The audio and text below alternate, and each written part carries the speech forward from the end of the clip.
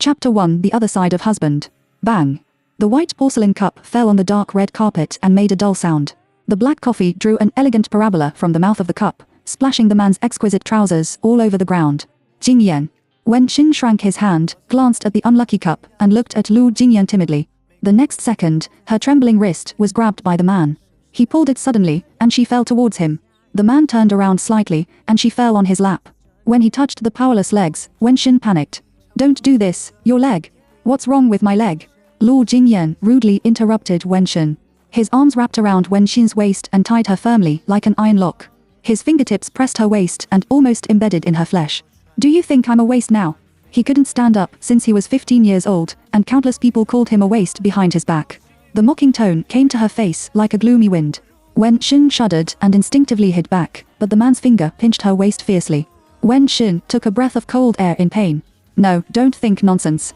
Today is Mr. Lu's 80th birthday, and distinguished guests from all over the world gather in the resort. Just now, the guests were dancing in the banquet hall." Lu Jingyan was deeply stimulated to look at a pair of long legs walking agilely. He couldn't stand it and left early. "Am I thinking nonsense?" Lu Jin suddenly grabbed the hair on the back of Wen Xin's head. The scalp was pulled painfully. Wen Xin instinctively raised his head, and Lu Jingyan's eyes were as red as blood above his head. "Ah Xin." He suddenly changed to a hoarse and confused voice, and the next second, his pale and cold lips suddenly touched her neck. It felt like a snake suddenly wrapped around her neck. "Have you really never looked down on me?" he asked and kissed her at the same time. His lips were as cold as the messenger of a poisonous snake. The internal organs were twisted crazily, and Wen Xin looked up desperately with a strong desire to vomit. "No, don't do this," she begged. "Don't. You are my wife, and you have the obligation to serve your husband, otherwise why should I marry you?"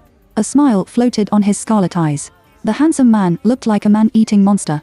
The stomach seemed to be rubbed fiercely by a hand. Wen Xin gritted his teeth and got strength from nowhere. He raised his head and bit down Lu Jingyan's arm, holding her fiercely.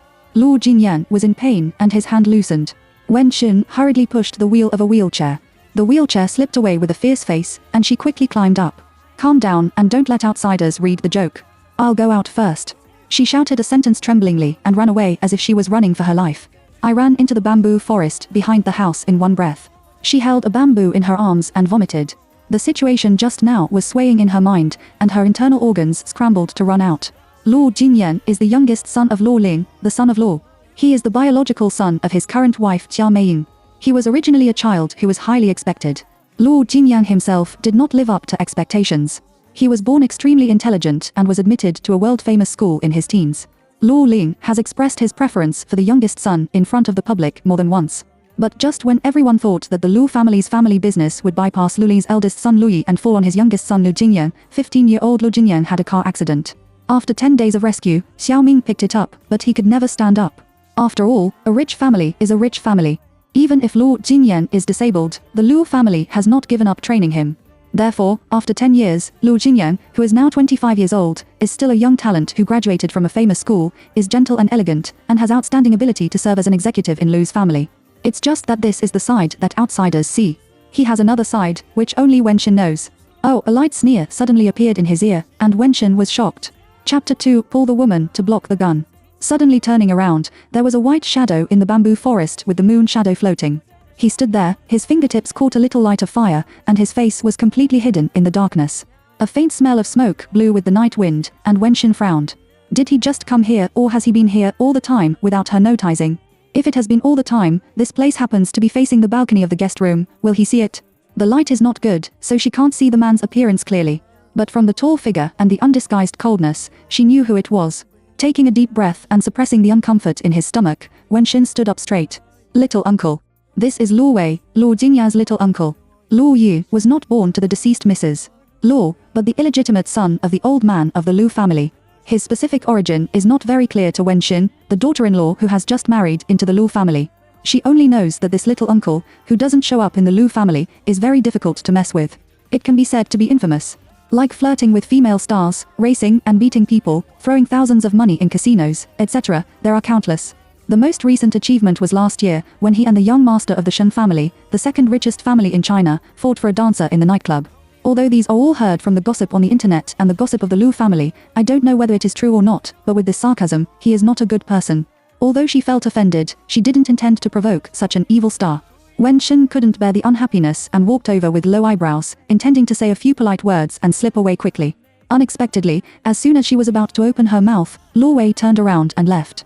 By the way, he also sent her a sentence. The women of the Luo family are really cheap. Wen Shen. It seems that a fly blocked his throat without warning. It's stuffy and disgusting. Everyone in this family relies on the family business accumulated by their ancestors. They stand in the clouds and look down at the mortals who are working hard on the ground, sometimes laughing and sometimes mocking. It's so comfortable. But what mistakes have mortals made? Their biggest fault is that they don't have any powerful ancestors. Wen Shen's red eyes flashed from Lord Jingya's mind, and a resentment drove her legs to take a big step forward firmly and powerfully. The man of the Luo family, who peeped at other people's privacy, was not noble. What does the little uncle think? In the shadow of the bamboo, the back of the man striding forward stopped. He turned around and a cold light crossed the darkness. The surroundings were suddenly full of murderous intent. A man like him has probably never been provoked by a weak woman like her. So now, he probably wants to pinch her to death. Wen Shen got goosebumps, and his brain turned quickly, thinking about how to deal with the impending disaster. Just then, a man walked into the bamboo forest. San Shao, so you are here? Tell me to find it easy. Savior? Wen Shen was overjoyed, and he shook off without delay for a second. Take advantage of this living king of hell to deal with others and slip away quickly. He mocked her, and she replied that it was even. She didn't want to pass by Luo Yu, so she turned to the side with her head. Third young man, I'm Zhang Chan from Yiling. Last time we were. An introduction without any new ideas, probably some kind of business partner. Yiling, I haven't heard of any company. Wen Shen lowered his head and thought. Suddenly, the left shoulder was hit from behind by something. Her body turned around uncontrollably. She suddenly looked up and saw a black hole in front of her. And the land that was supposed to be between her and the people behind went, leaving only her and facing the murderous weapon. Wen Shen hurriedly fell aside with inertia, with only one thought in his mind. Luo Yu, you bastard, pull a woman to block the gun, what kind of man are you? Chapter 3, The Feeling of Hell. No matter how fast Wen Shen reacted, it was faster than a bullet. However, the other party hesitated to meet her. At the same time, one hand grabbed her right arm. The hand pulled her back fiercely, and the force was surprisingly strong. She was thrown out like a leaf and hit a bamboo. The bamboo leaves on his head rattled, and Wen Shen's head was also hit with a rattling Venus. Before he recovered, his wrist was grabbed again. Why are you in a daze? A cold scold was like a cold sword that cut out a light in her chaotic consciousness. It was Luo Yu, he dragged her to run. In the afterglow of the eyes, several shadows came out of the bamboo forest and attacked them. Obviously, someone wants to kill them. No, someone is going to kill him. Then, why did he drag her? Be a human shield. Just like just now, where is the gun?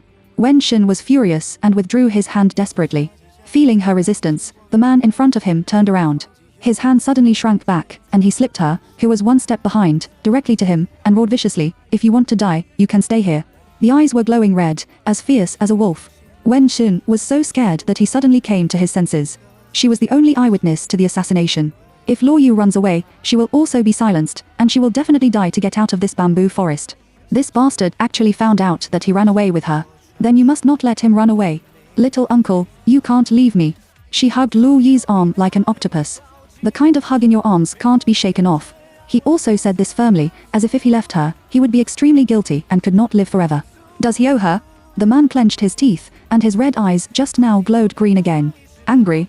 After staring at Wen Shen, he turned his wrist and grabbed one of the octopus paws. The whistle suddenly flashed in my ear. Wen Shen jumped to his throat, and he didn't dare to gasp. He just ran wildly with Luo Yu with all his strength. Time was stretched infinitely between life and death.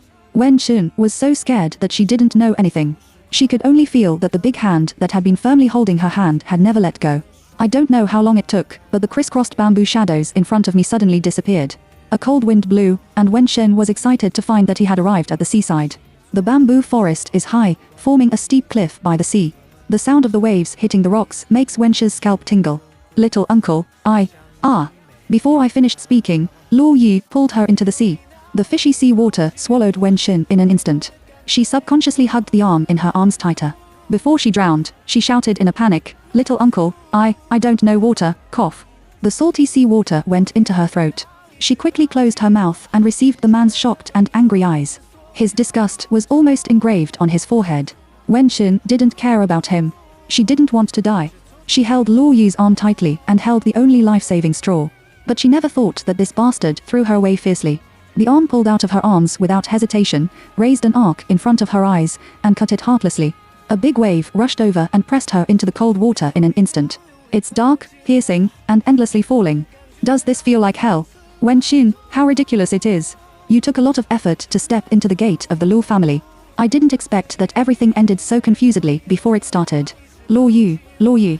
In the extreme suffocation, she gritted her teeth with hatred and cursed the man's ancestors for 18 generations with her remaining thoughts. Chapter 4 Humanoid Pendants. Ah Xin, the gentle female voice whispered in my ear. In a trance, the loving appearance of the mother appeared in front of her. Mom. Ah Xin, Mom's little boy, you have grown up. Her mother's warm hand stroked her cheek, and her voice and smile were clearly visible in front of her. Wenxin burst into tears and rushed over and hugged her tightly. Mom. Woo. Have you had enough of howling? Suddenly, a thunderbolt exploded above Wenxin's head. Consciousness returned to the furnace. Wenxin suddenly opened his eyes. A handsome face became clearer and clearer in her blurred vision. The pair of deep eyes under the thick and appropriate long eyebrows were shining with a cold light. The drops of water dripping from the messy ink hair slid along the bridge of the tall nose to the tight thin lips, stayed for a few seconds on the perfectly shaped lip beads and finally fell down. Unbiased, it is falling on Wenxin's forehead. It's cold. Little uncle. She stared wide-eyed and couldn't believe it.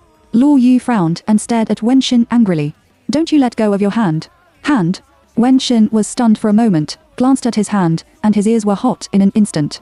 She hugged his neck and hugged him tightly. She quickly withdrew her arm. At the same time, the eyes were pulled by a dazzling red.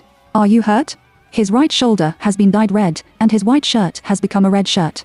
Following a bloody color, Wenxin also saw their current situation clearly. The two of them lay beside a small reef. Only the head is exposed, and the shoulders are all in the water. In order to prevent her from slipping down in a coma, his injured arm still wrapped around her waist. Not far away, there is the sound of speedboat motors and searchlights sweeping from time to time. The danger hasn't left yet, so they can only hide here.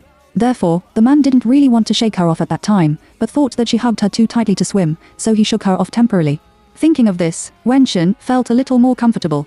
She unconsciously looked at Luo Yu's wound again. Little uncle, did you get shot? It doesn't look like a scratched wound. In the night, she can't really see it, so she can only guess by feeling. Luo Yu glanced at his right shoulder and was slightly surprised. Can you see it?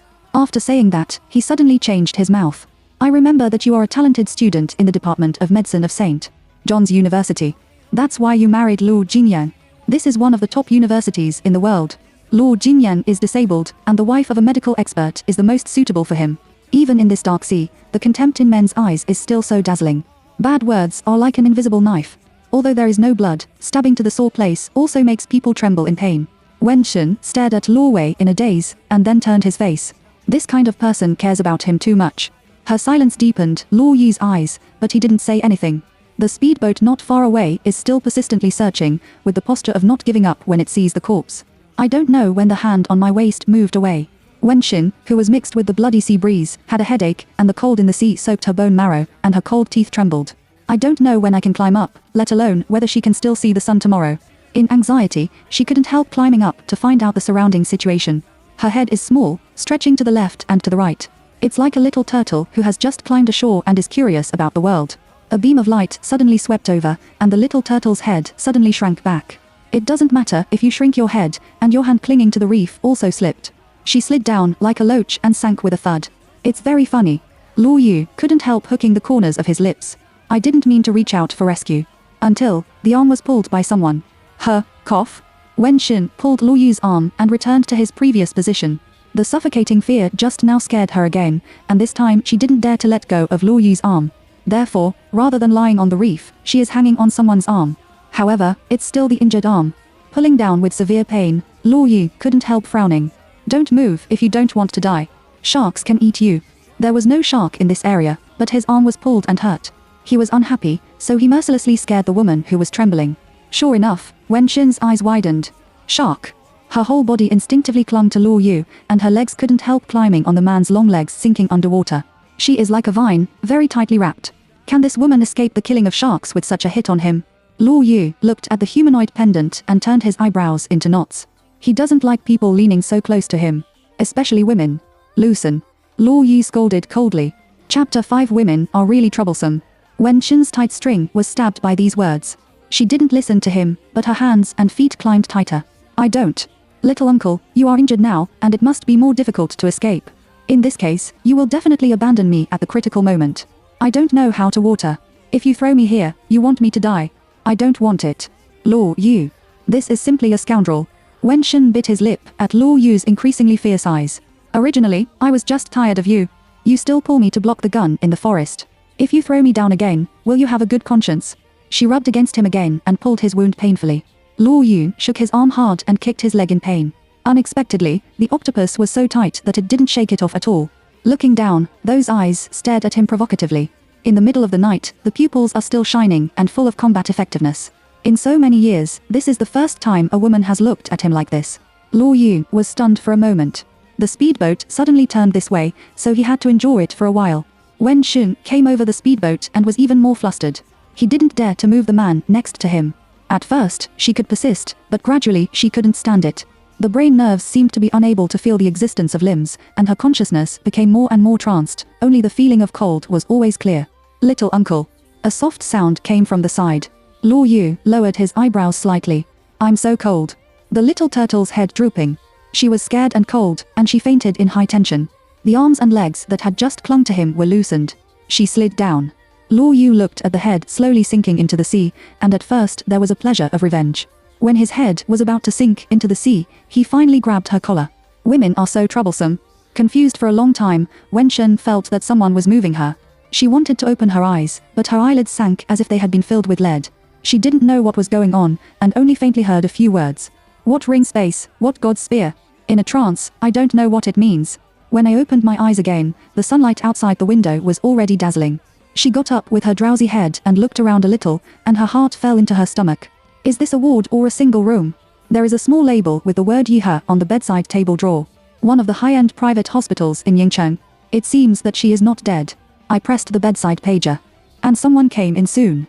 However, she is not a nurse, but a tall woman with outstanding temperament in a small black suit. Mrs. Luo, are you awake? How do you feel? Are you? Wen Shen shook his head and asked. My name is Linda, and the boss asked me to wait for you to wake up here. The woman said with a smile. Boss? Wen Shen's eyes widened. Linda's beautiful eyes were also stunned for a moment, and then smiled and said, Oh, it's your little uncle. We arranged for the doctor to examine you last night. The doctor said there was nothing wrong and you could leave when you woke up. These are the clothes we have prepared for you. She raised her little hand, and then Wen Shen noticed that there was an exquisite cardboard box on the small round table in front of the window, on which there was a set of folded clothes. It turned out to be Luo Yu. Boss. Oh, it's really a gangster. Thank you. I'm all right. Okay, then I'll go out first. When you change your clothes, I'll take you home. Linda turned around and left. Wen Shen wanted to ask Luo Wei how she was doing. Thinking of the female assistant's bright smile, she took back the words from her mouth.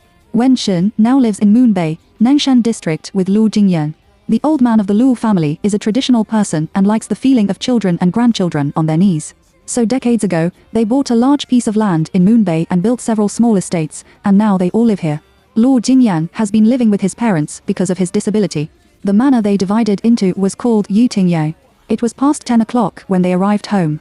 Young lady, you are back. The servant Xiaolan was cleaning up the living room. Wen Shen glanced at the second floor and asked, Where is the young master? Are you back? I'm back. Xiaolan replied, and then looked timidly at the second floor, walked to Wen Shen's side, and said in a low voice, I don't know how much wine I drank last night. When I came back in the morning, I was still making trouble. My wife and the master were very angry. The two quarreled, and the master left angrily. Xiaolan's voice was full of emotion, and Wen Shen's cold sweat came out in a sweat. Just about to say something, I suddenly felt a chill above my head. Looking up, Xiao Meiyin didn't know when she came out and stood on the second floor to look at her. Chapter 6 You are going to have a child, a boy. Xiaolan stuck out his tongue secretly, and his neck shrank and slipped away quickly. Wen Shen stubbornly walked up and shouted respectfully, Mom. I made soba tea in the kitchen, poured a cup and brought it to Jin Yan. Xiao Meiyin's tone was very calm and did not ask where she went last night. Wen Shen agreed and went to the kitchen. Over there, Xiaolan has poured the soba tea out first. Coming upstairs, Xiao Meiyin was already sitting on the sofa in the room. Sleeping on the bed is her son, Wen Shen's husband Lu Jingyan. When Xiao Meiyin asked for tea, Wen Shen thought that Lu Jingyan was awake, but he didn't expect that he was sleeping soundly. She put the tea on the coffee table and was about to open her mouth when something was thrown in front of her with a snap. Looking at it, Wen Shen was shocked. A dagger, and the tip of the knife is still stained with dried blood. Wen Shen calmed up and looked up at Xiao Meiyin carefully. Mom, this is a knife for suicide. The blood above is still hot. Xiao Meiyin's tone was as calm as just now. This woman has always been a cruel person that Wen Shen admires. She can be able to be calm on the surface. On this point, Wen Shen sighed that it was not good. Of course, without this cruelty, she can't become Luo Ling's stepwife, let alone stand firm in the Luo family. In front of the Luo family, Wen Shen always doesn't say much. So at this moment, she still chose to be silent. Xia Meiying didn't expect her to open her mouth first, and said directly, Jin Yan was stimulated yesterday, and when she came back, she was looking for death and life. It took Jiang Ma and I a lot of effort to snatch the knife from his hand. Zhang's mother is the housekeeper of this house. I wanted to persuade him earlier so that his father would see it. But things didn't go as he wanted, and that scene was still seen by his father. His father was very angry and scolded him for no future. I advised his father not to stimulate him anymore. His father was so angry that he even scolded me. Later, we quarreled and his father left angrily. I gave him sleeping pills and then he fell asleep. Wen Shen. I really don't know how to answer these words. Wen Shen. Xia Meiying suddenly stared into Wen Shen's eyes. Wen Shen stood opposite the coffee table and looked at her obediently like a primary school student waiting for the training. A second later, she saw the maple leaf red lips open and close, and uttered a sentence calmly and firmly. You are going to have a baby. A boy. Wen Shen. For a moment, Wen Shen thought he had hallucinations. Seeing that Xia Meiying really didn't seem to be joking, she replied weakly, Mom, you know the situation of Jian Yan. He is infertile. I don't even have the ability to have sex. When she said this, she found a trace of pain in Xia Meiying's eyes. It was only for a moment, and the storm immediately turned into darkness. I know. But others don't know, including. Xia Meiying paused and said, his father. Wen Shen suddenly had a creepy sense of fear. You. What do you mean? Xia Meiying stared at Wen Shen and suddenly stood up slowly. She came over and said in a slightly lower voice than just now, you have seen my nephew Yingjie. You should have a good appearance and a career. You too want a child, and this child will be the heir of the Luo family in the future. Wen Shen's brain was buzzed by the words.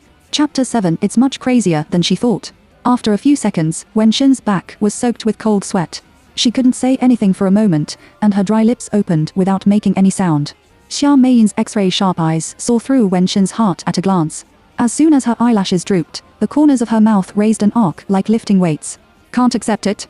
Don't tell me that you married Yang Yan because you love him. Her tone is full of sarcasm. Wen Shen bit his lip and asked in Xia Meiying's eyes, have you told Ji Yan about this matter? The slight smile on Xia Meiying's face froze, and soon she regained her usual confident demeanor. I will tell him, and I believe he won't object. After a pause, there was a trace of cold fog in the smile in her eyes. It was just that her legs were broken, but her brain was not. He knows what to do if he wants to live well in the Luo family. You should also know. This is the last half of Xia Meiying's unfinished sentence. Wen Shen naturally knows everything. She knew that she was a pawn in Xia Meiying's hand from the beginning. Xia Meiying used her to take care of her son's health, also used her to help her son deal with the affairs of the Luo family, and will also use her to compete for the right to inherit in the future. Oh, look at how complete her functions are. Since she is so useful, is she also qualified to be tougher? Mom. Wen Shen shouted this title in a warm voice, and then said in a humble or arrogant tone, this matter not only involves my reputation and innocence, but also involves my life. You told me this today, and you didn't give me any guarantee. In case of the East Window incident in the future, you can also use a few words to clear the responsibility. At that time, how can I carry this black pot alone? Xia Meiying's eyes suddenly shook, and a layer of fire quickly opened between her pupils. Can't wait to ask me for the price. I didn't mean that. I just don't think it's appropriate to do this. I'm sorry for your words. Wen Shen said lightly. Xia Meiying stared at Wen Shen, and the originally soft facial lines were getting tighter and tighter. Wen Shen, you are indeed a smart woman. But don't be too smart. Don't forget that if you don't have a good time, don't want to be stable. She gritted her teeth and threw away this sentence, and left angrily. Looking at Xia Meiying's back going out, Wen Shen fell on the sofa softly, and his heart was pounding uncontrollably. The Luo family is much crazier and more terrible than she thought. She looked at the man on the bed. Luo Jinyan, who is asleep, looks no different from a normal man. But when you wake up, the difference is big. She is not so much his wife as the nanny who takes care of him. This is also what she advised herself at the beginning. Marry him, just think of him as a nanny of the Luo family. Now she knows that she is still ignorant and fearless. This nanny is not easy to be. Dong dong.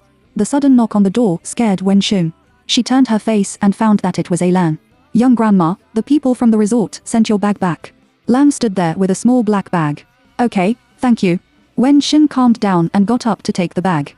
There was nothing wrong with her, so she took out her mobile phone. When I opened it, there was a message in it. The flight at 4 p.m. the day after tomorrow. Wait for me to meet you. There was a smiling face with a conspiracy. Seeing this, Wen Shen's dead grey face slowly returned to blood. Chapter 8 The main character kills one.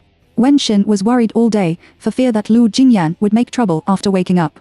Unexpectedly, Lu Jingyan, who slept until the afternoon and woke up, had calmed down.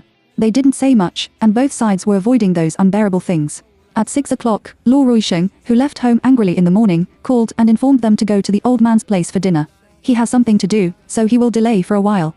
The old man's words were the edict. Xia Meiying did not dare to neglect. After cleaning up the three of them, she went there. I haven't seen you for more than half a year. Grandpa, you are getting tougher and tougher. I don't think there is any problem in living for another 80 years. You really didn't go abroad to practice for nothing. His mouth is getting sweeter and sweeter. You juniors have to learn a little. Second aunt, look at what you said. It's right for us to learn from grandpa and uncles and aunts. After all, I have been abroad for 2 years, and I can't figure out a lot of things. If you have a husband, you must have a wife. Ruona's small mouth is like smearing honey. That's right. Anyway, Wen Xin stepped on the beat of this shuffled gourd and pushed Lu Jingyan into the door. These people have always looked down on her, and she doesn't care. But she felt Xia Meiying's frozen gaze on her back. Xia Meiying didn't want to look for her like this. An ordinary girl with a family background is her daughter-in-law. However, in the current situation of Lu Jingyan, her Wen Xin is their best choice. Because at least her personal quality is first class. Leaving aside her family background, she is more than enough for Lu Jingyan.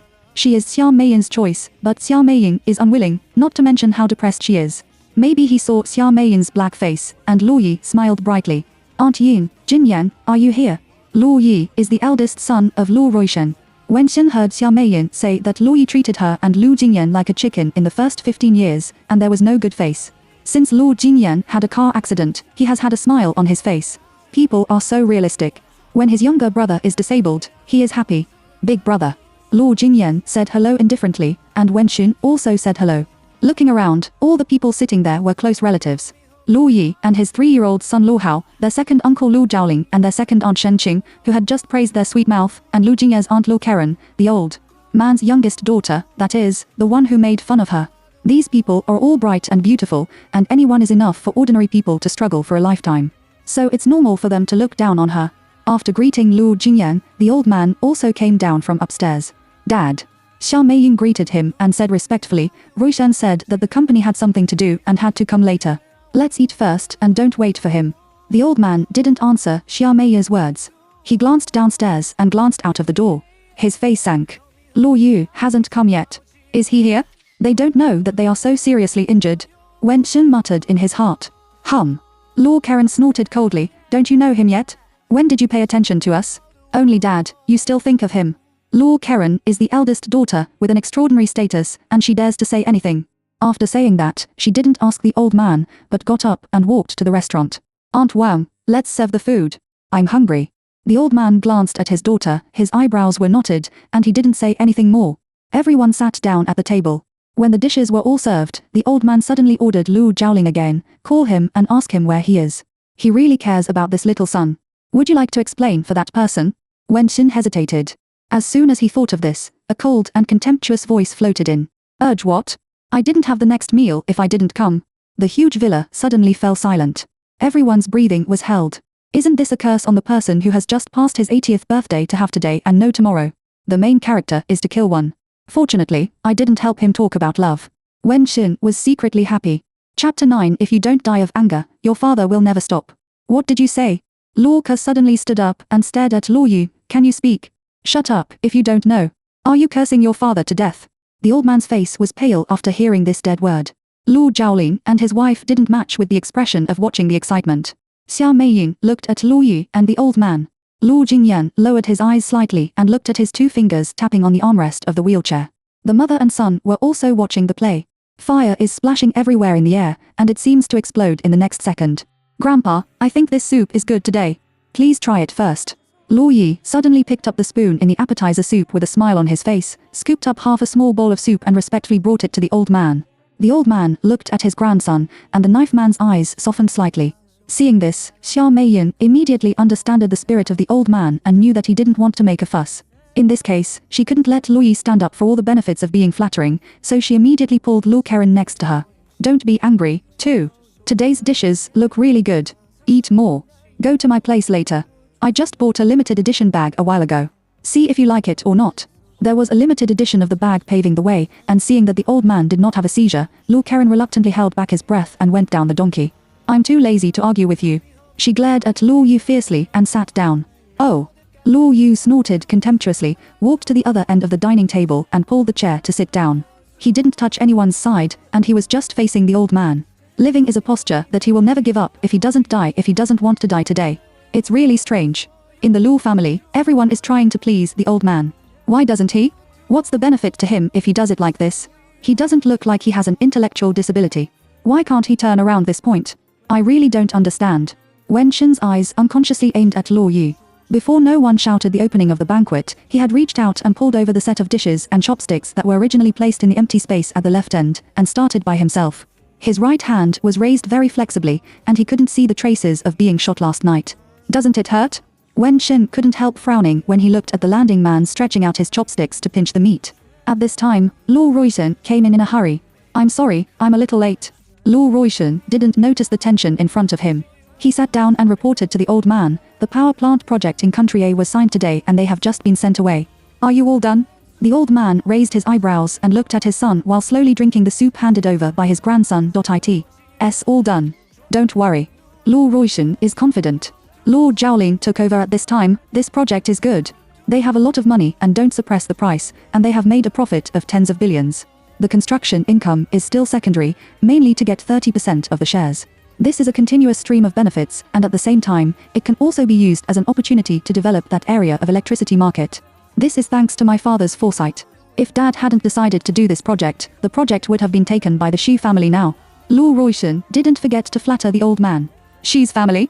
Lu Karen became interested. Huani's Xi family. I heard that his youngest son died in Australia a while ago. Is it true? Huani. Wen Xin remembered this name. When she was rescued at sea that day, she heard these two words in a trance. While thinking about it, Lord Zhaoling answered. It's them. If you still want to compete with us for the project, it's really too much for you. Don't underestimate the enemy so much. The old man put down the bowl and wiped the corners of his lips elegantly with a napkin, and glanced at Lord Zhaoling. The Xi family has done very well in the past few years. You should also learn how to do things from others. How can others seize business opportunities keenly, but you can't see them? The old man's eyes were a little unhappy. Lord Karen laughed. I think the eldest brother and the second brother are good, which is better than some people who are idle and will only cause trouble and slander the Lu family. She still couldn't swallow that breath, and she spoke with a gun and a stick. Lu Ruishen was stunned for a moment, and then his eyes drifted to Lu Yu. At this table, no one will have anything to do with this sentence except Lu Yu. As soon as Lu Yu's chopsticks were stretched out, he didn't know which one he aimed at and hung in the air. After a few seconds of stalemate, he took his chopsticks back, and his eyes fell on the head of the chopsticks and smiled in a low voice. It seems that it is sincerity that people don't let people eat well. Then don't eat it all. Bang. The chopsticks were used to the table. He suddenly got up, pulled up the tablecloth and carried it wantonly. Chapter 10. Doesn't it really hurt? A large area of pure white swayed in front of Wen Shen's eyes, and then all kinds of colorful ingredients danced in the air like flowers. Wen Shen was stunned. It has been almost a year since she officially stepped into the gate of the Lu family, and she has never seen such an exciting scene. Other people probably rarely see this kind of thing, and they were dumbfounded for a moment. Wow. A bowl rolled to the ground and made 3-year-old Luo Hao cry. Only then did everyone realize that they stood up and checked their clothes one after another. Everyone else was fine, but Lu Karen. When Lu Yu lifted the tablecloth, she obviously happened to lift it over there, and several plates of dishes were almost all on her. The green onions of the soup and meat were all hanging on her light pink skirt, and she jumped madly in anger. Lu Yu, you are a psychopath. Lu Karen cursed loudly, and the old man also stared angrily. What do you want to do? Do you want to rebel? Lu Wei didn't talk to him. He just glanced at his old father coldly and turned away. This kind of ignoring the appointment is equivalent to slapped in the face. The old man's face turned purple at the moment. Come on, stop him for me. I want to see how many bones you have grown. 2 bodyguards outside the door came in when they heard the sound. At first, they didn't dare to reach out rashly. When they saw the old man staring angrily, they reached out to stop them. Unexpectedly, the hand was shaken by him before it touched Lu Yu. The bodyguard hit the door frame directly, and the other one had to clench his fist. In this way, the two really took action. The bodyguard was very skilled. The injured Lu Yu didn't fall behind. The two of them fought back and forth at the door. Wen Xin looked at the landing key. With his flexible and powerful skills, the scene of his half of his body stained with blood last night swayed in his mind, and he couldn't help marveling that this man was simply gifted.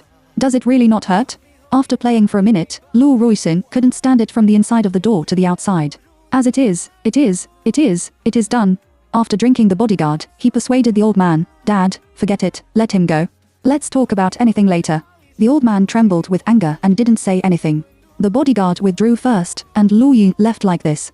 The servant hurried up to clean up. He couldn't eat any more, and everyone moved to the living room again. After such a fuss, the old man was not in the mood. After listening to a few words of persuasion, he impatiently let them all break up. Back home, Xia Meiyin asked Alan to prepare dinner, and Wenxin went to cut a plate of fruit. Dad, you should eat some fruit first. Wenxin pushed the fruit plate in front of Lu Ruishen and put an apple in a fork and handed it to Lu Jingyan's mouth. She knows how to play a good wife. Lu Jingyan was used to this kind of care and took it by the way.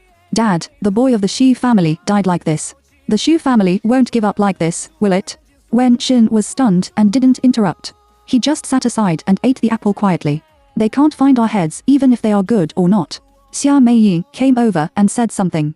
Lu Ruishen took a bite of the apple and smiled. That's right, what does it have to do with me if he dies or not? It's not what I did.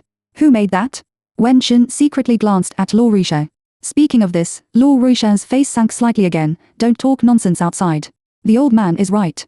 The Xu family has done a good job in the past 2 years. Keep a line and don't provoke them. Do you still need to say this? Xia Meiyin said, and then put her hands on his shoulders and massaged him in front of her son and daughter-in-law. Don't worry so much. You are not a child. How can you not understand this? You are not a hairy young man yourself, and you should also take care of your health. Xia Meiyin's meekness made Lu Ruishen very useful. He even forgot the unpleasantness in the morning and thoughtfully grabbed Xia Meiyin's hand. Well, I'm relieved that you are also good. When I finish this period, I will take you out to play. This is said in front of the child. You can't regret it. Xia Meiyin stared at Lu Ruishen delicately. Although she is over 40, she is naturally beautiful and well-maintained. She looks only in her 30s, which is a good time for all kinds of romance. This glance made me feel even more pitiful, which made Lu Ruishen reluctant to look away. After saying that, Xia Meiyin asked Alan to serve the meal. During the banquet, Lu Ruishen and the three of them talked about what happened to the old man. Wenxin just listened quietly and didn't say much. Back in the room, Wenxin was pulled by him just as he wanted to put bath water for Lu Jingyan. She was still trembling about what happened last night, so at the moment when the cold hand held her wrist, she was so scared that she shook it away without thinking. Chapter 11 The Fairy Falling from the Sky. Lu Jingyan's hand froze in midair, and his fingertips slowly bent back. Sorry. I know I scared you last night. Wenxin knew that as a wife, his reaction was bigger just now, and he clenched his hands awkwardly. It's nothing. It's all over. Lu Jingyan pushed the wheelchair forward and suddenly reached out and hugged Wenxin. Ah Xin. He didn't say anything else. He just buried his face on Wenxin's waist and muttered. His arms were very strong, and his hands were holding her back clothes. Wenxin could feel the trembling of his fingertips, as well as his depression and restraint. The body was slightly stiff, and the hand hanging on the side hesitated for a long time before slowly lifting and stroking Lu Jingyan's back. She didn't say anything. After a while of silence, Lu Jingyan raised her face. He looked at Wenxin with melancholy and deep eyes. On the first day I met you, you were wearing a white skirt and your long hair was so loose, not like what they did, and you were so wantonly and gentle on your shoulders. For a moment, I thought you were a fairy falling from the sky. That was the 100th day when she entered the Lu family. On the top floor of Lu's family, she stood there overlooking Yingcheng in the breeze. Lu Jingyan took his exclusive elevator to rest as usual. When he saw her, he was first curious, and then attracted by the white and graceful figure he liked. Later, he suddenly got asthma, and she gave him first aid. In that suffocating trance, he saw her as holy as a fairy, and his good impression was overwhelming. It's just that Lu Jingyan doesn't know that an encounter, even the asthma that almost killed him, the white skirt he liked was carefully arranged by her. Lu Jingyan's gaze made Wenxin's heart tighten. After hesitating for a long time, she squatted down with her unconscious legs in the wheelchair and looked straight at Lu Jingyan. There is something I think I should tell you first. You say? Lu Jingyan grabbed Wenxin's hand and pinched it. Because of poor blood circulation, his hands are cold all year round. And the woman's hands are warm and soft. He likes this feeling. This time, Wenxin didn't break free. She just looked at the white and unhealthy hand with distinct joints, lowered her eyebrows and squeezed her lips and made a dry sound. Your mother wants me to have a baby with your cousin Yingjie. The air froze in an instant. I fell into a dead silence. Without too much explanation, Lu Jianyan understood. Because he knows his own situation and his mother. Wenxin felt that the hand holding him had increased his strength. Blue veins were exposed on the back of the white hand, and these blue veins even spread to his forehead. His face was pale, and only a pair of eyes were red. Like a wolf trapped in an iron cage and unable to escape. A minute later, he suddenly let go of Wen Shin's hand and grabbed the controller of the wheelchair. Wen Shin knew that he was going to find Xia Meiyin, so he quickly pulled him. Don't go. Dad is at home. It's not good for him to know. Isn't it just bad? In that case, the sky will collapse. Luo Jingyan pinched the controller, gasped violently, and his face turned red. For a man, this is a devastating blow. His self-esteem, his pride, and even his most basic personality as a person have been trampled on by these light words. Wen Shin clenched his warm hand and said nothing more about this issue. He just said, I'll put your bath water. She got up, and her wrist was pulled by Luo Jingyan again. If I had no children in my life, would you leave me? Wen Shin was silent for a while and smiled slightly. How could it be? I knew it from the day I married you. Love, children, normal and happy marriage. All these are too extravagant for her. Don't think nonsense. Take a shower and go to bed early. Wen Shin gently broke away from Luo Jingyan's hand and went to the bathroom. Special assistive equipment for the disabled is installed in many places in this house, and the bathroom is no exception. Luo Jingyan is used to doing her own things, so she doesn't really need to do anything in life. No man wants the woman he likes to see his embarrassment. This is especially true for Luo Jingyan, a rich nobleman who fell from a high place. This is also in harmony with Wen Shin's intention. Luo Jingyan took this bath for a long time. After taking a bath, his mood eased a lot. He didn't feel sleepy after sleeping too much during the day, so he went to the study.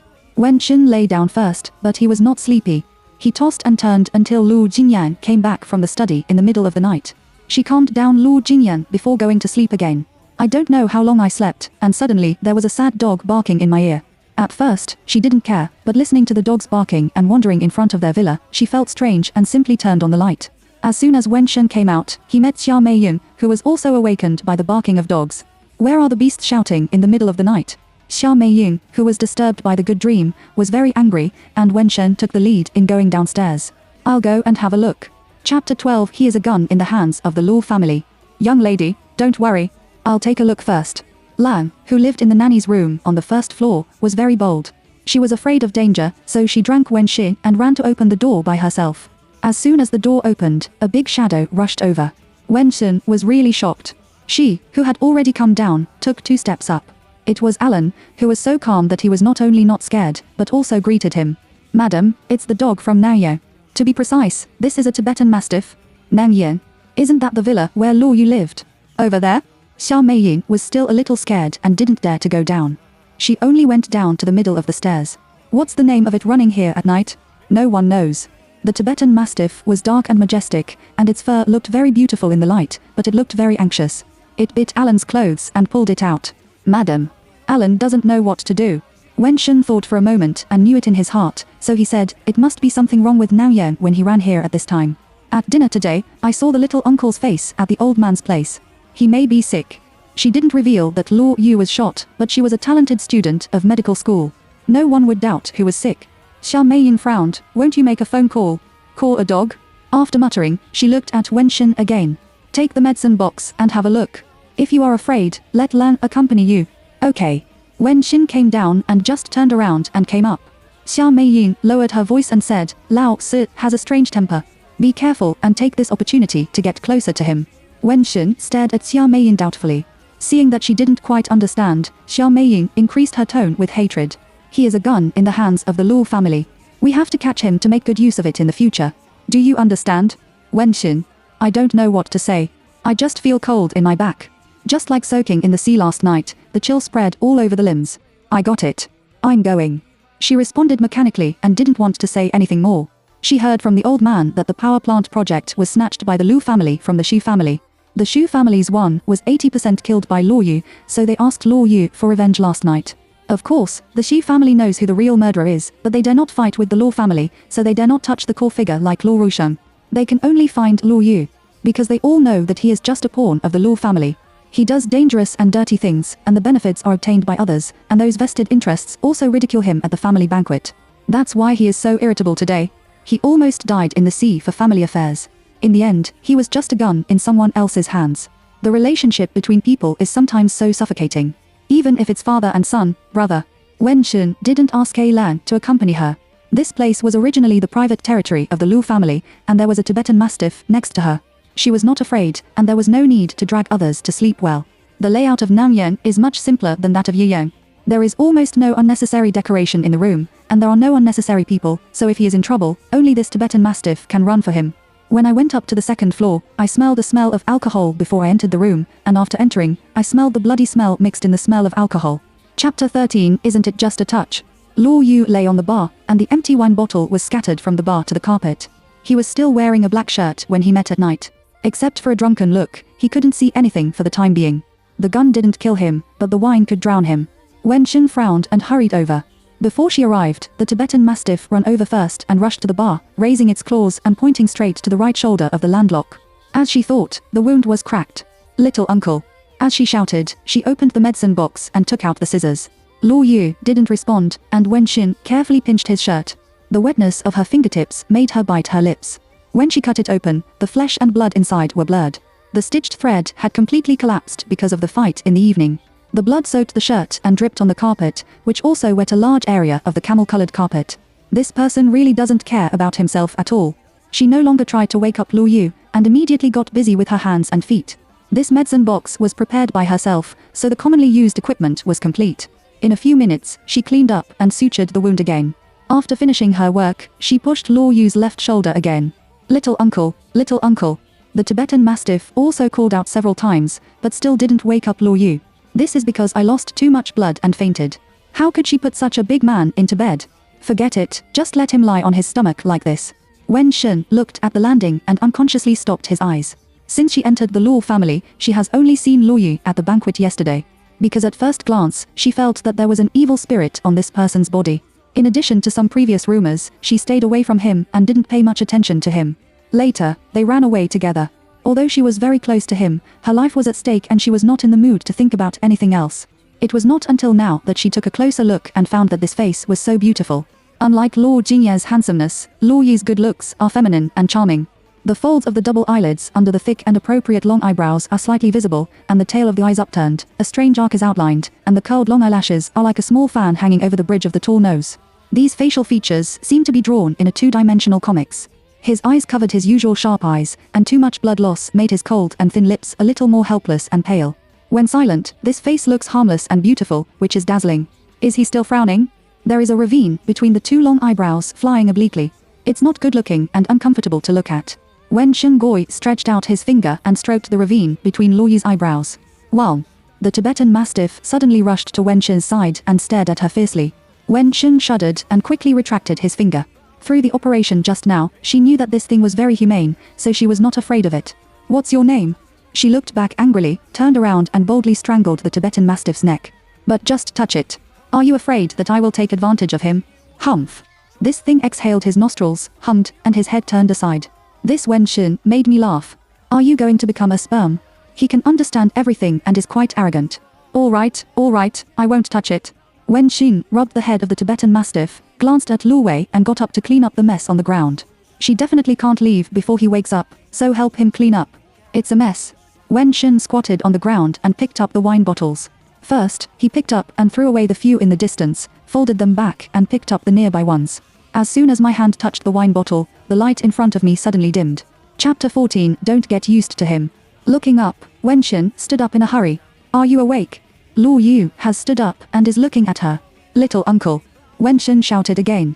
Before he could say anything, he heard Luo Yu say in a hoarse voice, "Know her?" Wen Xin was stunned. Before her to react, the straight man in front of him suddenly fell towards him. A large shadow covered her like this. She was so scared that she quickly threw away the wine bottle in her hand and hugged him. Forced by the difference in body, she flashed back, and the Tibetan Mastiff was also anxious. She rushed back and forth around the two of them and screamed. Wen Xin finally stabilized, and the man lying on her was silent again. "Little uncle? Little uncle?" There was no response to the two shouts, and I couldn't push it. The man pressed on her delicate body like a big stone. Only then did she realize what the no meant. He is not sober, and he is still confused. It's really speechless. She held Luo Yu's upper body with difficulty, gritted her teeth and led him to the bedside. "Little uncle, I'll help you go to bed. It's better to help than to drag. You can't drag casually, and you have to take care of his injury. It's really hard." Finally, she even used the strength of breastfeeding to drag the tall man to the bedside. Luo Wei's injury was on the back of his shoulder. Instead of letting him lie flat, she turned him around and lay him on the bed. "Huh." Wen Xin sat by the bed and breathed a sigh of relief. "Why are you so heavy?" "I'm so tired." "Where is your mobile phone?" Call your men when you wake up. Although I have treated this injury for you, I still have to go to the hospital. Oh, by the way, I have anti-inflammatory medicine here. Wen Xin remembered that there was still medicine in the medicine box and quickly got up and got it. Where is the water? I'll pour you. Can you shut up? Suddenly, a weak, tired but extremely disgusted voice came from the bedside. Wen Xin stood near the bar with the pill in his hand and felt embarrassed. You still think she is noisy? If you have the ability, just hold on and don't bother her. She rolled her eyes secretly and closed her mouth obediently. She found the water dispenser and poured a glass of water. She handed the medicine and water to Luo Yu together. Luo Yu didn't answer, but just raised his face slightly to look at her. His eyes are more beautiful when they are open than when they are closed. Deep and divine, there are even stars jumping on the brown pupils. It's just that the eyes are not very friendly. What's the matter? Wen Xin asked doubtfully. Then she saw Luo Yu rolling her eyes at her alive. Is this how you take care of Yang Yang? Wen Xin didn't move. The Tibetan Mastiff jumped onto the bed in a hurry and shouted at her with his head up. As if to say, you are stupid. He can't even move his hands. How can he take medicine? You have to feed him. Feed him? Wen Xin felt that the Luo family had a bigger face than the other. I ran to take care of him in the middle of the night and he didn't say a word of thank you. At this time, he had already called her as a nanny. Little uncle. Wen Xin was patient and said in a calm but firm tone, although you are my elder, you are not much older than me. I think we still need to avoid suspicion. Now that you are awake, ask someone else to take care of you. I'm going back. She doesn't want to feed him. Why? She doesn't owe him. It's not that he can't do it. It's no problem to take medicine and toss her. Don't get used to him. Angry for a moment, she even forgot Xia Mei's advice. She put the medicine and water on the bedside table and turned around. Luo Yu saw that she walked decisively, and a haze suddenly appeared in her eyes. Chapter 15 Able to bend and stretch. Luo Yu didn't say anything and just winked at his pet. The Tibetan Mastiff runced out like an arrow, blocking Wen Xin and putting on a fierce posture. Wow. Its hair has exploded. Wen Xin reflexively took a step back and gritted his teeth. Little uncle, why are you unreasonable? She turned her head and stared at Luo Yu. Looking at the woman who was not much taller than the Tibetan Mastiff but taller than the 3-story villa, Luo Yu couldn't help laughing. For the first time, he saw a woman who intended to reason with him. This woman is still a woman from the Luo family. Is there any reason to talk about in this shabby place? He slowly sat up with the severe pain in his shoulders. His feet fell to the ground, and the dizziness swept overwhelmingly, but he held back and still walked towards Wen Xin. Although his gait looks very vain, the oppression he causes is not small at all. In particular, his clothes were cut open by her, and his body was still covered with blood, which looked like a monster that wanted to eat people. Wen Xin regretted his impulse just now and couldn't help taking half a step back. The next second, the man's left hand suddenly stretched out like lightning, grabbed her wrist and pulled her forward. Pulling so hard, Wen Xin almost crashed into his arms. Before she could recover, Luo Yu's arm wrapped around her waist. His hand was clasped on her waist. Like last night, it was buckled tightly. Have you lost your memory? Why does my injury have nothing to do with you? Luo Yu lowered his face, and his dizzying beautiful eyes burst out with gloomy and cold light, which made people breathless. Wen Xin stared at these eyes in a daze, and recalled what happened last night carefully in his mind like a movie. He dragged her to run in the bamboo forest and then jumped into the sea. At that time, she was so panicked that she couldn't care about anything. Now that I think about it, it seems that he didn't jump directly with her, but jumped on her and pushed her down. So he blocked the gun for her at that time. This recognition made Wen Xin's small world collapse. She is most afraid of owing others, especially this kind of life-saving grace. Well. She pursed her lips and said dryly, then you still pull me to block the gun. You block it, I block it, and we're even. She didn't like guilt, so she went back. As soon as the words fell, she felt the weight of the man's fingertips on her waist. He pinched her fiercely without pity. You listened to me clearly. Luo Yu lowered his face, and the flames ignited on his dark pupils. I'm not so cowardly. It's you who tripped my feet there like a wooden pestle. Ah, this? Wen Xin is very embarrassing. It turned out that he didn't mean it. Should I say it or not, men's self-esteem is really ridiculous. Isn't it just a misunderstanding to pull a woman to block the knife? As for eating people, Wen Xin swallowed his saliva and awkwardly looked at Luo Yu's gloomy eyes. At the critical moment, she remembered her mother-in-law Xia Mei's advice. It's not attention to get closer to the relationship. Wen Xin used this excuse to convince himself to switch the emotional mode in a second. I'm sorry, little uncle. I made a mistake. I was so scared that I misunderstood you. She raised her face and smiled and curled her eyebrows in an instant. This goose egg face is already very beautiful. The willow eyebrows and apricot eyes are like phospholipids. This smile is like starlight in the sky, and the whole world is illuminated by her. She is beautiful and so flexible. She is indeed more capable than other women. She married into the Luo family by herself. Luo Yu glared at Wen Xin coldly and withdrew his arm. Chapter 16. Don't call me sister. If you dare to talk nonsense again, I will pull out your tongue. Wen Xin, who wanted to speak, subconsciously closed his mouth tightly. Luo Yu walked slowly back to the bedside, sat down and looked at his right shoulder, and then looked at the woman who was still standing where she was. Get me something to eat, and then you can get out of here. Wen Xin. A good face has such a mouth. Yes, little uncle. Wen Xin responded honestly, and then turned around. This time, the Tibetan Mastiff didn't stop her. She went straight out to the first floor. The kitchen adheres to the style of this room, which is so simple that there is almost no fireworks. A few bags of quick frozen food were thrown into the luxurious double-door refrigerator, and the rest was nothing. Take it out and have a look. Most of them are steak, noodles, and so on. These things are not suitable for him to eat now. Wen Xin finally chose a bag of small wontons. After cooking a bowl to adjust the flavor, she found that there was not even salt here. This man. He eats to live. Then, what is he alive for? Wen Xin sighed while serving the clear wonton. When he was brought up, Luo Yu was already leaning on the bed and closing his eyes to recuperate. Little uncle, please use it. Wen Xin put the wonton on the bedside table and specially put the spoon on the side of the duck. She means that you can do this by yourself. Luo Yu looked at Wen Xin's hand that he couldn't wait to withdraw, but said nothing. He moved over with difficulty and took the spoon in his left hand. In fact, he was not hungry, but he drank too much on an empty stomach, and his stomach was burning and uncomfortable. Therefore, he didn't eat the wonton, but just scooped the soup without even the taste of salt and drank it spoonful by spoon. Little uncle, then I'm leaving. Remember to call your men after eating. No one here can't do it. Wen Xin turned around and cleaned up the medicine box. After hesitating for a moment, she still came over instead of carrying the medicine box and going out directly. Don't do such a dangerous thing in the future. It's not worth it, she said. Luo Yu's hand holding the spoon stiffened. Looking up, she had already turned around and left. It was not until the slender back disappeared from sight that Luo Yu withdrew his gaze. The Tibetan Mastiff just came to his feet. He lowered his left hand and rubbed the guy's hairy head. Is she a lot of things? Wang wang. The Tibetan Mastiff made a sound of approval like a brain-damaged fan. Luo Yu grabbed the smooth hair on his head, and his eyebrows sank. A few seconds later, he patted the head. I went to see her off. She didn't have good eyesight. Wow. The Tibetan Mastiff went out.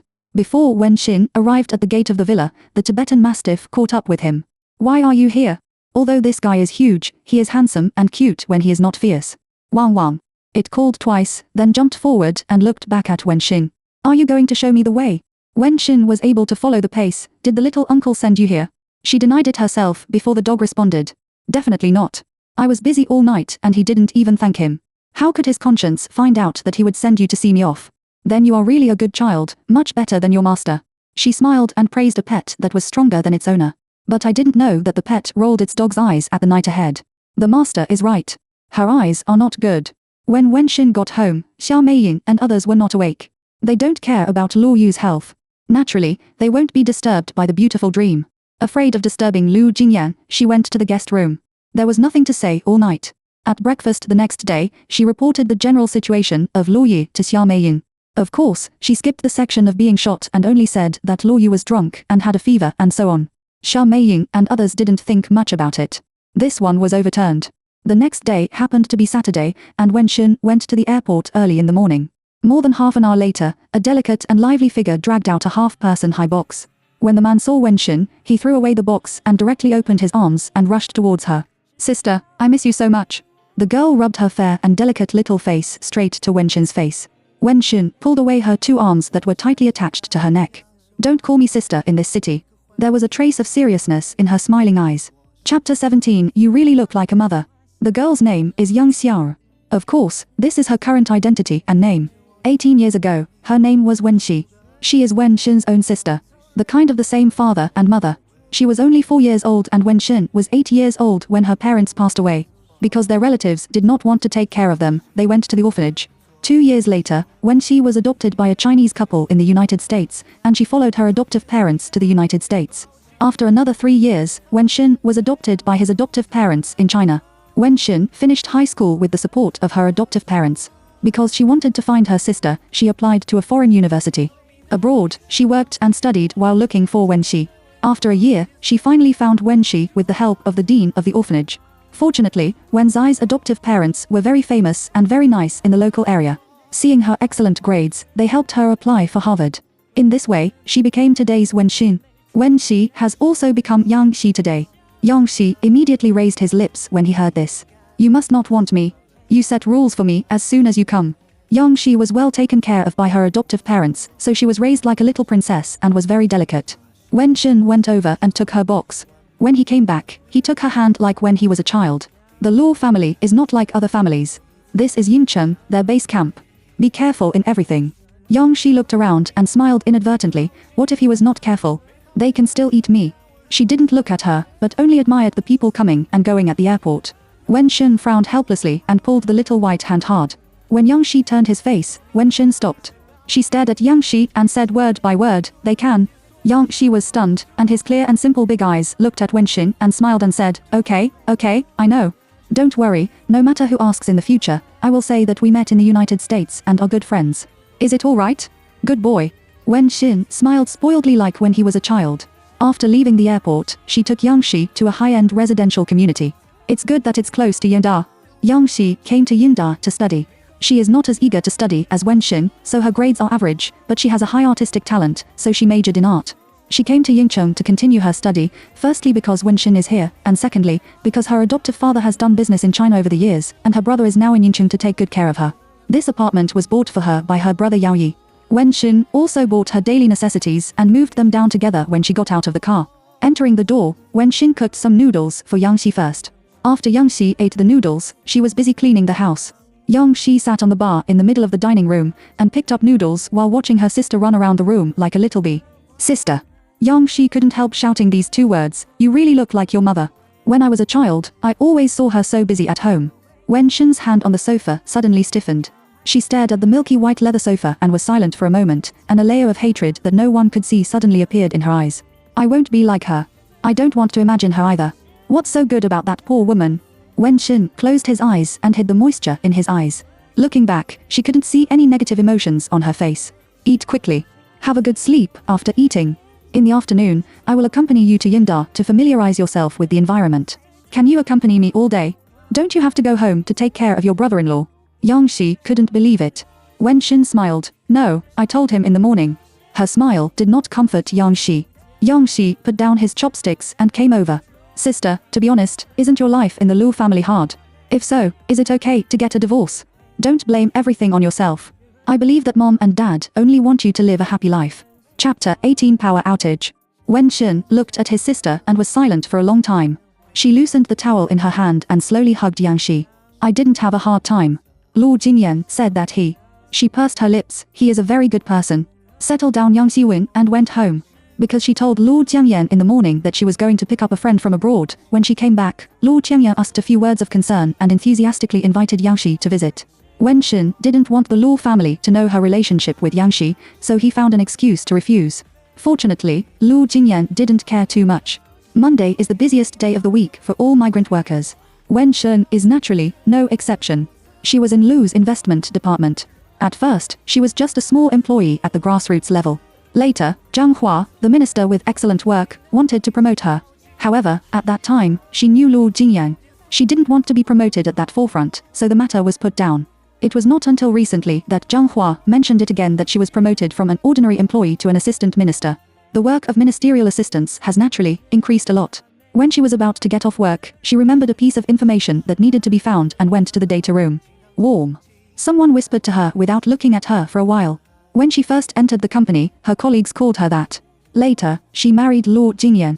Although her identity has changed, this is the company, and it is still called Shouko, which is also kind, so she still asked her colleagues to call her that.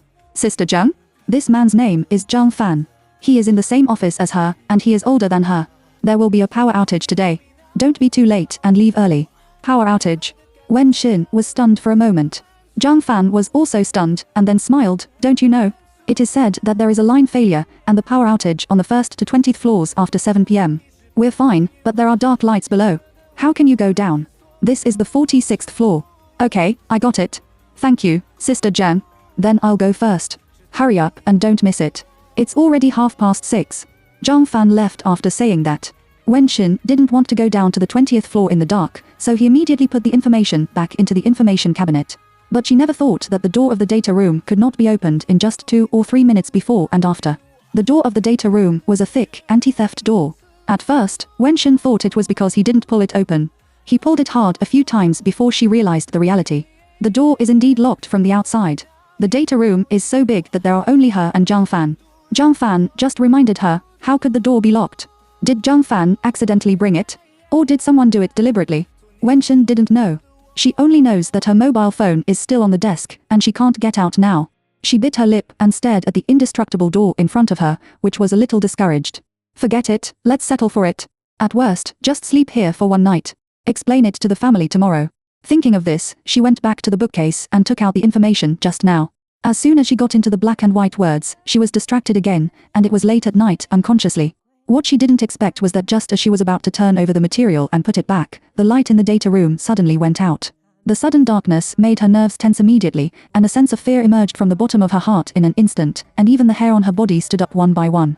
What's the situation? Didn't you say that only floors 1 to 20 should be overhauled? If something is abnormal, there must be a demon.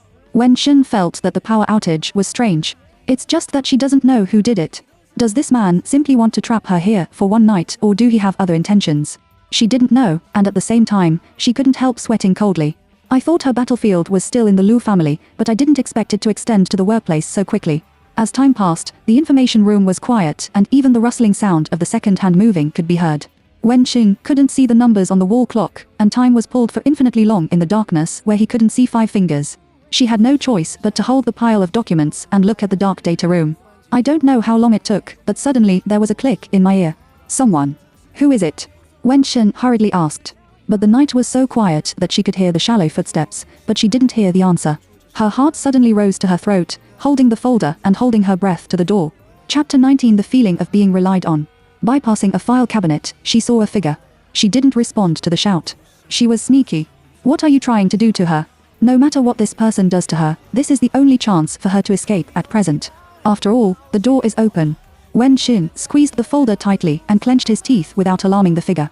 He carefully moved the file cabinet to the door. She hopes to escape before the man notices. The corridor was as dark as it was, but she quickly identified the direction of the door. But just as she stepped out of the door with one foot, the figure she had been aiming at on the other side of a file cabinet suddenly flashed to her side. He grabbed her arm. Wenxin's heart suddenly shrank. He didn't have time to think much. He raised the folder in his hand and smashed it into the man's head. Bang! Wow! The folder hit the man's raised arm like lightning, and he blocked it all over the ground. The next second, his big hand suddenly tightened, and under the powerful force, she pressed against him like a leaf. Wenxin waved his fist without thinking about it. Unexpectedly, the powerful punch was firmly grasped by his big hand in an instant without touching the opponent. It's not bad. He reacts quickly, doesn't cry, and he's not that good at it. A cold and slightly mocking voice sounded in his ear, and Wenxin was stunned. This voice is familiar to the ear. Little uncle? Wenxin lowered his fist and stared wide-eyed. Is this a praise for her? It sounds like he deliberately ignored her just now and deliberately tested her courage. What kind of bad taste? Don't you know that people are scared to death? Wenxin frowned.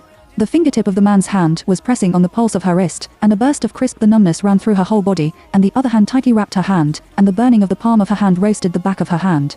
Wenxin blushed uncontrollably, broke away in a panic, and took a step back like a little rabbit. Why is the little uncle here?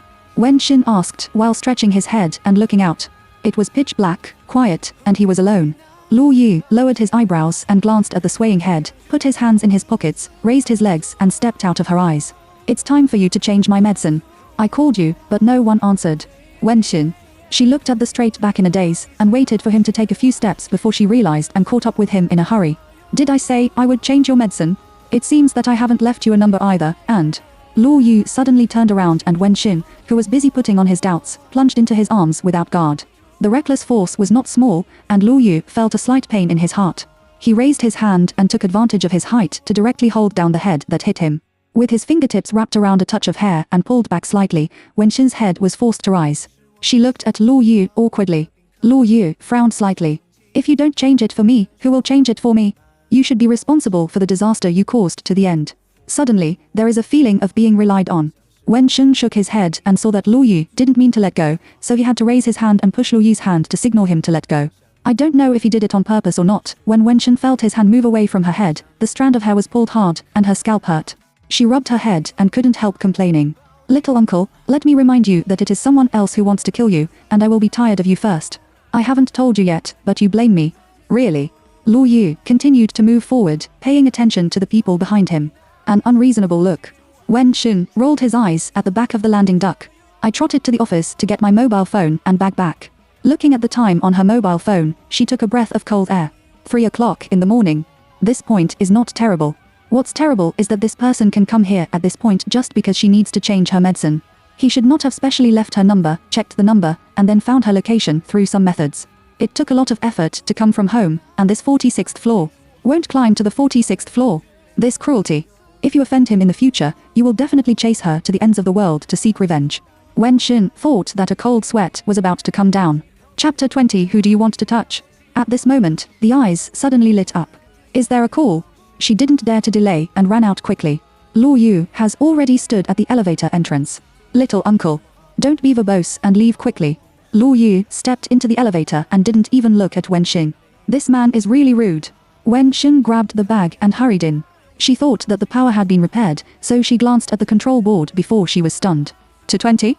More than 20 is a temporary overhaul. When I came, they were replacing the old parts. Now, they have been replaced. Let them deliver electricity first. The line below the 20th floor is damaged, and it can't be delivered today. Someone finally opened his mouth and patiently replied to her with a few more words. Oh, that's right. Wen Xin's eyes unconsciously looked at Luo Yu's long legs. This leg is really long, and it feels longer than her life. Long and straight, the model's legs are just like that. Does it look good? It looks good. Wen Xin answered instinctively, and suddenly looked up at the cold and sharp eyes, and his scalp was numb. Little uncle, I mean, have you climbed more than 40 floors? Don't your legs hurt? What do you think? Luo Yu turned around, and his slender body leaned slightly to Wen Xin. He was wearing a black shirt, which blocked the light above her head. The sense of oppression doubled in an instant. Wen Xin was so nervous that his throat was dry. Before she could organize her words, the handsome face pressed against her again. So, you owe me another one. Oh, him? Again? Wen Xin has a very bad feeling. Obviously, I was dragged down by him from the beginning. Why does it seem to owe him a great kindness now? Ding. The elevator stopped on the 20th floor. Luo Yu turned his face and strode out. Do you need to change the medicine for this athletic posture? Wen Xin spit out his tongue speechlessly. I followed Luo Yu to the stairway. Looking down, there was a black hole again. She is a little afraid of heights. Usually, she looks down the steps when she goes downstairs. When it's dark, she can't see clearly, so she can only try to step down step by step with the faint light of her mobile phone. At first, Luo Yu didn't care about the woman behind him. He realized that she didn't keep up, so he slowed down a little. In the silent stairway, Wen Xin followed the figure and moved down with effort. I seemed to hear you talking to a fool that day. The person in front said casually. Stupid? Who is it? Wen Xin raised his face and looked at Luo Yu's back. Dog. Is it called Big Stupid? Wen Xin frowned in disapproval. It's very smart, why is it called stupid? That's now. You were not so smart when you first came with me. Luo Yu said confidently. Wen Xin curled his lips and muttered in a low voice. You don't have one, so he is a servant. Of course, he is smart. Luo Yu didn't answer and continued to walk down. Wen Xin lowered his face and put all his attention on his feet. After turning 2 floors, Luo Yu turned his face slightly. Who do you want to touch? The foot I just picked up didn't find a suitable footing point and suddenly stepped on the empty. Ah! Wen Xin fell forward, and the scream of horror resounded through the stairwell. Luo Yu quickly turned around and had to lift his injured arm to hug the woman who bumped into her head. Separated by 2 steps, the impact was not small, and he was not stable. He leaned against the wall with a flash. The right shoulder wound hurt. In the dark, he couldn't help frowning, but the hand did not let go of the woman's slender waist. Chapter 21. Lend your hand. When Wen Xin fell down, 3 souls flew 2.5 souls. Someone relied on him, so he quickly reached out and grabbed the life-saving straw. The air around was frozen, and the woman's panicked gasp, accompanied by the heartbeat, was particularly clear in the immersed darkness. Little uncle. Wen Xin raised his face and was shocked. The soft voice has a little aggrieved cry. Do you blame others for being reckless? Seeing that Wen Xin's crooked body close to his heart did not mean to stand up straight, Luo Yu raised his left hand and pulled her straight. Stand up. His cool eyes burst out with a glare of blame. Stand up. She doesn't want to stand, okay? Wen Xin stood straight along the landing hand, but as soon as the right foot was strong, a sharp pain climbed up the ankle and leg bone all the way, and she grimace in pain. Hiss. She inevitably fell down again, and she subconsciously grabbed Luo Wei's clothes again. Little uncle, I sprained my foot. A trace of unbelieving halo swayed in the man's cold eyes. Can you bother me a little more? She doesn't want to, okay? Don't you blame him for scaring people to death. There are still 16 floors. Have they been twisted? The mouth is really poisonous. Wen Xin raised his right foot slightly and shook his ankle. Pain, the pain that drills the heart. It should not hurt the bone yet, she said with her eyebrows wrinkled.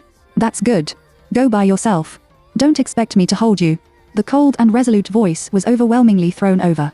Little uncle, I can't carry you. Luo Wei turned around directly. Wen Xin had to let go and gritted his teeth angrily. I don't think so.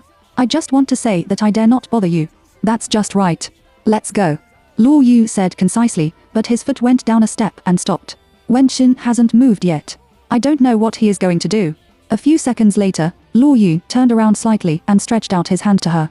Wen Xin was stunned for a moment and only heard Luo Yu say, I'll lend you my hand. Wen Xin couldn't believe it a little and raised his mobile phone a little higher on special. The light shines on Luo Yu's hand. The slender and beautiful hand is indeed right in front of her. Don't think too much. I'm afraid that you will bump into me again. You are too heavy. Hit it, and I'm going to lie down for another few days. The cold voice made Wen Xin's mind clear in an instant. She thought that his conscience had suddenly improved. After hesitating for a moment, Wen Xin still stretched out his hand and handed it to Luo Yu's palm. If you twist this foot again, it will be useless. To be on the safe Sara, it's better not to struggle. Luo Yu didn't say much. He closed his 5 fingers and held Wen Xin's hand. He turned around and stepped away.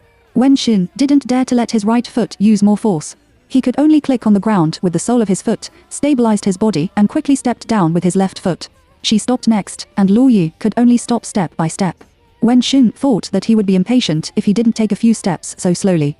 But he didn't expect that he was patient this time and didn't urge him. Luo Yu didn't say anything, and Wen Xin didn't look for something to say. For a long time, they just walked back and forth. He takes the next step, and she will follow one step. If she slows down, he will stop and wait for her. The stairs were very long and cold. The faint yellow halo emitted by the mobile phone swayed with the pace. Wen Xin held Luo Yu's hand tightly, and the soft fingers could feel the slight roughness of his fingers. Although he is in the Lu family, it is obvious that he is not the one who has been raised since childhood. He is like a mystery, and she is a little curious. The thoughts involved transferred the pain of the ankle, and Wen Xin also go down a little faster later. Unconsciously, the 16th floor was over. Turning to the first floor, the eyes suddenly became clear. Although there was no light in the hall, the light of the street lamp was enough to make people's eyes clear. Wen Xin breathed a sigh of relief, but when he looked up, he froze. In the hall, Luo Jingyan sat in his wheelchair and looked straight at her and Luo Yu. The eyes just fell on her and Luo Yu's hands, which were still tightly held together and had no time to let go. Chapter 22 Wash again. Wen Xin pulled out his hand in a panic. This hurried and frightened separation made Luo Yu's palm empty all of a sudden. He turned to look at Wen Xin, but Wen Xin did not respond to his gaze, but quickly walked to Luo Jingyan with his sprained foot. Yan, it's so late. Why are you here? Wen Xin asked. Yes, it's so late. Why is he here? Luo Jingyan withdrew his eyes from Luo Yu, glanced at Wen Xin's lightless right foot, drove the wheelchair over, and reached out to grab Wen Xin's hand. The hand that had just been held by Luo Yu for 16 floors. You will never stay up all night. I don't feel at ease. He clenched it tightly. His fingers were already thin. With this force, the bones pressed Wen Xin's hand, tying her firmly like several chains. The pain made Wen Xin frown, and she subconsciously withdrew her hand back. Feeling her resistance, Luo Jingyan's dark pupils shrank fiercely and grabbed her harder. During a brief pull between the two, Luo Yu came over. He glanced at the two tightly clenched hands, and his steps did not stop. He swayed by, and he didn't even say hello to Luo Jingyan. Luo Jingyan looked back at Luo Wei and walked out of the hall before turning back. Wen Xin wanted to speak, but as soon as he opened his mouth, he was interrupted by Luo Jingyan. Go home. He never let go of the hand, so when the wheelchair turned around, Wen Xin also turned around. Luo Jingyan got into the car with the help of the driver. He didn't say anything, but he didn't let go of Wen Xin. The hand didn't even reduce its strength all the time. After a long time, Wen Xin's hands became numb. She struggled slightly, and the man's fingers tightened as expected. He was very angry and mind, very. Who doesn't mind? Wen Xin wanted to explain, but because the driver was present, he endured it. She didn't speak until she returned to Ye Garden and their own room. Jin Yang, today. Go to take a shower first. Luo Jingyan interrupted her again. However, his tone was very gentle, and even with an elegant smile on his face. Wen Xin pursed his lips and nodded. Okay. She wanted to pull out her hand, but she didn't expect that Luo Jingyan took her hand and went to the bathroom. The wheelchair slipped fast, but every step of Wen Xin was difficult. The air was getting more and more dull. She was a little out of breath, and even the pain in her ankles became more obvious.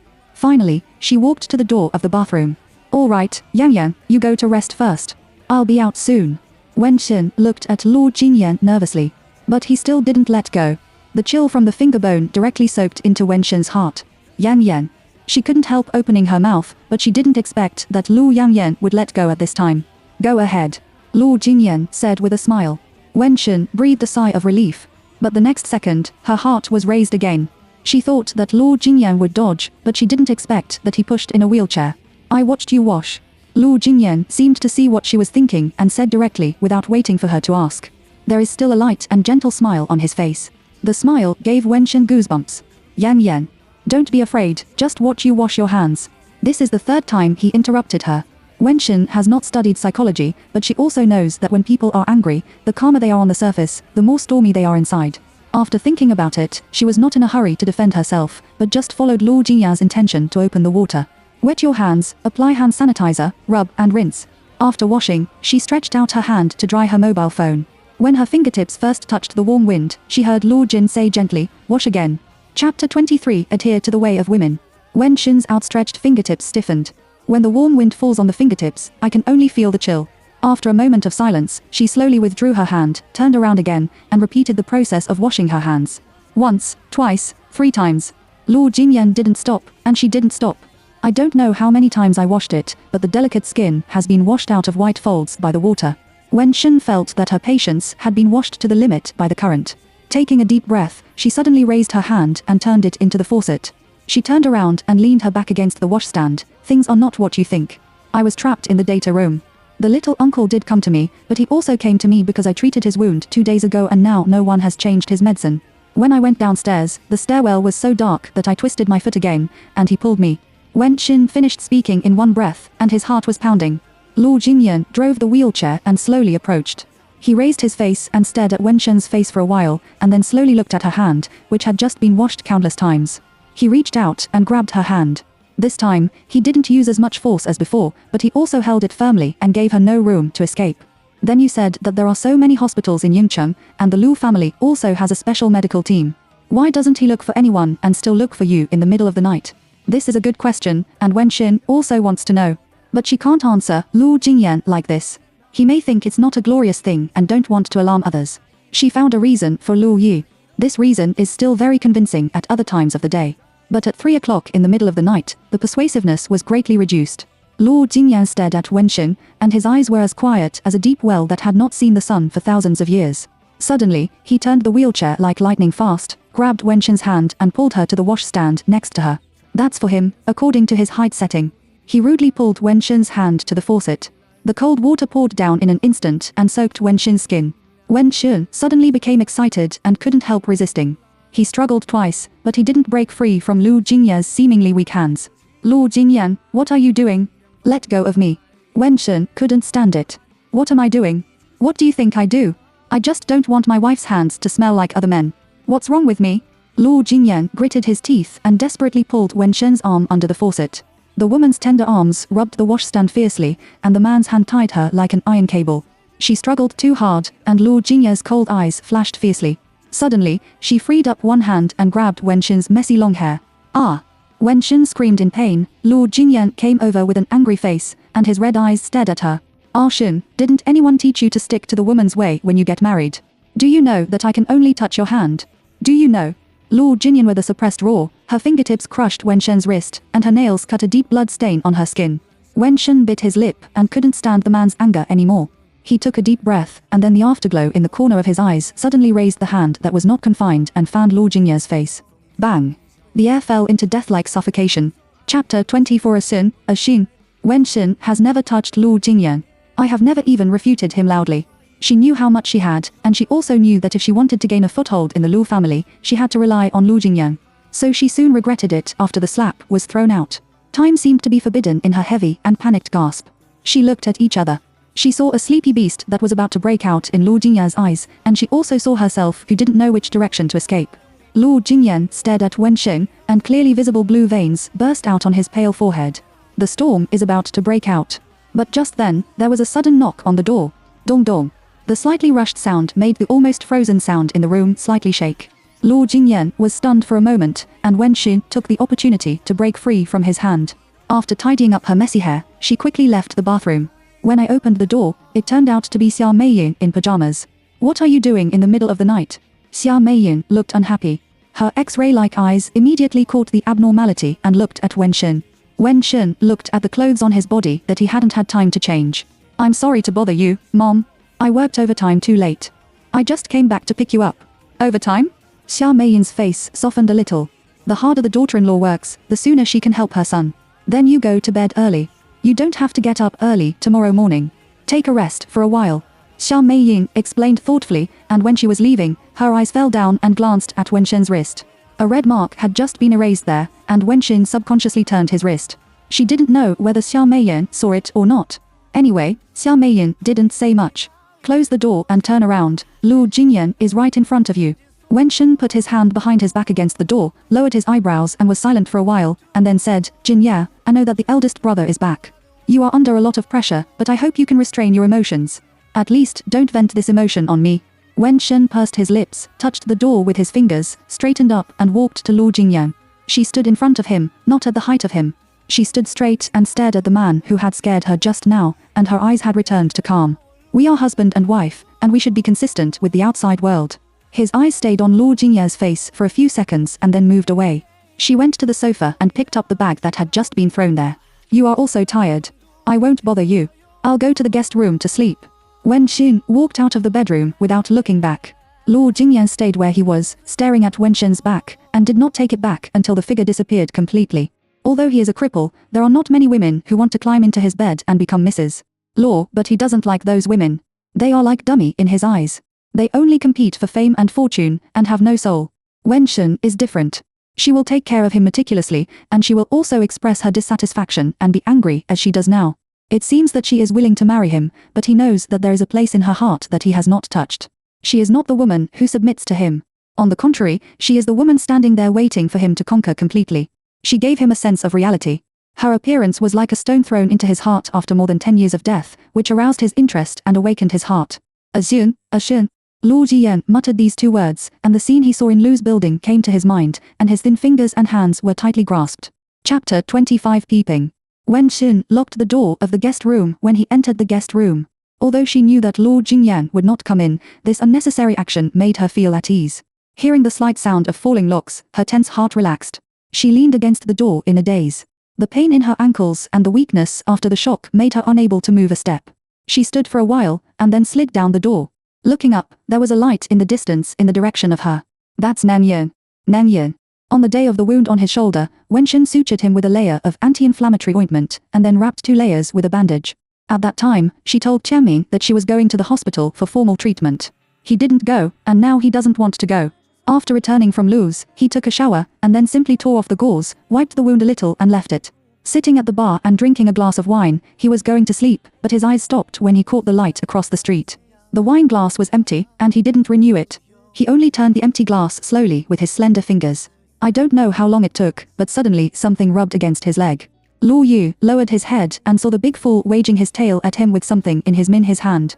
Looking closely, a smile suddenly appeared on Luo Yu's cold face. He bent down and pinched the big fool casually. Big Ben climbed to the bar, and put what he was in front of him. Luo Yu scratched the smooth hair of the big fool and smiled in a low voice. I don't have the habit of peeping. He casually pulled down the telescope he had grabbed and put it in front of him.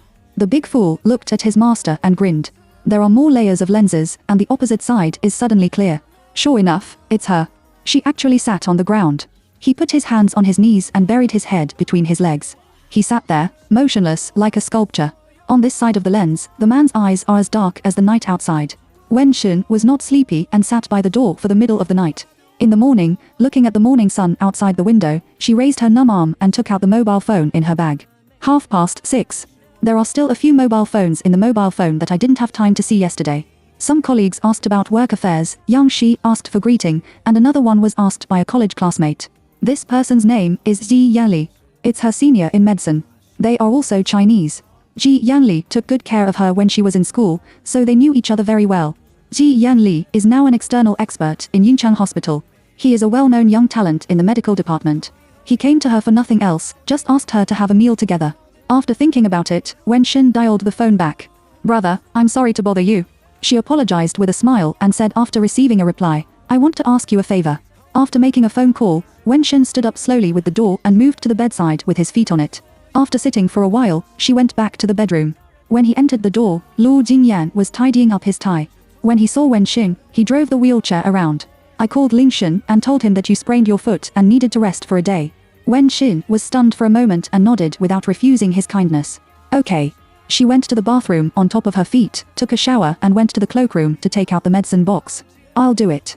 Luo Jingyan waited at the door of the cloakroom and stretched out his hand when he saw her coming out. Wen Xin hesitated for a moment and handed over the medicine box. Sitting on the sofa, she pointed to the medicine box. There was a dark brown bottle on the right side of the upper floor, which was a medicinal oil for the treatment of falls and bruises. Okay. Luo Jingyan glanced at Wen Xin and smiled. He took out the brown medicine bottle and put the medicine box on the coffee table. Pour out the slightly yellow medicinal oil and rub it gently in the palm of your hand while looking at Wen Xin. Wen Xin raised his right foot slightly, and Luo Jingyan felt that his palm was hot, so he reached out and grabbed the jade white ankle. Wen Xin is a talented woman and a beauty. Even her ankles are delicate and small, and Yingyin's grip is infinitely pitiful. Luo Jingyan wiped it very carefully and massaged it thoughtfully for a while. Under his delicate gesture, the medicinal oil quickly had a burning sensation. It felt almost, and Wen Xin wanted to withdraw his legs. Unexpectedly, as soon as she retreated, the hands holding her ankles suddenly increased her strength. He hugged her feet tightly, and his palms were like soldering iron. Xin. Chapter 26 Neurotic. Luo Jin murmured in a low voice. The low voice seemed to be rubbed into the wet sand, which reached Wen Xin's ears and rubbed her heart.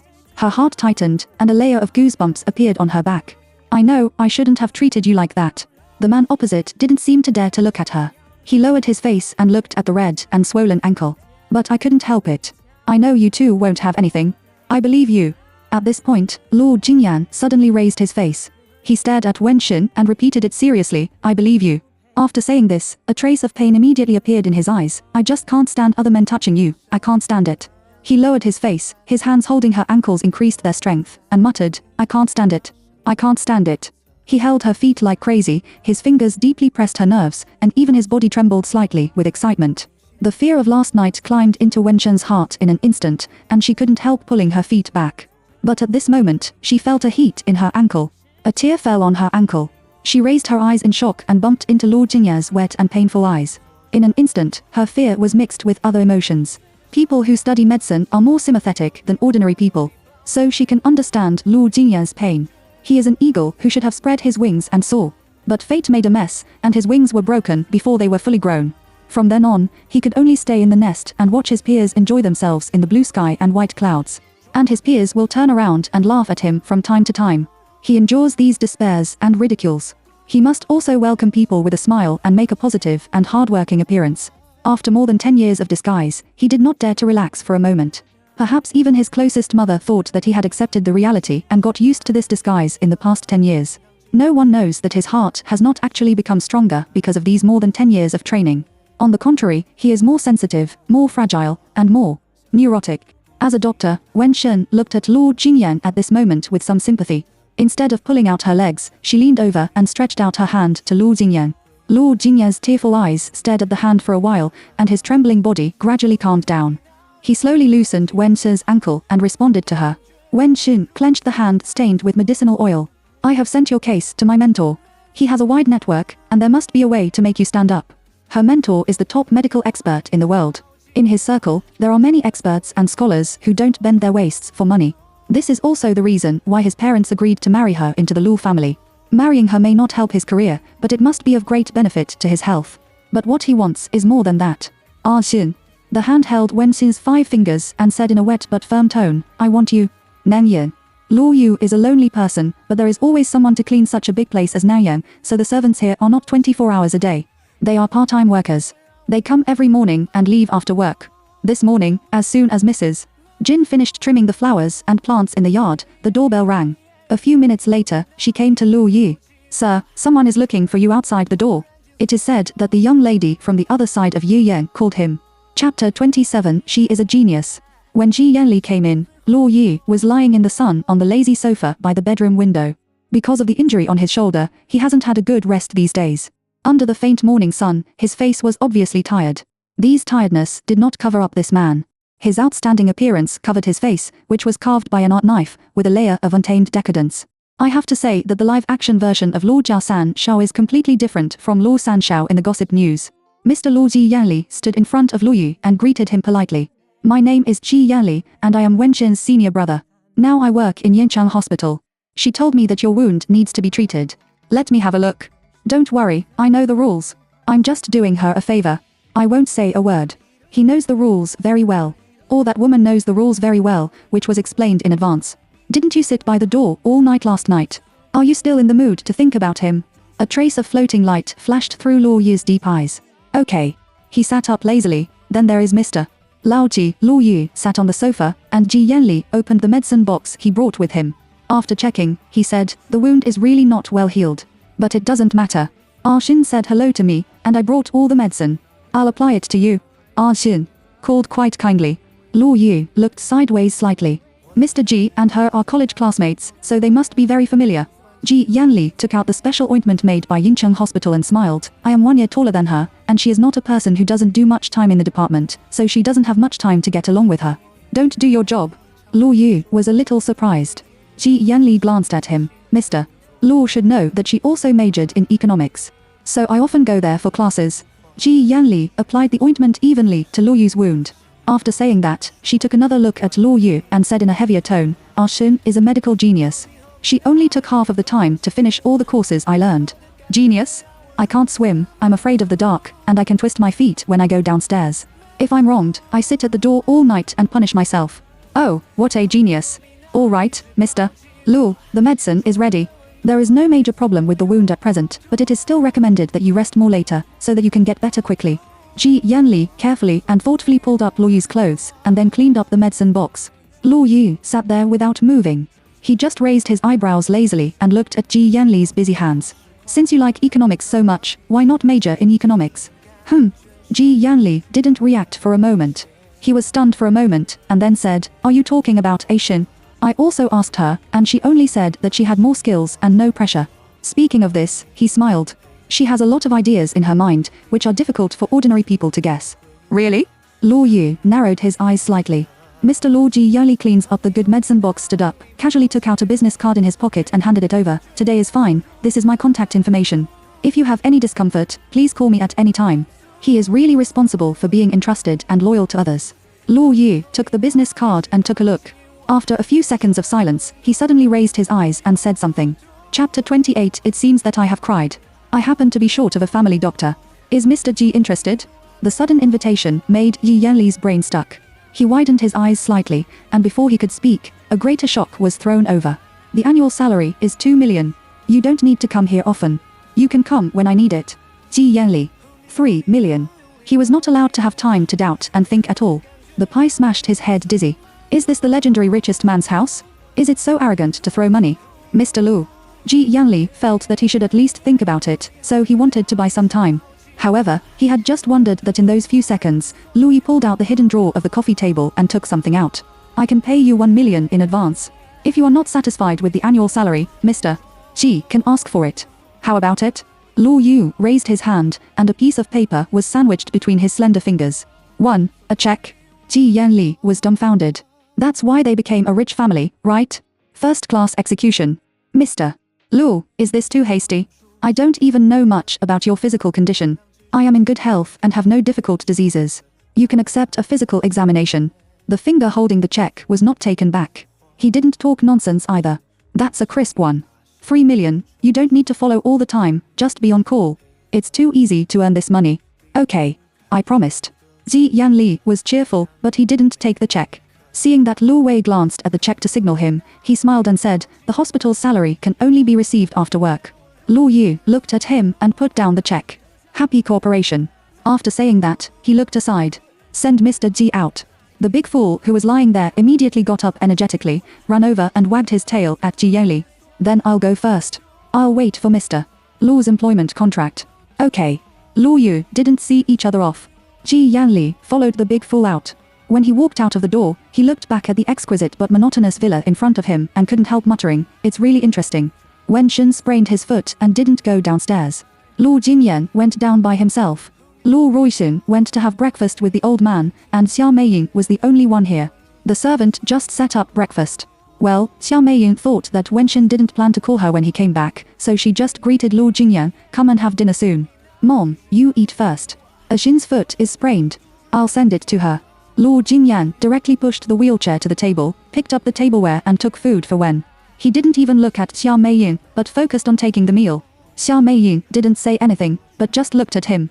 When Luo Jingyan took the elevator up again, Zhao's mother, who was serving the meal, came to Xia Meiying and whispered, "Madam, why did I look at the young master's eyes red, as if he had cried?" Cry? Xia Meiying was stunned for a moment, and soon disgusted with the word, and her face sank. Why cry at home? Could it be that he quarreled with the young lady? Zhao's mother is a distant relative of Xia Meiying's mother's family.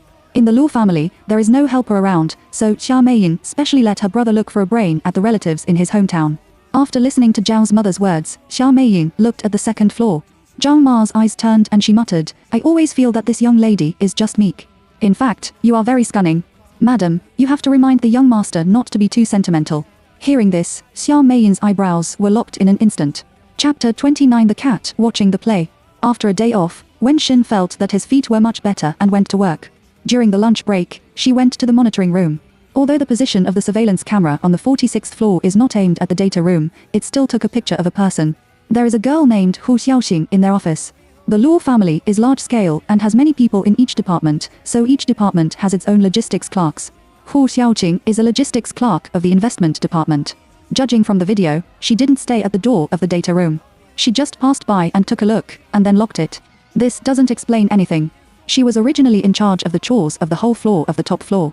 Maybe she passed by and saw that the door was unlocked. Judging from the video alone, it can't be seen that she did it on purpose. The two of them didn't have any holidays.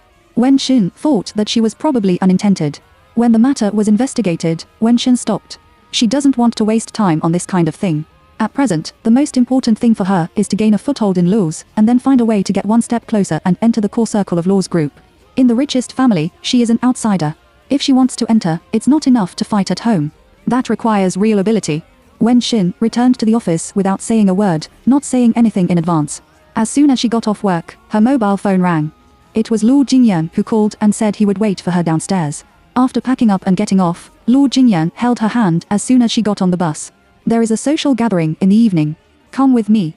There was a smile on his face, and the light cast by the in-car lights swayed a soft halo in his eyes. Wenxin took a look at his clothes and said casually, "What a friend." He dressed casually, not like meeting business partners. Luo Jingyan pinched Wenxin's slender fingers, and his eyes lowered slightly and smiled. "Well, he just came back from abroad. Let's pick him up."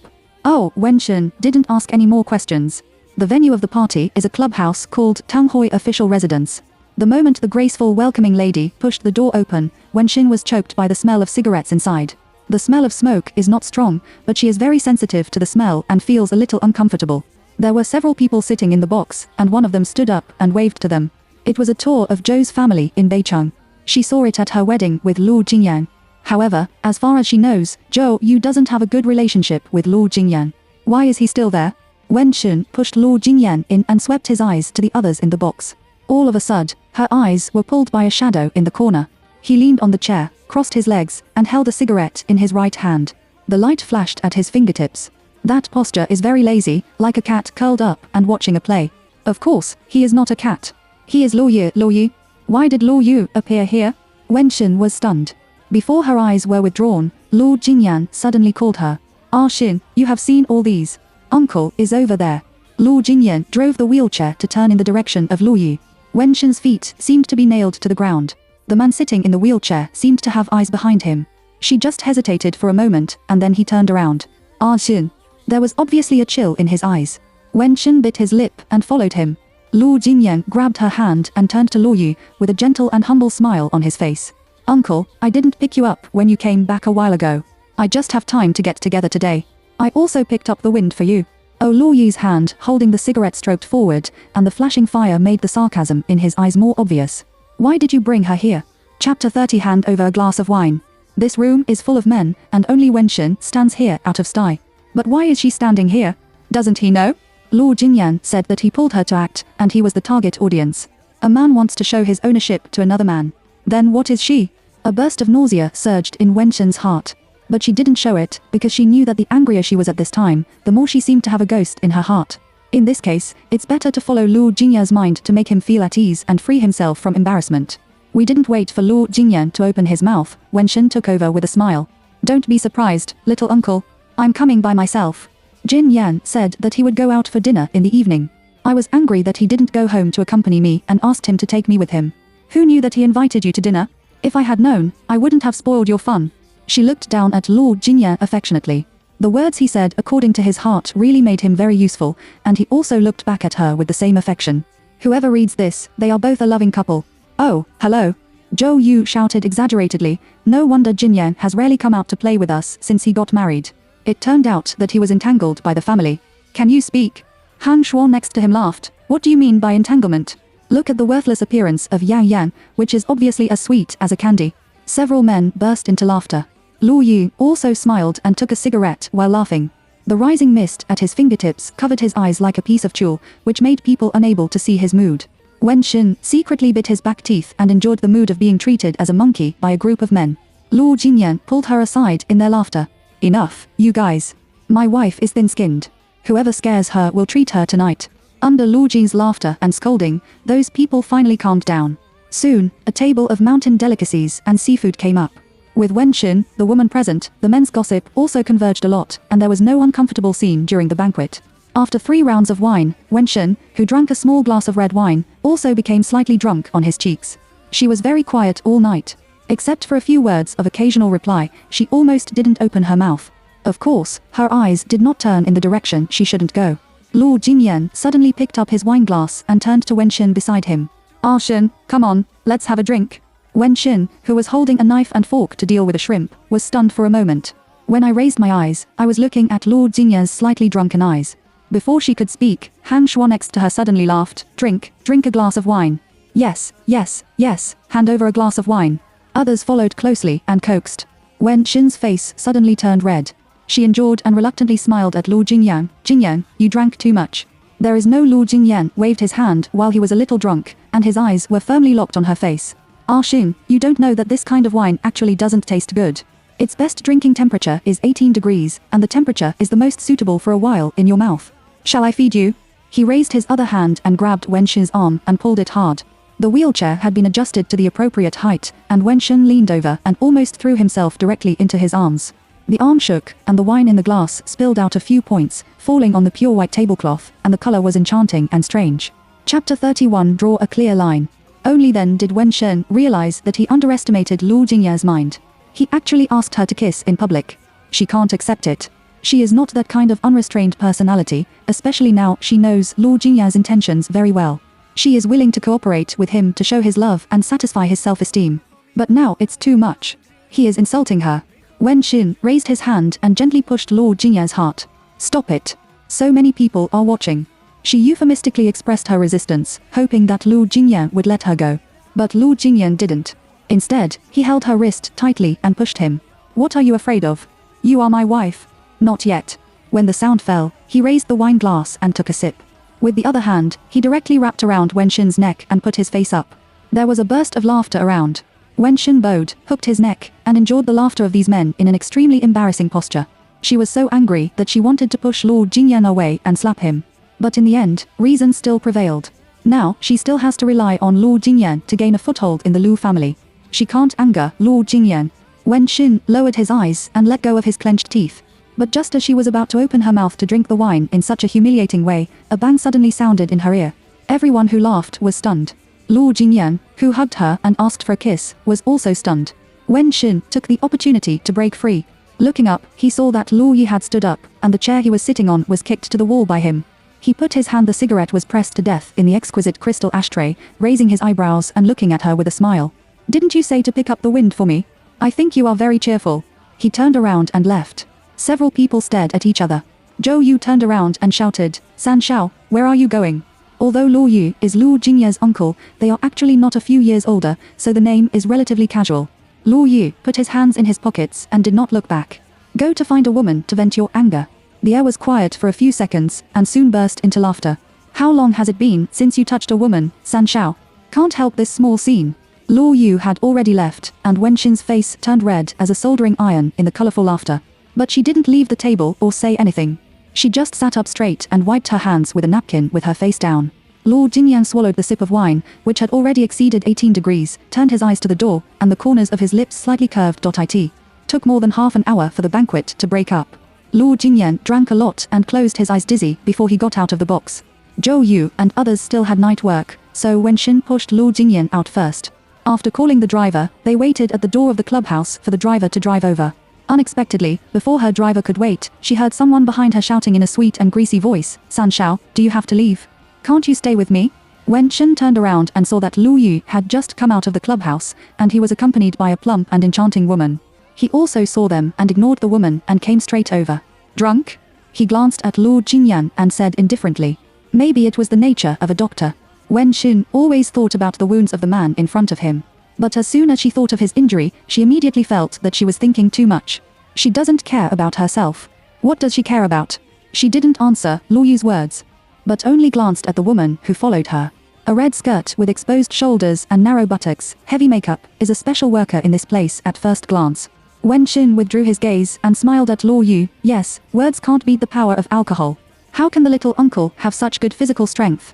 Physical strength? Luo Yu glanced at the woman in the red dress and quickly understood Wen Xin's sarcasm. At this time, the driver drove the car out of the underground garage. "Little uncle, let's go first." We didn't wait for the car to come. Wen Xin pushed Luo Jingyan to meet him. He couldn't wait to draw a line with him. Luo Yu's mind shook the appearance of the woman clinging to him like an octopus in the sea without warning. At that time, she said, "You can't leave me." "Oh, it's only been a few days before I turned my face away." The afterglow in the corner of his eyes followed the woman who was pushing the wheelchair and ran away quickly, and Luo Yu suddenly had an evil thought in his heart. Chapter 32 Stingy. "Ah Xin." Such an affectionate call suddenly sounded behind him. Wen Xin thought he had hallucinations. Looking back at Luo Yu's smiling eyes, she was sure that these two words did come out of his mouth. She couldn't know what he was trying to do. It's nothing more than to make Luo Jingyan misunderstand and provoke the relationship between their husband and wife. To put it more directly, I just want to make her unlucky. Did she provoke him? Just because of the sentence just now that you have good physical strength. Miser. Wen Xin was so annoyed that he bit his lip secretly and replied in a slightly cold tone, "What did the little uncle order?" "It's nothing." Luo Yu responded casually, turned to Wen Xin, and glanced at Luo Yuyang in the wheelchair with his eyebrows down. He knows very well what amount of alcohol Luo Jingyan is. He raised his eyes and stared straight at Wen Xin, who looked wary. "Didn't we agree 2 days ago? You will be responsible for my injury to the end. I just need to change the medicine. Why don't you go to my place tonight?" Even though he knew that the man had no good intentions, Wen Xin was still angry at the deliberately ambiguous words. Is this to let his nephew pinch her to death? Fortunately, she tried her best to treat his wound. "Oh, by the way, I also cooked wontons for him." Wen Xin felt very sorry for the bowl of wonton. Glancing at Luo Jingyan's hand on her leg, which was obviously tighter than just now, she pulled the wheelchair and took a step back. "I'm sorry, little uncle. I have to take care of Yang Yang tonight. What's wrong with your injury? I suggest you go to the hospital to deal with it. In addition, I think the little uncle may be really old and has a bad memory. I haven't said anything to be responsible to the end. If the little uncle is happy to tease people again, I will tell Grandpa." Before she could speak, she had pushed Luo Jingyan and strode away. A few words not only show the sincerity of Luo Jingyan, but also determine the current conversation between the two of them, that is, he deliberately made fun of him without any ambiguity. Not to mention, she also satirized his old age and threatened him. He took out the old man to scare him. This mouth is really profitable. Luo Yu looked at Wen Xin's straight waist and narrowed his eyes slightly. When he got home and got out of the car, Wen Xin told the driver, "Be gentle, don't wake up Yang Yang." Hearing this, the driver moved the wheelchair more slowly. As soon as Wen Xin pushed Luo Jingyan into the room, he met Xia Meiying, who had just finished yoga and poured water. "What's wrong with Yang Yang?" Seeing that something was wrong with her son, Xia Meiying immediately tightened her eyebrows. "We had dinner with our friends in the evening, and he drank too much." Wen Xin responded in a low voice, and Xia Meiying's eyebrows loosened when she saw that it was nothing else. "You go and settle down and come to my room. I have something to tell you." "Okay." Wen Xin's obedient response. Back in the room, Wen Xin took a lot of effort to move Luo Jingyan to the bed. She changed his clothes and wiped his face. During this period, Luo Jingyan didn't wake up, and Wen Xin also pretended not to see the unnatural trembling of his eyelids. He pretended to be. She knew it, but she didn't want to expose it. Because since he pretended to be drunk, it means that he is satisfied with her performance tonight, and this matter is over. Now that he is satisfied, she doesn't want to be out of the festival. Everyone pretends to be the best. Pretend that nothing happened. After packing up, she went to Xia Meiyin's room. Xia Meiyin and Lu Ruixin both have their own rooms, and Xia Meiyin is the only one in this room. She is applying a mask in front of the mirror. Hearing the footsteps, she said something directly without looking back. Chapter 33 Men's Suspiciousness. You will go to the project of Longhao Technology next month. Wen Xun was surprised by Xia Meiyin's words. Shall I go? Didn't you order Minister Zheng to go? Zhang Hua has informed them of this matter at the morning meeting. Longhao is a newly emerging high-tech company in China in the past 2 years. Lu Shu likes it and wants to acquire it. But Longhao didn't want to, so Zhang Hua decided to talk about it again. Xia Meiyin gently rubbed the edge of the mask with her fingertips and turned her face when the corners were all right. I won this opportunity for you personally. You won't let me down, will you? Xia Meiyin didn't explain and directly asked a question. Xia Meiyin obviously trusted Wen Xin's IQ, and Wen Xin lived up to her trust and understood what she meant in a second. My mother-in-law wants to help her rise to the top quickly. If you want to climb up the Lu family and climb to the board of directors, you can't rely on the identity of the daughter-in-law of the Lu family alone.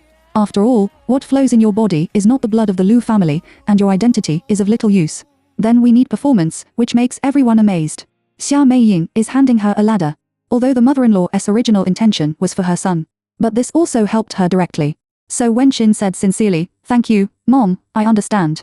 Xia Meiyin actually likes the feeling of talking to Wen Xin, which saves effort. She nodded with satisfaction. It's good to understand. Do it well. The old man is old. Why are Luo Yi and his wife so anxious to come back? You know that after all, Jia's health is not very good. You should do more, otherwise we will suffer. Don't worry, although you are just my daughter-in-law, as long as you help Jian get the share he should take, we will not treat you unfairly. Remember, we are in the same boat. I have to say that Xia Meiyin really didn't look down on her. That's why I talk to her in this kind of cooperative tone. It's good. No emotion is as secure as the bundle of interests. Don't worry, I will try my best. Wen Xin replied. The tone is gentle and firm. Seeing that Xia Meiyin had nothing to explain, she said goodbye. Lu Jingyan slept straight to the second place. That morning, he chatted with his parents at breakfast as usual, and his face was completely drunk.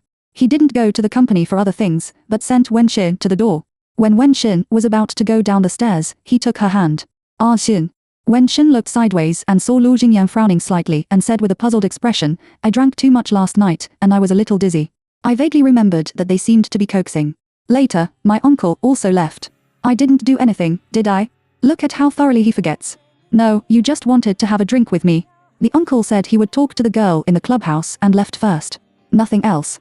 If she is angry, she can't say it out loud, but she can't lie to a drunken person, so she chose a euphemistic expression. It's good not to have it. Lord Jingyan breathed a sigh of relief and said, but I'm really sorry yesterday. It was me who made an appointment with Zhou Yu, and I didn't know that he also made an appointment with his uncle. Ah Xin, I'm sorry. This is a good disguise. If you don't pay attention, you will step on it and fall into the pit. She showed a little that she understood his intention last night, and all her efforts last night were in ashes. He will know that she is pretending to be for him, and then he will be more suspicious. She can't even show that she wants to draw a clear line with Luo Yu. She refuses to explain that she cares, and cares about what she doesn't see needs to be covered up. The suspicion of the man in front of him has reached the point where people's hair stands on end. Chapter 30 For a Pair of Eyes. Wen Xin secretly suppressed the uncomfortable feeling in his heart and looked at Lord Jingyan with a confused and funny look. Excuse me? Why do you have to say sorry? Yan Yan, haven't you woken up yet? He is our little uncle. Isn't it normal to have a meal together? She didn't say anything 2 days in advance, as if she had forgotten it long ago. It's difficult to tell whether she really forgot or pretended to forget Lu Jingyan, but her generous appearance is satisfactory. Oh, indeed, it's my fault. I just think that you don't like to interact with strangers. I forgot that he is not a stranger to our uncle. Lord Jingyan quickly found a step for himself. Wen Xin didn't say anything more, and the two said goodbye on the steps. She drove by herself, and on the way to the company, her mind was full of Lord Jingyan's words and deeds during this period. Luo Yi's return was like a needle picking Lord Jingyan's sensitive nerve fiercely. Now, Lord Jingyan is no longer the gentle and restrained appearance when they first got married. She must use more snacks. When she arrived at the company, Zhang Hua called her over. The acquisition of Longhao is also one of the important projects of the investment department. Because the preliminary research was followed by Zhang Hua himself, there are some things that need to be explained to her. With regard to the project was transferred from her own hands to her. As a minister, Zhang Hua had no objection, because after all, she is the Lu family. There has never been absolute fairness in the world. Zhang Hua, who was transferred to the minister level in the Lu family, had long underestimated it. Moreover, Longhang has not let go of this project, and he is not very sure that he can do it, so it is just right to give it to Wenxin to practice. It is also the credit of the investment department as a whole. If it can't be done, Wenxin, the daughter-in-law of the Lu family, was cut off halfway. The responsibility lies with her, and it has nothing to do with him. For the next period of time, Wenxin's main energy was on the Longhang project. It was not until the weekend before the business trip that she took time to go to Yang Xi's. Since Yang Shi came here, this is the second time she has come to see her sister, but without her care, it will not prevent her sister from hanging out in Yincheng at all. Her brother Yang Yi seems to be a crazy girl. The small apartment is now full of things he sent. Wenxin was also relieved to see her sister's happiness. On Monday, she boarded the plane to Haicheng. After getting off the plane, she did not go to Longhang immediately but stayed in a hotel. There are two founders of Longhang, Li Yilong and Jiang Hang. These two people are college classmates. Both of them are computer elites. They started a studio together before graduation. Relying on this studio, they opened a company. In the past 2 years, they have become better and better. Among these two, Li Yilong is the main one, and Jiang Hang is the auxiliary. Because Li Yilong's skills are better, the studio stage mainly depends on him. Jiang Hang has a winning personality. In layman's terms, he is more good at things, and it depends on him to pull business. Although these two people also have some differences in the company's operation, they are surprisingly consistent on the issue of acquisition, that is, they both refuse. During this period, Wenxin did all the work done by the previous investment department. After thinking about it carefully, she felt that it was not very effective to talk to them, so this time, she planned to think of other tricks. This hotel is the best hotel in Haicheng. There is a revolving restaurant on the top floor. After settling down, it was dinner time, and she went to the restaurant. At this time, she didn't notice at all that a pair of eyes had been staring behind her. Chapter 35 Don't Believe You Don't Want To. An amber shrimp ball, a stir-fried vegetable, and a red bean porridge. All right, that's all. Wenxin handed the menu to the waiter, turned his face and looked out of the window. She chose an elegant seat by the window, which gave the lights to the beginning, and the city was bustling at night. There are not many people in the restaurant, and it is very quiet. Wenxin likes this kind of quiet, and he also needs this kind of quiet to sort out the next ideas. So she enjoyed the night view while eating slowly, and stayed for an hour before returning to the guest room. She took a change of clothes and went into the bathroom. The warm water in the bathtub soothed her tired body. She simply closed her eyes. The heat of the water quickly spread to her body, and the blood in her body seemed to flow faster. At first, she felt very comfortable, which was the light feeling that every bone in her body was relaxed. 10 minutes passed unconsciously, and her forehead was sweating. It's a little hot, but it doesn't seem to be a little. Why do you feel that you are inhaling hot gas even when you breathe? Is the water temperature too high? Or is the temperature of the air conditioner high? Wenxin looked at the air conditioner doubtfully. Just then, she heard an abnormal sound. It's very light and shallow, just for a moment, like the sound of closing the door. But how can it be the sound of closing the door? She locked the door when she came in. When I think about this, my ears are already silent. Did you hear it wrong? Wenxin looked at the closed bathroom door and was sure that there was no sound. The just crunched string gradually loosened. Maybe I heard it wrong. It was almost time, and she got up. She wiped her body and put on her pajamas. When she was blow-drying her hair, she specially looked at the air conditioner controller. 24 degrees, not high at all, but why does this bathroom feel very stuffy? It was hot. She felt that the blood flowed faster all over her body, and her body was on fire, and her mouth and tongue were dry. She wanted to drink water, ice water, so she opened the bathroom door without drying her hair. Suddenly, a pair of hands suddenly stretched out from the side and hugged her who was still wiping her hair. Ah! Wenxin screamed in fright and instinctively raised his hand holding the towel and hit the man. The man obviously expected her move, threw one hand firmly around her, and the other hand held her arm. Brother and sister, it's me. The sudden familiar title made Wenxin stiff into a sculpture. She fixed her eyes, and suddenly 10,000 thunders came to her mind at the same time. After a long trance, she recovered from the shock. It's Xia Yingjie. In Haicheng, in this hotel, she actually saw Xia Yingjie. She opened her mouth, but her throat seemed to be squeezed tightly by a hand stretched out from Yincheng, and she couldn't breathe at all. Brother and sister. Xia Yingjie took the initiative to hold her and dragged her towards the bed. While dragging, she said, I can't give you anything. You have been married for so long. I don't believe you don't want to. Don't be afraid. I'm not the kind of person who doesn't know how to cherish Jade. Let go of me. Wenxin struggled desperately to hold back the urge to vomit. In the meantime, she suddenly found something fatal. There is something wrong with her body. Something is wrong. The whole body is soft and hot, and even the anger just released sounds so weak and even with a little uncontrollable charm. She was. As soon as she thought of this, Xia Yingjie, who was very strong, dragged her to the bedside. He raised his hand and threw it lightly. Wenxin fell to the bed like a weak rag doll. The next second, the man tore open his collar and fell over like a mountain. Chapter 36. His hands are so cruel. Wen Qin's body was hot, and his heart was burning like a flame, and her consciousness was blurred. Afraid that she would get out of control and be so cheap, she bit her lip suddenly, relying on the pain to stay awake, and turned to the side with all her strength. Slow down. Wen Qin suddenly drank coldly. Xiao Yingjie was empty and lay on the bed. She was originally unhappy. After listening to her words, she took the opportunity to roll to the side and looked at her with her head. Seeing that he didn't rush over, Wen Qin was relieved. I already understand why you are here. I know this matter in my heart. I was scared by you just now, and I know what to do next. So, are you willing? There was a green light in Xiao Yingjie's eyes. It's different. How can I refuse? Wen Qin smiled. Her cheeks were flushed, and this smile was even more charming. Xiao Yingjie's heart began to ripple, and he couldn't wait to get up and reach out to hug Wen Qin. Then we need to do some foreplay. Wen Qin rushed to answer, and Xiao Yingjie was stunned for a moment, and then laughed. You know quite well. It seems that you are also quite bitter when you are with Jin Yang. His smile gradually became obscene. Wen Qin didn't bother to talk nonsense. He looked over him and pouted at the bed. I brought my clothes in the box. I was going to wait for you to add some interest, but you came before I had time to change. You bring it to me. Clothes? Those exposed little clothes suddenly appeared in Xiao Yingjie's mind. I don't know what this kind of dress looks like on the innocent and dignified woman in front of me. Without thinking about it, he turned around and reached for the small suitcase placed by the bed.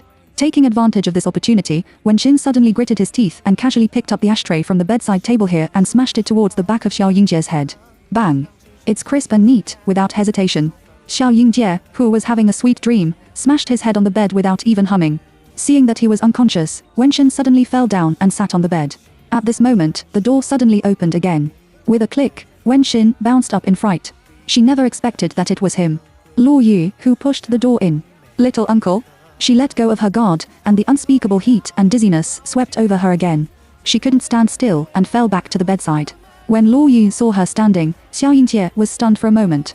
She walked over and glanced at the corners of Xiao Yingjie's lips, which unconsciously raised a trace of curve. It's quite cruel. Well, if she hadn't mastered the power, she would have smashed this bastard to death. Little uncle, why are you here? She felt very uncomfortable and didn't want Luo Wei to see her embarrassed appearance, so she lowered her face and held the sheets tightly with her hands when she spoke. Luo Wei glared at the restrained and restless hands, did not answer her questions, but only said, "Come with me." After saying that, he turned around and left. Fortunately, he didn't ask her what was wrong. Wen Qin breathed a sigh of relief. He looked at Luo Wei's back and thought about it. He still stood up and followed him. She has never experienced such a thing, and she doesn't know how unbearable this feeling is. What should she do next? Ask him to help her take her to the hospital? Or find a place to stay by yourself? Can you bear to stay by yourself? Worrying about this, her consciousness became more and more confused. She staggered to the door and subconsciously held the door. Unexpectedly, the door was shaken by her help, and the door tripped her legs and feet that were no longer listening to the order. She leaned forward and reflexively reached out and grabbed the arm of the man in front of her. Luo Yu turned around, and Wen Qin floated into his arms like a leaf. When the body touched, a trace of a man's breath wrapped around, and the flame in Wen Qin's heart burst out. She leaned on Luo Yu's arm, which had just subconsciously stretched out, and hugged her, and looked at him with her face raised. It's so beautiful. It's so beautiful. Good-looking drooling. She squinted her wet eyes and stared at the man in front of her, and her delicate lips uncontrollably married his slightly twitching throat. Chapter 37. Eat you? All right. Luo Yu lowered his face, and his slightly frowned eyebrows trembled unconsciously. His eyes sank, and his hand holding the woman's waist hooked her waist and retreated to the side. Stand up. A cry without any temperature was like an ice edge inserted into Wen Qin's burning and chaotic consciousness. She was stunned for a moment and suddenly woke up. She was embarrassed and didn't know how to speak. He lowered his head and shook his head fiercely, forcing himself to be normal before begging for helping me to take me to the hospital, okay? She didn't know whether she could endure it and whether something else would happen. In the end, she chose to see a doctor. However, Luo Yu showed an expression of disagreement. Hospital? Do you want others to see your ghostly appearance? And then it will be on the headlines tomorrow. This man's disgust, like Jin Haishen needle, can always drag her into the circle of reason on the edge of Wen Qin's out of control. So, what should we do? She is about to cry. He didn't care about covering up, and he couldn't control his body to stick to Luo Yu. At this moment, her body is particularly soft. Like water, it can seep into his bones through his skin. Luo Yu's body was tense, and his eyebrows sank, and he turned his eyes away. He squeezed his lips tightly and didn't say anything. His arm drooped down from the woman's seemingly boneless waist, grabbed her arm directly, pulled her and walked forward. Let go of me. Wen Xin shouted in a confused and soft voice. She didn't know what Luo Yu was going to take her to do, and she was very flustered. Unexpectedly, Luo Yu pulled her into the guest room diagonally opposite. Does he also live here? Wen Xin felt that the whole world was dizzy. She couldn't stand steady at all, or rather, her consciousness could no longer support her to stand rationally. She hugged the man beside her tightly. Just like when I was in the sea that day. No, it's not like that. That day, she just held him tightly with her hands. Now, she not only holds him in her arms, but also touches him with her hands. Touching the population is dry.it's really annoying. Luo Yu had to pull Wen Xin away again. Stay by yourself. He raised his hand and threw out the soft satin-like woman. If you are impartially, just throw it on the big bed. He didn't look at Wen Xin again, turned around and went out. Bang. Wen Xin's head buzzed with the sound of closing the door. The chaotic consciousness gained a moment of clarity. So, he asked her to endure it by herself. He thinks it's okay that nothing else will happen, and it won't kill her, right? That's fine. The unwarmed trust temporarily relaxed Wen Xin's tense nerves. Click. The door was pushed open again. Luo Yu came in and glanced at the bed, and then his eyebrows were tied into a knot. He was only 1 minute late, and she was about to strip herself completely. Luo Yu walked over and casually threw the thin quilt on his rise to Wen Xin. Covering her, he turned to the coffee table next to him and picked up the mineral water that had been placed there before. Turning back, he picked up the charming woman with a quilt. Eat. He sat by the bed, let Wen Xin lean in his arms, and took out a pill from his pocket and handed it to her. Eat. Wen Xin's spring-like eyes flashed and suddenly laughed. A pair of white arms broke free from the quilt and hugged Luo Yu's neck. Eat you? All right. Luo Wei. He gnawed as he said, but his soft lips almost grabbed his lips fiercely. Luo Yu was stunned. For a moment, my mind seemed to be taken away by this lip, and my mind was blank. Her lips are very soft, and her people are also very soft. It's so soft that men can't refuse. But after calming down, he still pulled her away angrily. He no longer tried to awaken the woman's conscience, and simply freed his hand to pinch her cheeks. When the cherry mouth was forced to open, he threw the medicine in without hesitation. Well. The bitterness stuck to the root of her tongue made Wen Xin dissatisfied, and she complained delicately. Luo Yu glared at her with a calm brow, and then unsquared the mineral water and poured it into her mouth a little. Cough. The slightly bitter pill slipped down with the sound of coughing. Seeing that she had taken the medicine, Luo Yu let go of her hand. He wanted to throw her away, but the medicine hadn't come up yet, and the woman was still dragging him. Well. A meaningless murmur, Chu is so pitiful that it is difficult to refuse. Chapter 38 The idea of scaring to death. Unexpectedly, I still know him. It's not easy. Luo Yu grabbed the stubborn and restless hands. The arms were so white that he stuffed her back into the quilt. Wrap it tightly and don't let her harm others. He wanted to say something. Looking at the woman who was still struggling under the quilt, he felt that everything he said was in vain. You'd better stay by yourself. He pushed the ball away, got up, took the cigarette on the coffee table and went to the balcony, and then locked the balcony door with his backhand. Lighting a cigarette, he heard some noise, but he didn't look back. At night, it was quiet and silent, and cigarette butts fell all over the ground at my feet. After a long time, the sound of knocking came from behind. Luo Wei turned around, and behind the glass door stood a woman with long hair and a restrained posture. He opened the door, put his hands in his pockets, and walked in. Are you awake? He didn't look at her, but the afterglow of the corner of his eyes swept across her face. Even so, Wen Xin still felt that he was too complacent to tolerate. Although she has put on her clothes and her hair, she feels embarrassed to stand in front of this man as if she is wearing nothing. Sorry to make you laugh. Her face is hotter than just now. Luo Wei went to the sofa and sat down. He casually picked up the mineral water above and opened a bottle and took 2 sips. Wen Xin walked over and saw that he took something out of his pocket and threw it in front of her before he could open his mouth.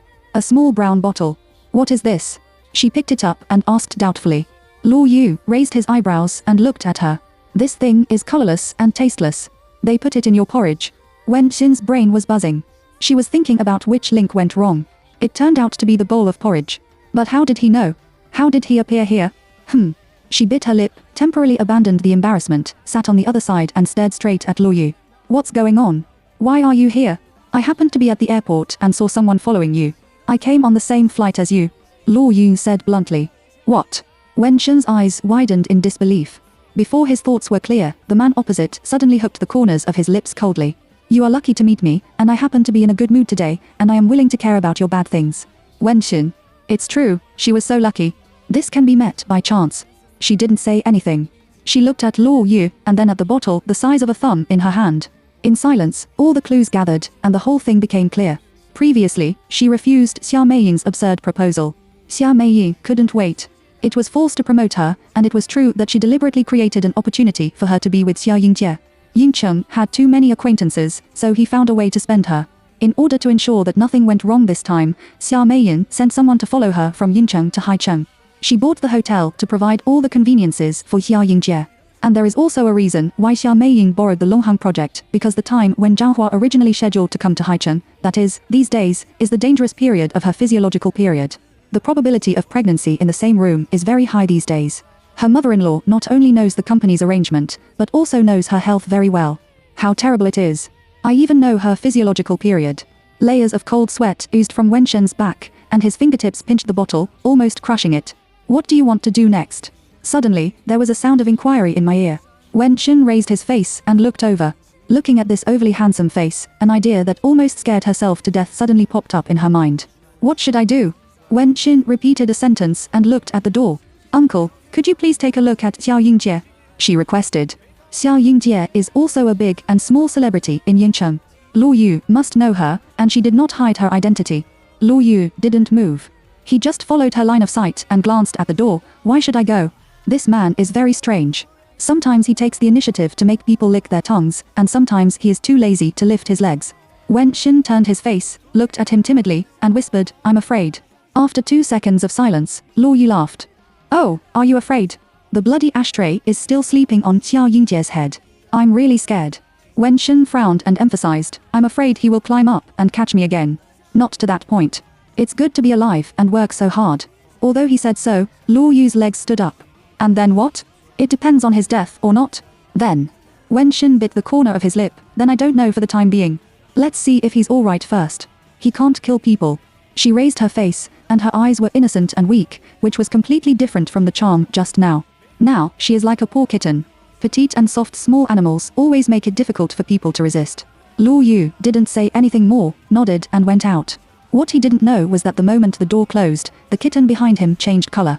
Wen Shen turned his face back and opened the small brown bottle in his hand.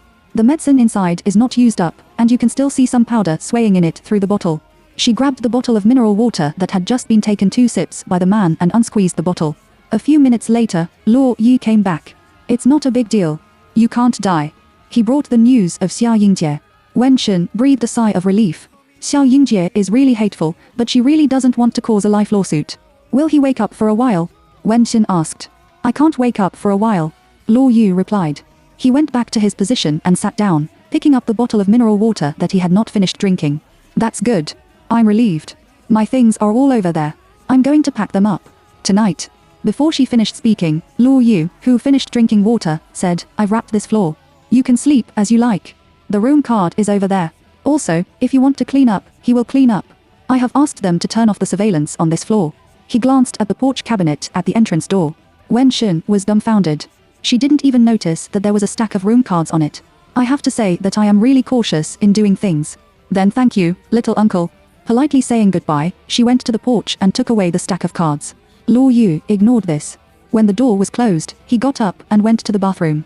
Back in his room, Wen Shen walked to the bedside and looked at Xia Yingjie, who was still lying on the bed. After a moment of silence, she went to the head of the bed and picked up her mobile phone. A minute later, she dialed Ji Yanli's phone. Brother, it's me. I have a private question to ask you. A few minutes later, she hung up the phone after receiving a reply. The room was very quiet, and she could hear her own heartbeat. The brain, which has been chaotic all night, has become particularly clear at this moment. She knows what she is doing, but she doesn't know what the result will be after doing so. She seems to be walking a tightrope. If you are lucky, walk over, the sea and the sky are wide. If you are unlucky, you will fall down and will not recover. Chapter 39 Wen Shen, you are really crazy. Wen Shen knew that she was playing with fire. But she has no other choice. Even if Xia Yingjie avoids Xia Yingjie's invasion of her tonight, what about the future? Xia Meiyin will keep staring at her. She doesn't have a stable life in the Luo family. Her plan is also very resistant. Anyway, it's a dead road. It's better to fight for a big one. Wen Shen's pounding heart gradually sank. It sank into the deep sea and became cold and decisive. She took a look at Xia Yingjie, got up and took out a silk skirt from the suitcase she brought with her, and then cut the skirt with the nail clippers on the keychain and tore it into long strips. Then she tied up Xia Yingjie's hands and feet, and then dragged Xia Yingjie, who was like a dead pig, to the corner.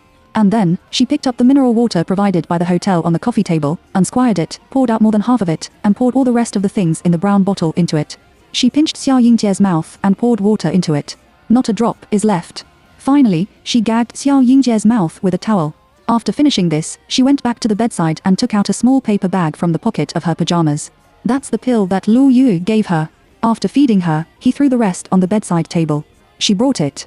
I don't know where he got it. It should be a calming medicine or something. She took a look in her hand and took out the room card she had just taken from Lu Yu. She gently touched her fingertips a few times, and she picked out one of them. 808. He actually wrapped a whole floor and asked her to take the room card by herself so generously. Unexpectedly, he didn't notice that she even brought his card. Is this God's will? Time goes by minute by minute. The man who was thrown in the corner gradually moved. Wen Xin glanced at him and ignored him, got up and left. She took the room card to room 808 and knocked on the door first. After knocking twice and waiting for a while, there was no response inside before she opened the door directly. There was no response at all in the room. Not here? Wen Xin frowned in Conti help. Has he noticed it? Her heart was pulled into a ball because of the feeling of grit. Just as she walked inside to see every corner clearly, the bathroom door suddenly opened with a click. Wen Xin was shocked and turned his face and panicked.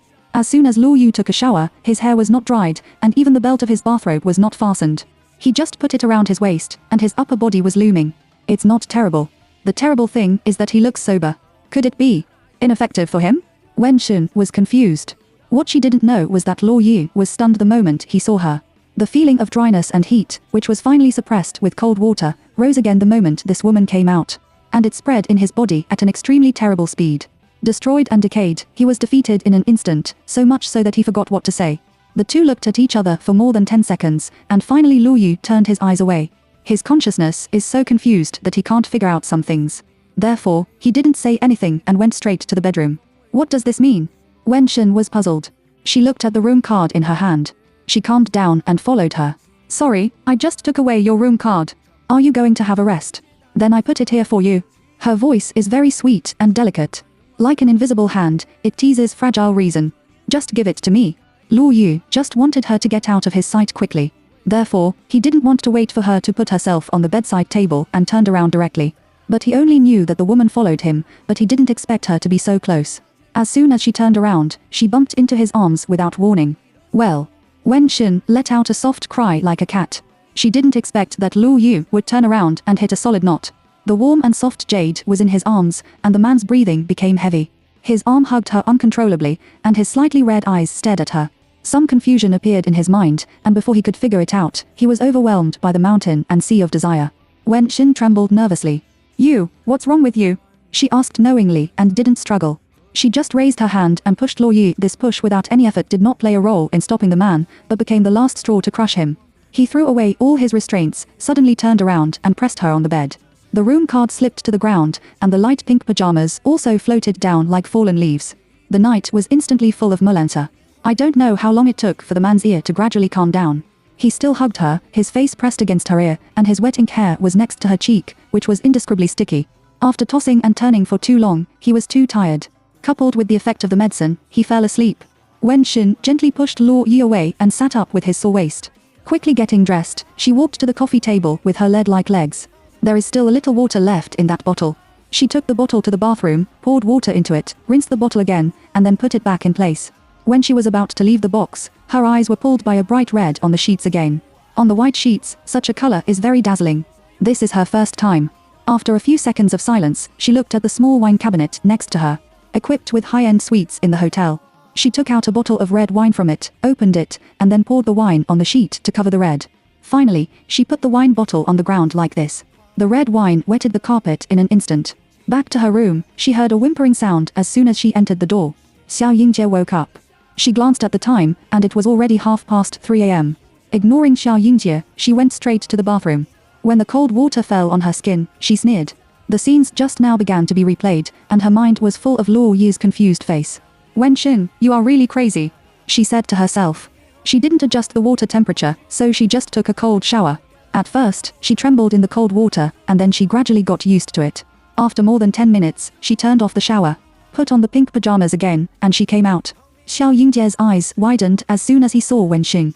Under the bright light, his eyes were as red as rabbits. It's very uncomfortable, isn't it? Wen Xin sat by the bed and asked slowly and logically. Xiao Yingjie huddled in the corner and struggled desperately, but unfortunately, he did not break the dead knot of Wenxin. Don't waste your efforts. Will you listen to me first? Wenxin asked. Xiao Yingjie stared at the woman less than 2 meters away from him, and there was a trace of fear in his heart in addition to the evil fire. At this moment, she still looks so gentle and beautiful, and her voice is so soft that people are defenseless.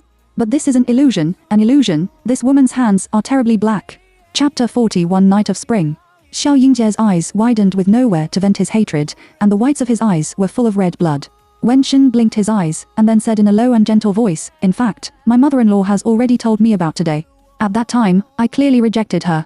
But she still did such a thing, and I'm also sorry." She lowered her eyes slightly and looked regretful. Who is she sorry for? A layer of cold sweat suddenly oozed from Xiao Yingjie's back. Suddenly, the woman in front of her raised her eyes again. At this point, I don't want to say anything else. Well, you can take it as tonight and tell my mother-in-law, Miss Xia, when you go back, okay? She shone her big watery eyes at him.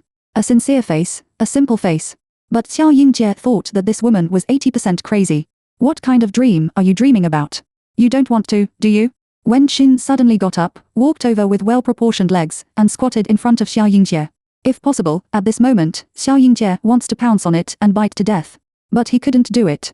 He leaned forward slightly and was pushed back by the woman's weak hand and fell to the wall again. Wenxin withdrew his hand, and the corners of his pink lips raised a harmless arc again. I know you don't want to. So I made some preparations in advance. When she said this, the woman's tone was a little excited. Xiao Yingjie's blood-red one was round again. You can already feel it, right? Isn't it particularly uncomfortable? Wenxin smiled and lowered his eyebrows and raised his right hand to look at his shiny nails. I poured all the rest of the things you gave me. Although I don't know much about these things, I have consulted someone who knows. He said that if this dose cannot be relieved in time or dragged on with the drug, that function will be completely invalidated. Xiao Yingjie instantly turned into a furious stone sculpture. He can feel the torment of his body, but he doesn't know the consequences. Oh, Wenxin smiled, and his clear eyes flashed a trace of light and shadow. You are afraid, aren't you? It's right to be afraid. You should know that since I have worked so hard, I definitely don't just want to punish you. What I want is that you shut up forever from today. No matter what happens in the future, in front of Miss Xia, you have to be sure that you and I were really together last night, understand? Xiao Yingjie's stone sculpture had not yet reacted, and his blood-stained eyes did not turn, but just stared at Wenxin. Looking at Xiao Yingjie like this, Wenxin sighed slightly. Well, it seems that I overestimated your IQ. Then I'll make it clearer. She paused for a moment, leaned forward slightly, stared at the statue that couldn't wait to eat her and said, You will never have your own children in your life. But only you know about this matter. If you are willing to cooperate with me, as long as I stay in the Lu family for a day, you can get benefits from the Lu family. If you drag me down, you will always be a waste in your life. If there is no use value, your dear aunt, Miss Xia, will not come to you even if she changes her daughter-in-law. Do you understand? Xiao Yingjie's mind was stormy, and the fiery effect of the medicine could not cover the dead grey on his face. Of course he understands. Not only did he understand, but he also recognized one thing. This woman is crazy, he is so stupid that he always thought it was a delicate little white flower. The flame in his body was still burning desperately, and anger was like an excellent flame retardant poured on the flame. Xiao Yingjie felt that his whole body was about to explode. All right. I'm done with what I should say. Think about it carefully. Wenxin didn't look at Xiao Yingjie much. He got up and took a room card and dragged her small suitcase and left. She opened the next room, but she didn't feel sleepy when she went in. Tonight, she did something crazier than when she decided to marry into the Luo family. She didn't know what was waiting for her after the sun rose. Every time the second hand of the wall clock goes, her heart trembles. She stared at the time like this until Dongfang turned white before she got up. Dragging her stiff and numb legs to the bathroom, she calmed down to wash herself and even dress herself up a little. At 6:30, she knocked on the door of 808. Dong dong, dong dong. She was afraid that the people inside couldn't hear it, so she knocked very hard. In the room, Luo Yu sat up with his drowsy forehead. As soon as he opened his eyes, he saw the red mark on the bed. At first, he was shocked. When he saw the wine bottle rolling on the ground, he didn't know what the red was. But did he drink last night? Why doesn't he remember? He looked at the direction of the door and didn't respond. He just tried to think back to last night. After the woman left, he sat on the sofa for a while, replied a few messages, and felt a little hot. Then he went to take a cold shower and met her uninvited as soon as he came out. Then she followed him to the bedside. Then Luo Yu, knocked on her forehead, and her memory was a little confused. Suddenly, he remembered something and lifted the quilt and took a look. He doesn't have the habit of sleeping naked. Did you and her last night? Luo Yu frowned and looked at the door again. There is no sound over there. After sleeping with him, how dare she knock on the door early in the morning? Luo Yu felt more dizzy. After getting up and washing up, he changed into clean clothes and walked to the coffee table to get a bottle of mineral water.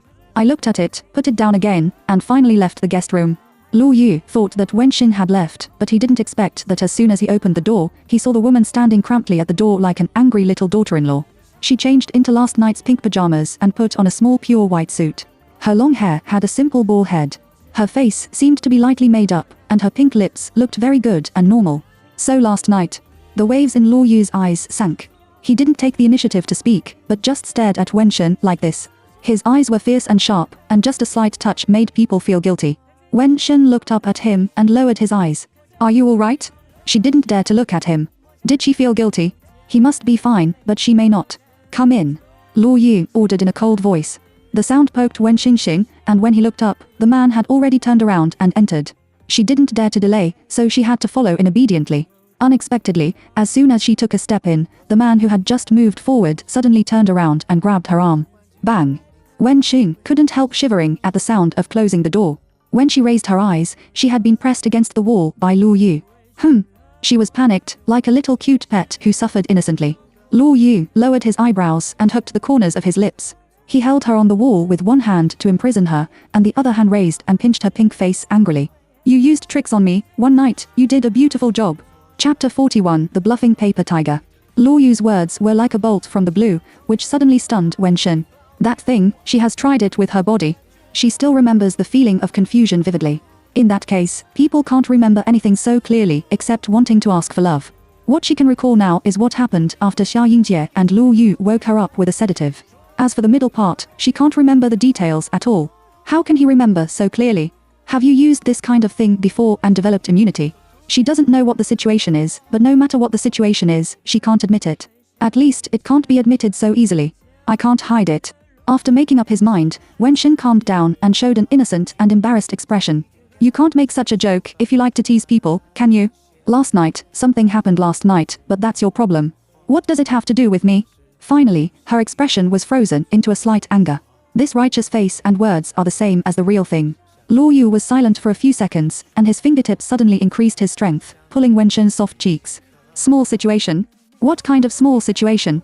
Wenxin can't help frowning because his face was pulled and hurt. You did it yourself. Don't you remember anything? I'm here to give you a room card. I was inexplicably bullied by you. If I hadn't run fast, I really couldn't tell. Bullying? For some reason, after hearing these two words, he wanted to bully her even more. Luo Yu lowered his eyes slightly, and the hand on the wall suddenly slipped and hugged Wenxin's waist. Before Wenxin could react, he suddenly bent down and picked her up. The body is hanging in the air, and Wenxin is like facing a great enemy. What are you doing? She was so scared that her face turned pale, and her drooping arms had no choice but to cover her heart. Luo Yu glared at the little white face and deliberately lowered his head, and the tip of his tall nose almost touched her face. Restore the crime scene and find the feeling. Wenxin was dumbfounded. Before she could resist, she had been thrown onto the big bed where the sheets had not been changed by Luo Yu. The man fell down like a mountain, covering a shadow on her head. Wenxin came to her senses and hurriedly stretched out her hands to push Luo Yu. Don't mess with me. If you do this again, I'll go back and tell Grandpa. Tell the old man. Luo Yu showed a sarcastic expression. So how do you explain what happened here? Tell me about Xia Yingjie. I was surprised why Xia Yingjie tried so hard to get you. He suddenly stopped, raised his hand and pulled away Wenxin's hand. His body suddenly pressed down, and his sharp eyes hung low above Wenxin's eyes. Is there any unspeakable secret? He recognized Xia Yingjie, but he didn't know that this matter was dominated by Xiao Meiyun, let alone that Xiao Meiyun's purpose was to have a child. Of course, he doesn't know Luo Jingye's secret. However, he was thoughtful, and even if he didn't know this, he still had doubts. Wenxin was very nervous, and his upper body was pressed by the man's chest, and he was even more embarrassed and out of breath. She turned her face away and avoided Luo Yu's gaze. You should ask Xia Yingjie about this question. How do I know which nerve is wrong with him? I said the same thing when I got to Grandpa. I didn't do anything wrong. What can I say? He is up and righteous, and he can't see the guilty. But what happened last night? Luo Wei frowned slightly and turned his face slightly to see the red on the sheets. Did I drink last night? Wenxin looked at the red. I didn't drink it. You asked me to bring it to you. As soon as I brought it to you, you spilled the wine on the bed. I was so scared that I ran out without packing up. In other words, he is the beast who wants to do something wrong. But how did he suddenly become interested in her? Luo Yu's brain, which was not completely awake, became heavier. He even regretted turning off the surveillance on this floor. Otherwise, you can at least find out when she left. In silence, Wenxin pushed him away. She stood by the bed and tied her clothes and hair. I'm very grateful that you came here this time. I think you are a very responsible person, but don't make this kind of joke in the future. I'm here to tell you that I'm fine here. I have some business to stay here for a few days. You can do it. He is a very responsible person. Looking at the tall hat, he is embarrassed to suspect that she is taking advantage of him. Wenxin walked towards the door. Luo Yu put his hands in his pockets and turned to look at Wenxin's back.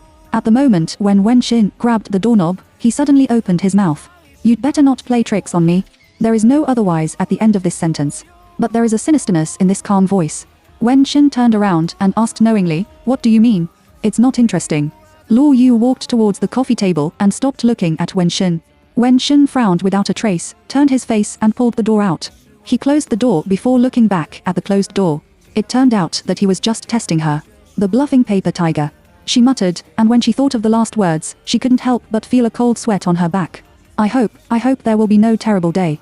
Before leaving the hotel, she went back to her original guest room. Xiao Yingjie had fainted. She untied him, and then dragged him to the bed with great strength. After changing a hotel and having breakfast, she called a car to Haicheng North District Industrial Park. After staying here for 2 hours, she returned to the city. At 11 o'clock in the afternoon, she appeared on the first floor of Longhao Building in Haicheng South Science and Technology Park. I asked at the front desk, because she sat in the waiting area without an appointment. After 11:30 o'clock, the employees in the building came out for dinner one after another. She observed these people from afar and did not come forward. At 11:40, several more people came out of the elevator. Looking at a man, Wenxin stood up. Mr. Jiang. She raised her arm from afar and greeted her with a bright smile.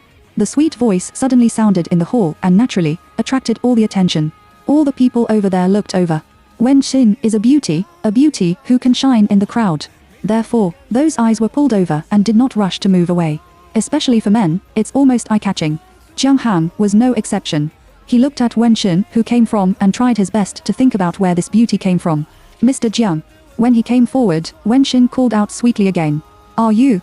Jiang Han looked at her from top to bottom and finally confirmed that he had never seen this woman. Chapter 42 Vase.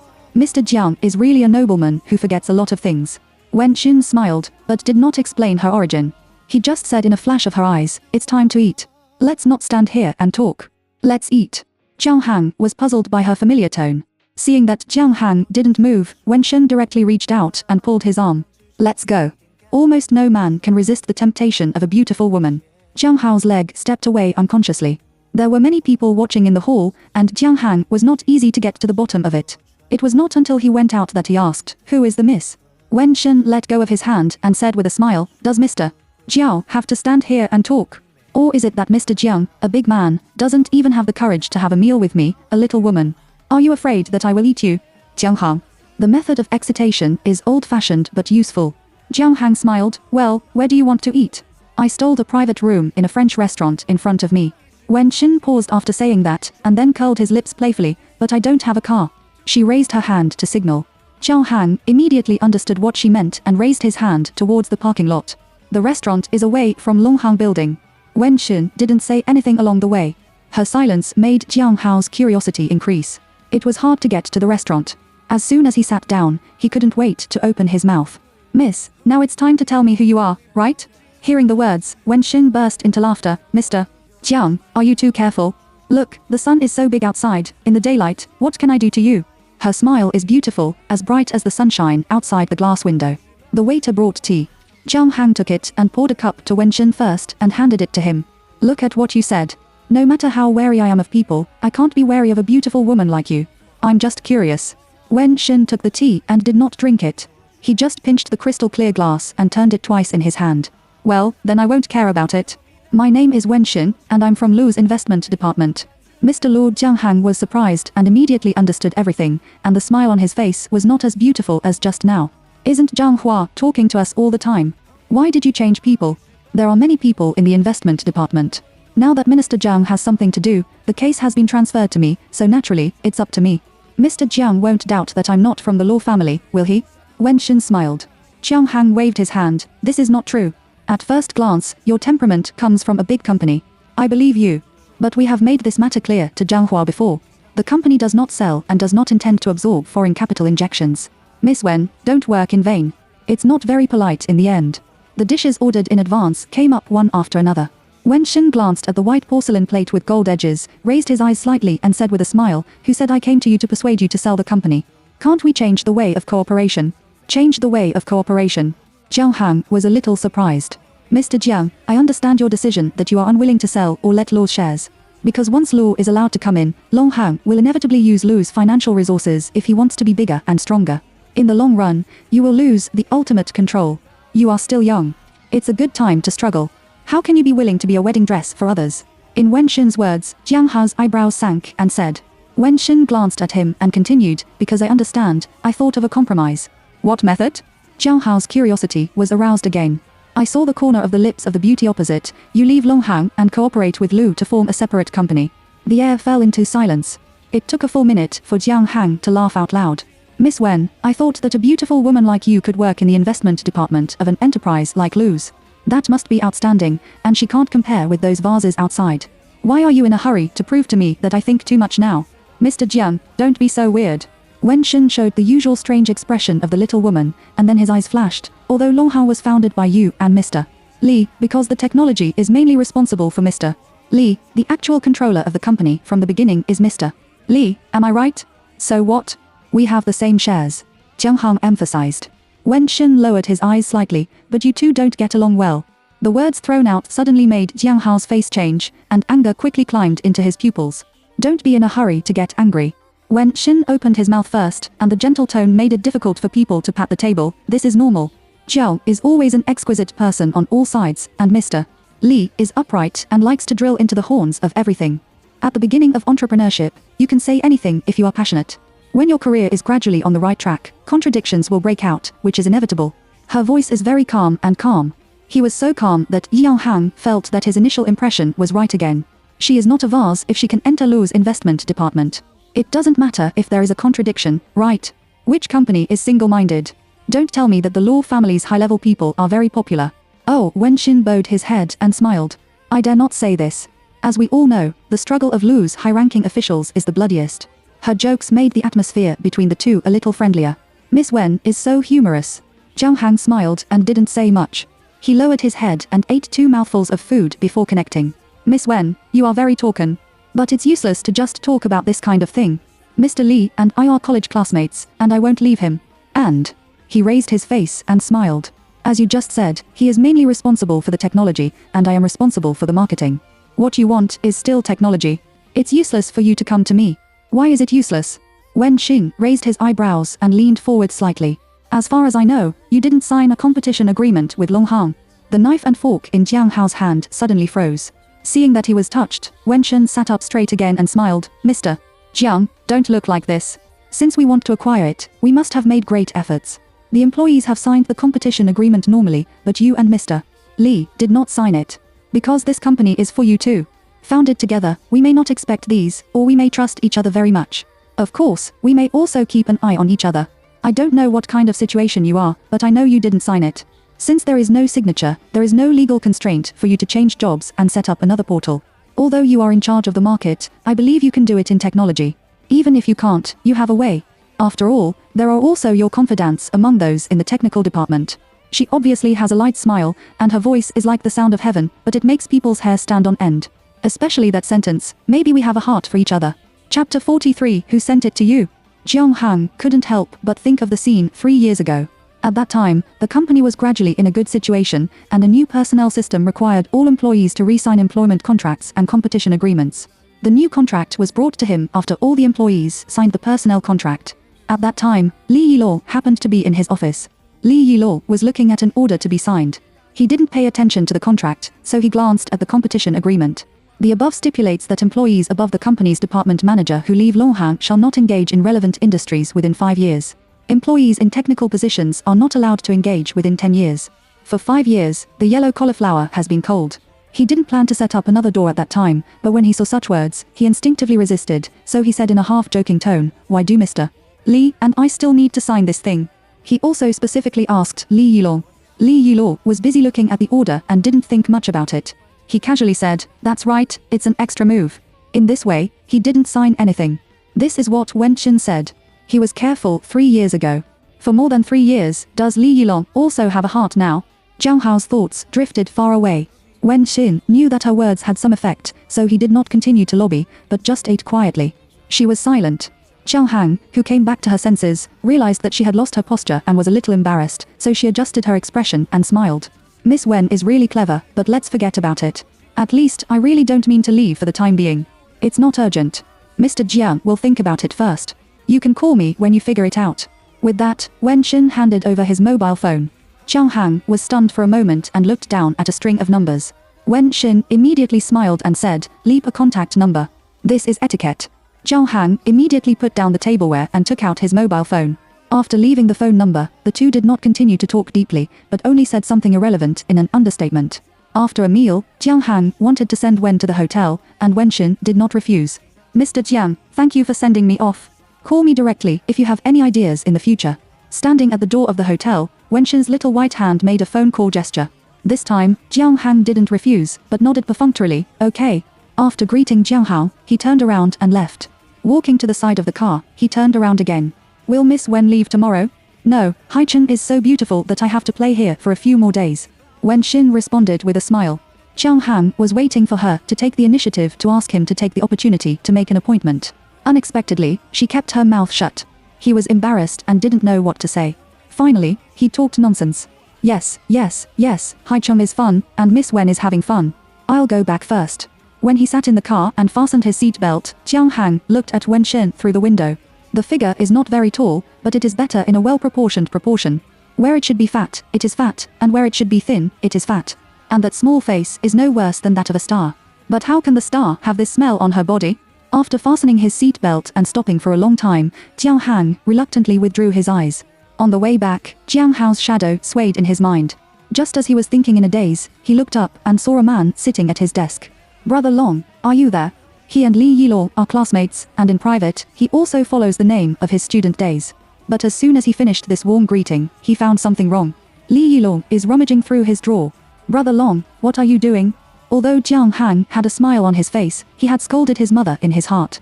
No matter what kind of friendship, as soon as you come in, no one will be happy to see others rummaging in your private territory. "What am I doing?" Li Yilong casually pushed into the drawer, and the wooden furniture made a muffled sound. "I'd like to ask you what you're doing." Li Yilong has a straight temper, with joy and anger on his face. Jiang Hang subconsciously looked at the wall clock on the wall. It's almost 3 o'clock. He thought that Li Yilong blamed him for not being in the company during working hours, so he smiled and said, "I didn't do anything, I just went to have dinner with a client." Doing business, this is simply a universal excuse. In the past, he used to tell Li Yilong that it was true or not. Li Yilong had never said anything. But today, this excuse is obviously not useful. "Customer? What kind of customer? Which companies?" In the second half of the question, Li Yilong's eyes came up with fire. Jiang Hang walked over, sat on the table as usual, and said with a smile, "What's wrong with you? Are you examining me?" "Brother Long, if there's anything, just say it directly. There's no need for us to make any more detours between us, right?" This is the difference between Jiang Hang and Li Yilong. The anger value is equal, but he can say it back with a smile, but Li Yilong can't. Li Yilong not only can't laugh, but he can't even restrain it. Bang! As soon as he raised his hand, he threw his mobile phone in front of Jiang Hang. "People from Lu's investment department, you two are very engaged in eating." Hearing the words, Jiang Hang was stunned for a moment. He picked up his mobile phone and took a look. The face that was still light just now was also gloomy. "It's boring for you to do this, right? Are you stalking me?" How did he know Wen Xin's identity? Li Yilong was very confused, but at this moment, anger overwhelmed everything. "I'm following you. I'm too lazy to follow you." Li Yilong patted the table and stood up. "Jiang Hang, we have agreed on this matter since the last time Lu's surnamed Jiang came. From now on, we will not talk about this matter with Lu, and our company will never sell it. If it goes public one day, and then goes public, anyway, no one wants to take the company away from us with money now." "What did you say at that time?" "You're right. You must not sell the hard-working company like this." "But what about now? What are you doing now? Did you come into contact with Lu's people in private behind my back?" Li Yilong was not good at hiding his emotions, and his face turned red when he was excited. Jiang Hang pinched the mobile phone, and his eyes fell on the photo of him having dinner with Wen Sun.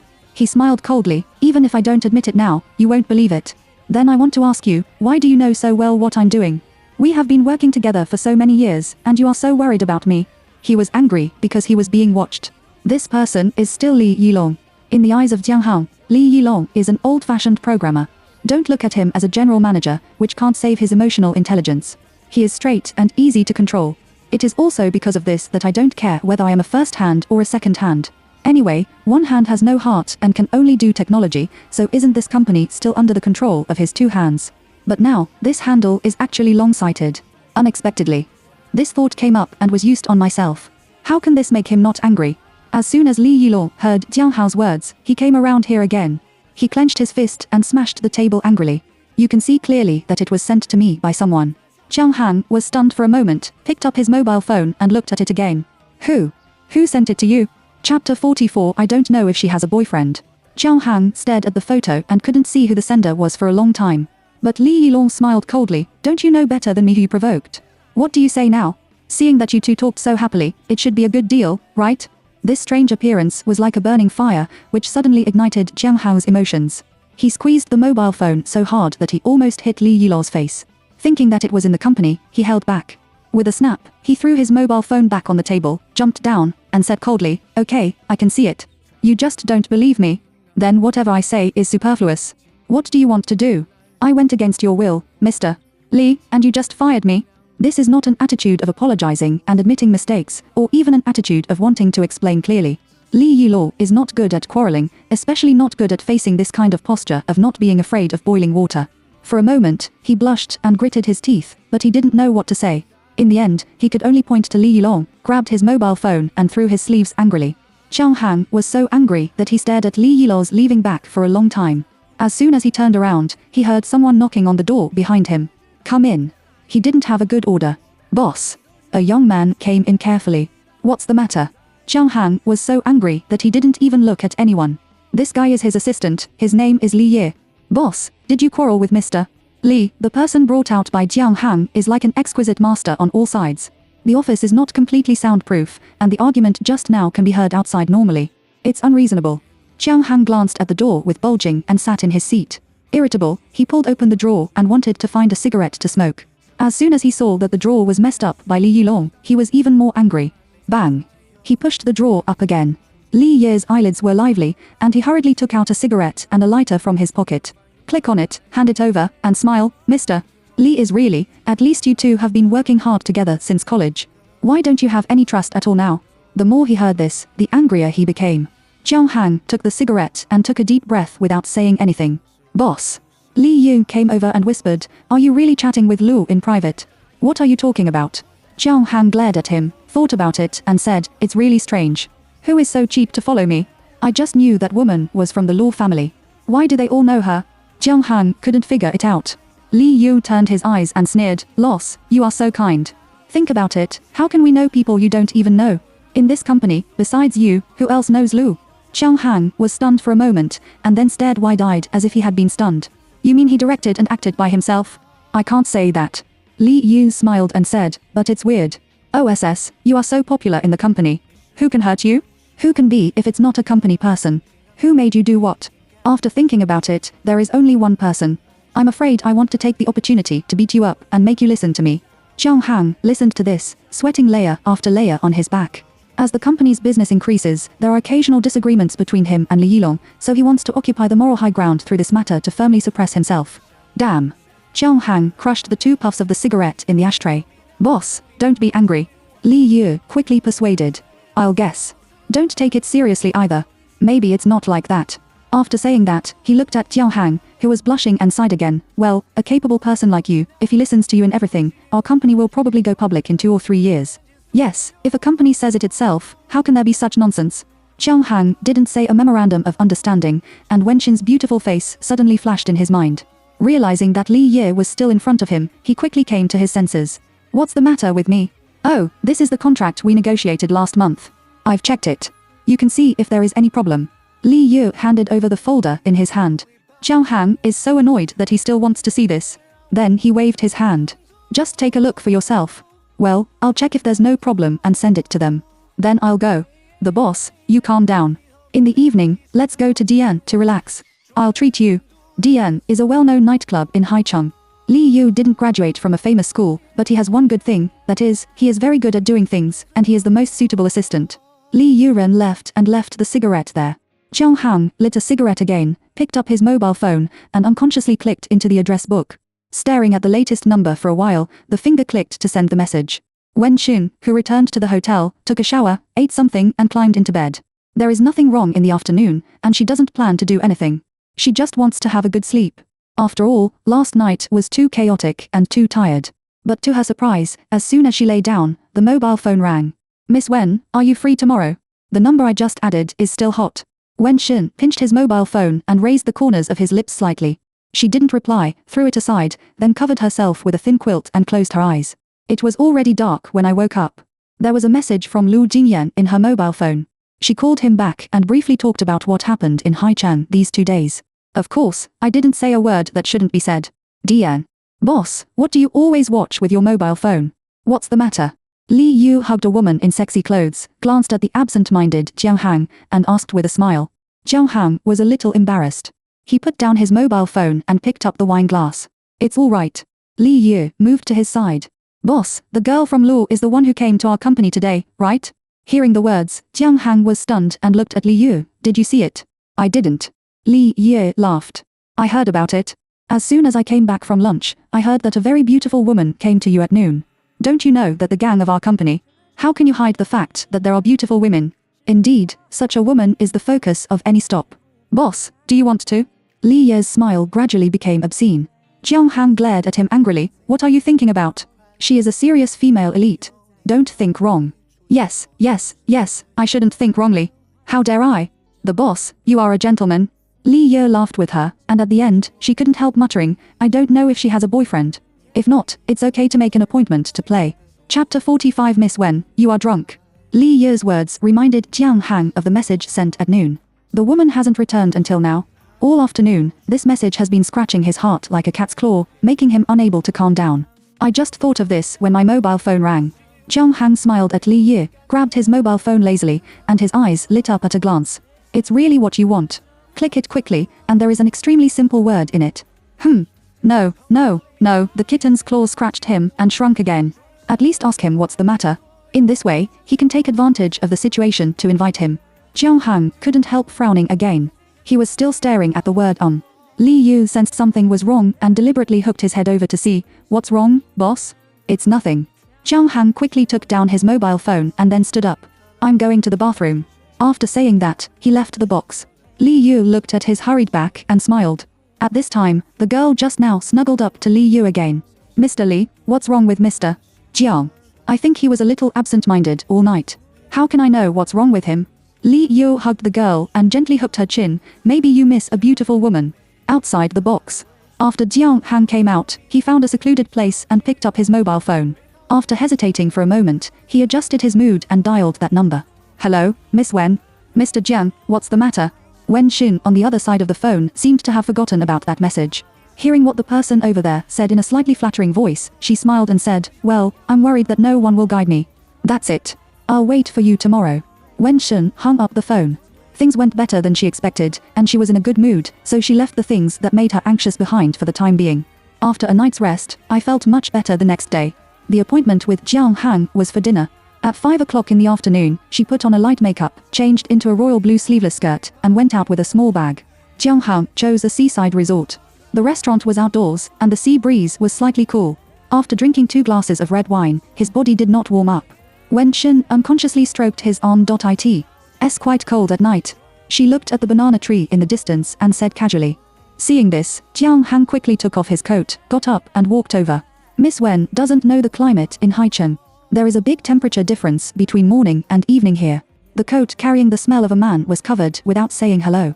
Wen Xin was stunned for a moment, turned his body slightly and reached out to catch the clothes. Thank you. She smiled slightly and did not refuse Jiang Hao's kindness, nor did she follow him. She just put the clothes on her lap. Jiang Han naturally understood what she meant when he saw that she avoided it gently. His face was also a little embarrassed, so he turned back to his seat.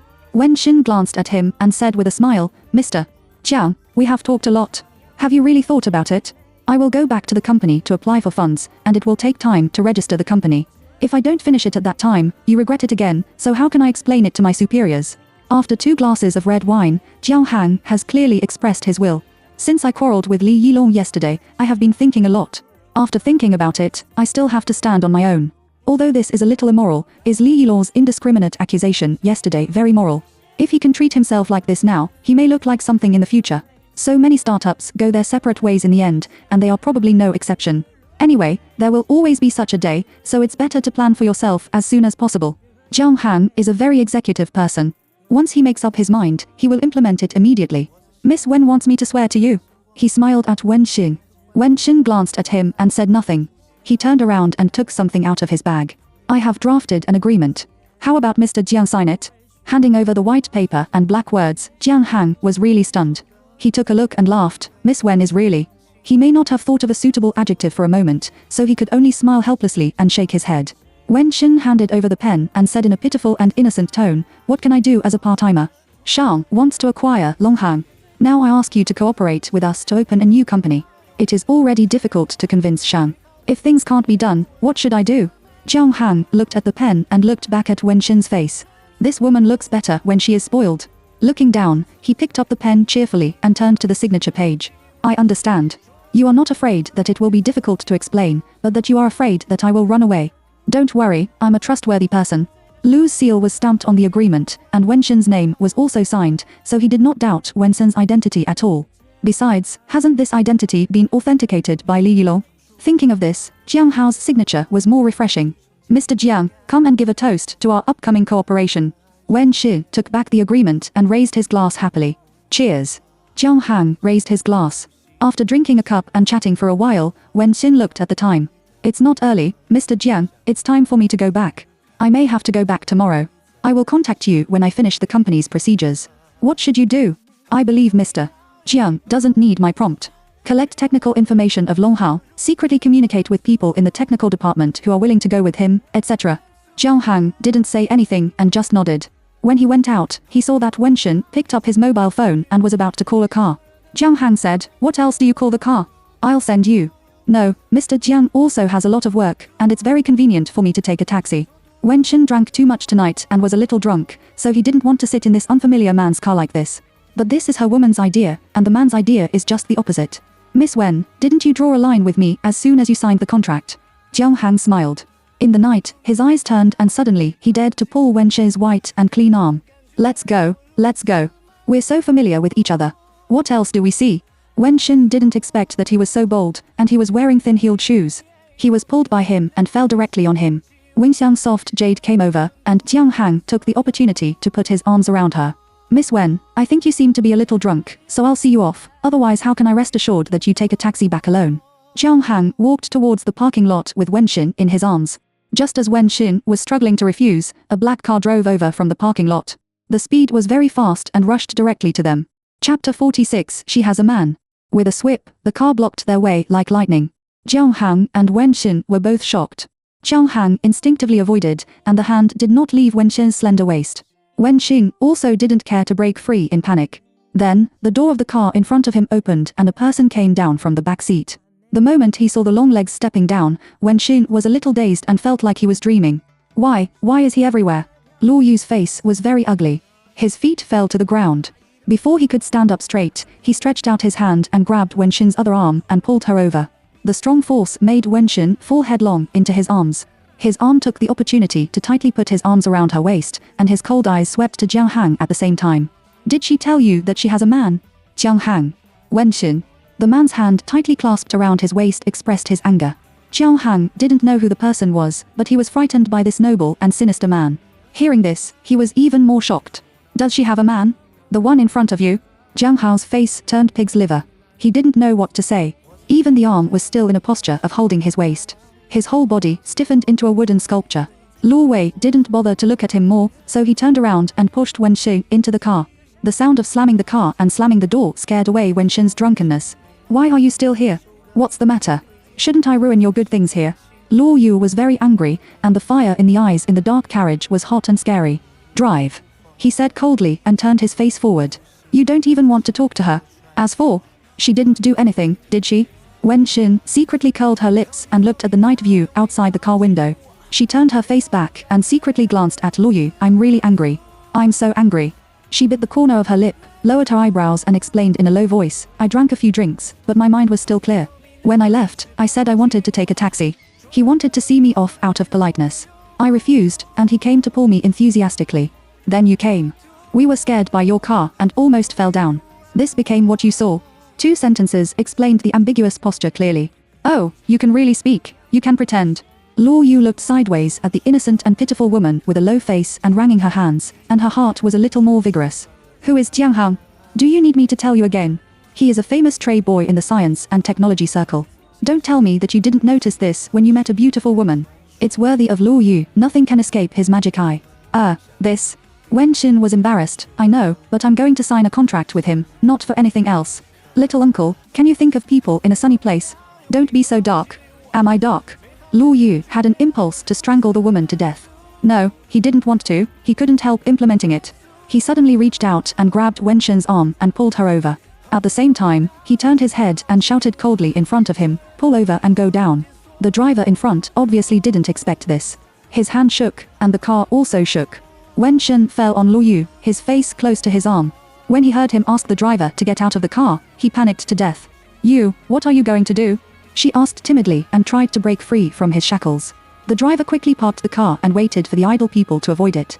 Then Luo Yu raised his hand and lifted the woman leaning on him and slipped away. Wen Xin, do you dare to swear that you didn't have any intention of seduction when you asked him out? Wen Xin. She really didn't expect that as an elder, he could speak so directly. I don't have it. What are you kidding? Wen Xin shook his wrist, which was hurt by him. Her struggle made the fire in Luo Yu's eyes brighter. He leaned slightly and pressed her against the car door. Am I kidding, or are you crazy? Find someone to take a photo and send it to Li Yilong. Li Ye, the confidant of Jiang Hang, asked him to provoke a separation. You did a beautiful job. How can he know everything? Wen Xin's eyes widened in surprise. Before she could speak, Luo Yu's other hand suddenly stroked her face. The fingertips are cool. Your face, this face with special makeup, is the last part of your whole plan, because it is difficult for a lustful man to refuse a contract handed over by a beautiful woman when his heart is already shaken. Miss Wen, am I right? Wen Xin didn't know what to say at all. She feels terrible. Has this man been staring at himself these 2 days? No, the bribe of Li Yu was not done here. She finished it when she was in Yincheng. Li Yu is just an assistant under Jiang Hang. He doesn't have much income. She only paid 200,000 yen to make a few calls and easily bribed him. This was done when she was in Yincheng. Can't he be staring at her at that time? If not, it means that he has been spying on her all the time in the past 2 days, not only spying on her, but also on Longhang. He also knew what happened to Longhang, and then combined with these, he got the correct conclusion. The most fatal thing is that he even guessed her last little idea of using her beauty. Is this a human? This is simply the devil. Cough. She coughed so hard that her throat was itchy, and she coughed dryly twice. After thinking about it, I raised the little white flag in my heart. She turned her face, avoided Luo Yu's cold fingers, and then lowered her eyebrows and bit her lip and said, I also want to get things done. And I also have a bottom line. I swear I just had 2 meals with him and didn't do anything out of the way. I was still careful and didn't let him see me off tonight. Keep an eye on it. Does it work? The face turned to him, as if he didn't want to look at him. Luo Yu was so annoyed that he reached out and pushed his head back. You think you are very smart, don't you? Do you know what a lustful ghost looks like? If I don't come today, if he pulls you into the car, and if you drink too much and your head doesn't wake up, what will happen in the end? Have you thought about it? Luo Yu didn't know when he had cultivated a good temper and said so much. Wen Xin met his eyes and said these words word by word in his mind, and suddenly there were strange ripples in his heart. After slurping her lips and being silent for a long time, she finally drooped her eyes. I was wrong. I'm really too self-righteous. To be honest, I regretted it a little when he pulled me. At that time, I was drunk, and I was a little dizzy, and I was also scared. She touched her conscience and said that she was very sincere at this moment. Unfortunately, the man in front of him couldn't see that he was moved at all. Chapter 47 Little Uncle, you are so kind to me. Are you wrong? Luo Yu glared at her coldly. You're right, I'm wrong. He was indeed wrong. His fault was that he shouldn't care about her and added a lot of leisure. He suddenly withdrew the arm that imprisoned her and sat back in his original position. The sense of oppression disappeared, and Wen Xin was relieved. She quickly sat up straight and glanced at Luo Yu again. He has called the driver back. Then, he sat there with a gloomy face and ignored her. So what's the situation? Will he still make trouble for her? Wen Xin, what's wrong with you? Why did you meet him as cowardly as you did when you saw a cat mouse? After self-criticism, she decided to ignore so much. Anyway, it's safer to be with him than with Jiang Hang. Let him go. After marsiding, she turned her face out of the window. The car drove at a steady speed, and soon the alcohol came up. She began to feel dizzy and sleepy. At the intersection of the main road, the driver turned around and asked, "Sir, are you going to the hotel where the young lady lives or back to another hospital now?" Luo Yu looked sideways at Wenxin. "They all sleep like dead pigs. I didn't know how to take her away, so I was so unprepared." Another courtyard. The car stopped in a villa area after nearly 40 minutes of driving. "Get out of the car!" Luo Yu shouted to the side and pushed the door to get out of the car by himself. No, he stood here and there was no movement at all. He stretched out his head and looked inside, frowning. "Go around this way and open the door," and the people inside rolled down like a ball. "I didn't even wake up." He reached out to catch her, picked her up, and placed her between his arms. At this time, the woman suddenly made a cat-like meowing sound. After picking her eyelids, she actually reached out and hugged his neck. She grinned at him. Luo Yu, who was laughing, flashed his mind, and the driver, who was about to come over to help him, was stunned in place. Then she closed her eyes again, but her mouth didn't stop. She leaned her head on his heart and muttered, "Although you look fierce, you show up every time I'm in trouble. You are so kind to me. Luo Yu. Like my father. The whole world is still." Cough. The driver's failure to hold back his laughter can only be covered up by coughing. Luo Yu's face turned pale and he tried his best to restrain the impulse to throw the woman to the ground and glanced at the driver. "Come here." The driver held back his smile and walked over. Luo Yu raised his hand, "Take her to the guest room." The driver was stunned for a moment and still didn't dare to raise his hand to hold Wenxin. It was not until he received Luo Yu's cannibalistic eyes that he timidly stretched out his hands and muttered at the same time, "Boss, this is not appropriate. She is a young lady. Am I suitable? She doesn't deserve it." Luo Wei turned around and walked up the steps. He also thought that alcohol actually made the woman have a conscience. "I didn't expect this to think of her father. Is he that old?" Alcohol helps sleep. Wenxin slept very soundly that night. When she woke up and looked around, she remembered what happened last night in a trance. After washing and changing her clothes, she came downstairs. Luo Yu got up and sat on the sofa in the living room to watch the news. People like them have real estate all over the world, and Wenxin is not surprised, so he didn't ask much, but just said hello, "Good morning, little uncle. All right? What a fart. I didn't sleep well all night." Luo Yu was too lazy to pay attention to her. He picked up the remote control irritably and pressed the change button hard. Wenxin thought that he was still angry with yesterday and didn't dare to say anything more, so he looked out. "Uncle, I'm going back today. Thank you for picking me up yesterday." "Well, I'm leaving." Seeing that Luo Yu still ignored her, she turned around. Unexpectedly, when I came to the door, the ice sculpture behind me actually made a sound. "Stop." Wenxin quickly closed his legs. What does the little uncle say? She is still the well-behaved appearance he is familiar with. But it was such a good woman that the two founders of Longhang, who were provoked by her 2 days in Haicheng, went their separate ways and successfully obtained a cooperation agreement. In terms of dress, she admits the second place, and no one dares to recognize the first place. "Go and cook for me." Luo Yu didn't return the cold order. "Cooking?" Wenxin thought he had misheard. She looked around and found that the kitchen and dining room were clean and not human at all. This kind of temporary villa will definitely not be equipped with food. Shouldn't he go out or order takeaway if he wants to eat? He is sitting here and waiting for her to make breakfast, right? Wenxin's head is a little big.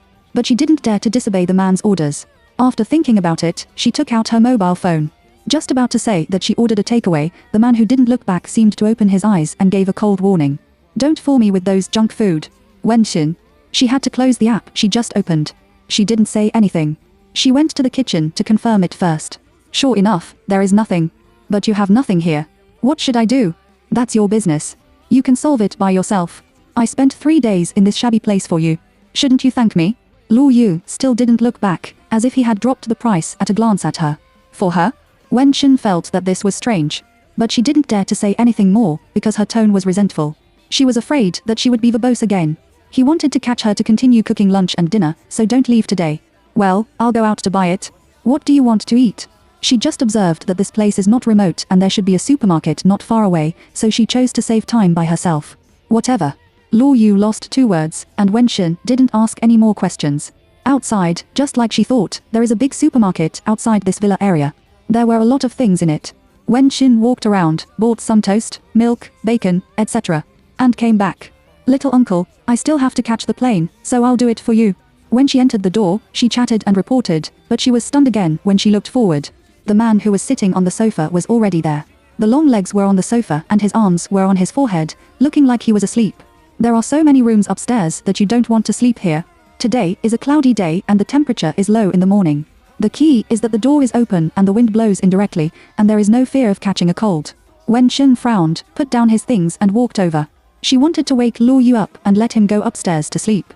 She hesitated for a moment and felt that it was inhumane to forcefully wake up a person who was sleeping soundly, so she gave up again. She just picked up his coat, which was casually put on the other end of the sofa, and quietly covered his clothes on him. Suddenly, the hand on her forehead suddenly grabbed her. Not waiting for her to react, the hand suddenly turned out and threw her on the sofa. Chapter 48. I suspect that someone is plotting against me. The man who was still sleeping a second ago suddenly sat up, and panic flashed away in his scarlet eyes. Wen Shen fell on the sofa, with his long legs behind him, and his head was bumping on the back of the sofa. Fortunately, the sofa is made of leather, otherwise, this knock can only send her away directly. Little uncle, it's me. Wen Shen broke away from Luo Wei's hand and stood up with his head, with no complaints in his tone. Luo Yu adjusted her slightly messy breath and took a look at the clothes on her body to understand her intention. Are you back? Let's go to cook, he said. There are no human feelings. Is such a person really a human being? Wen Shen looked at Luo Wei and found that his eyes were red and his eyelids were slightly blue. He really didn't have a good rest.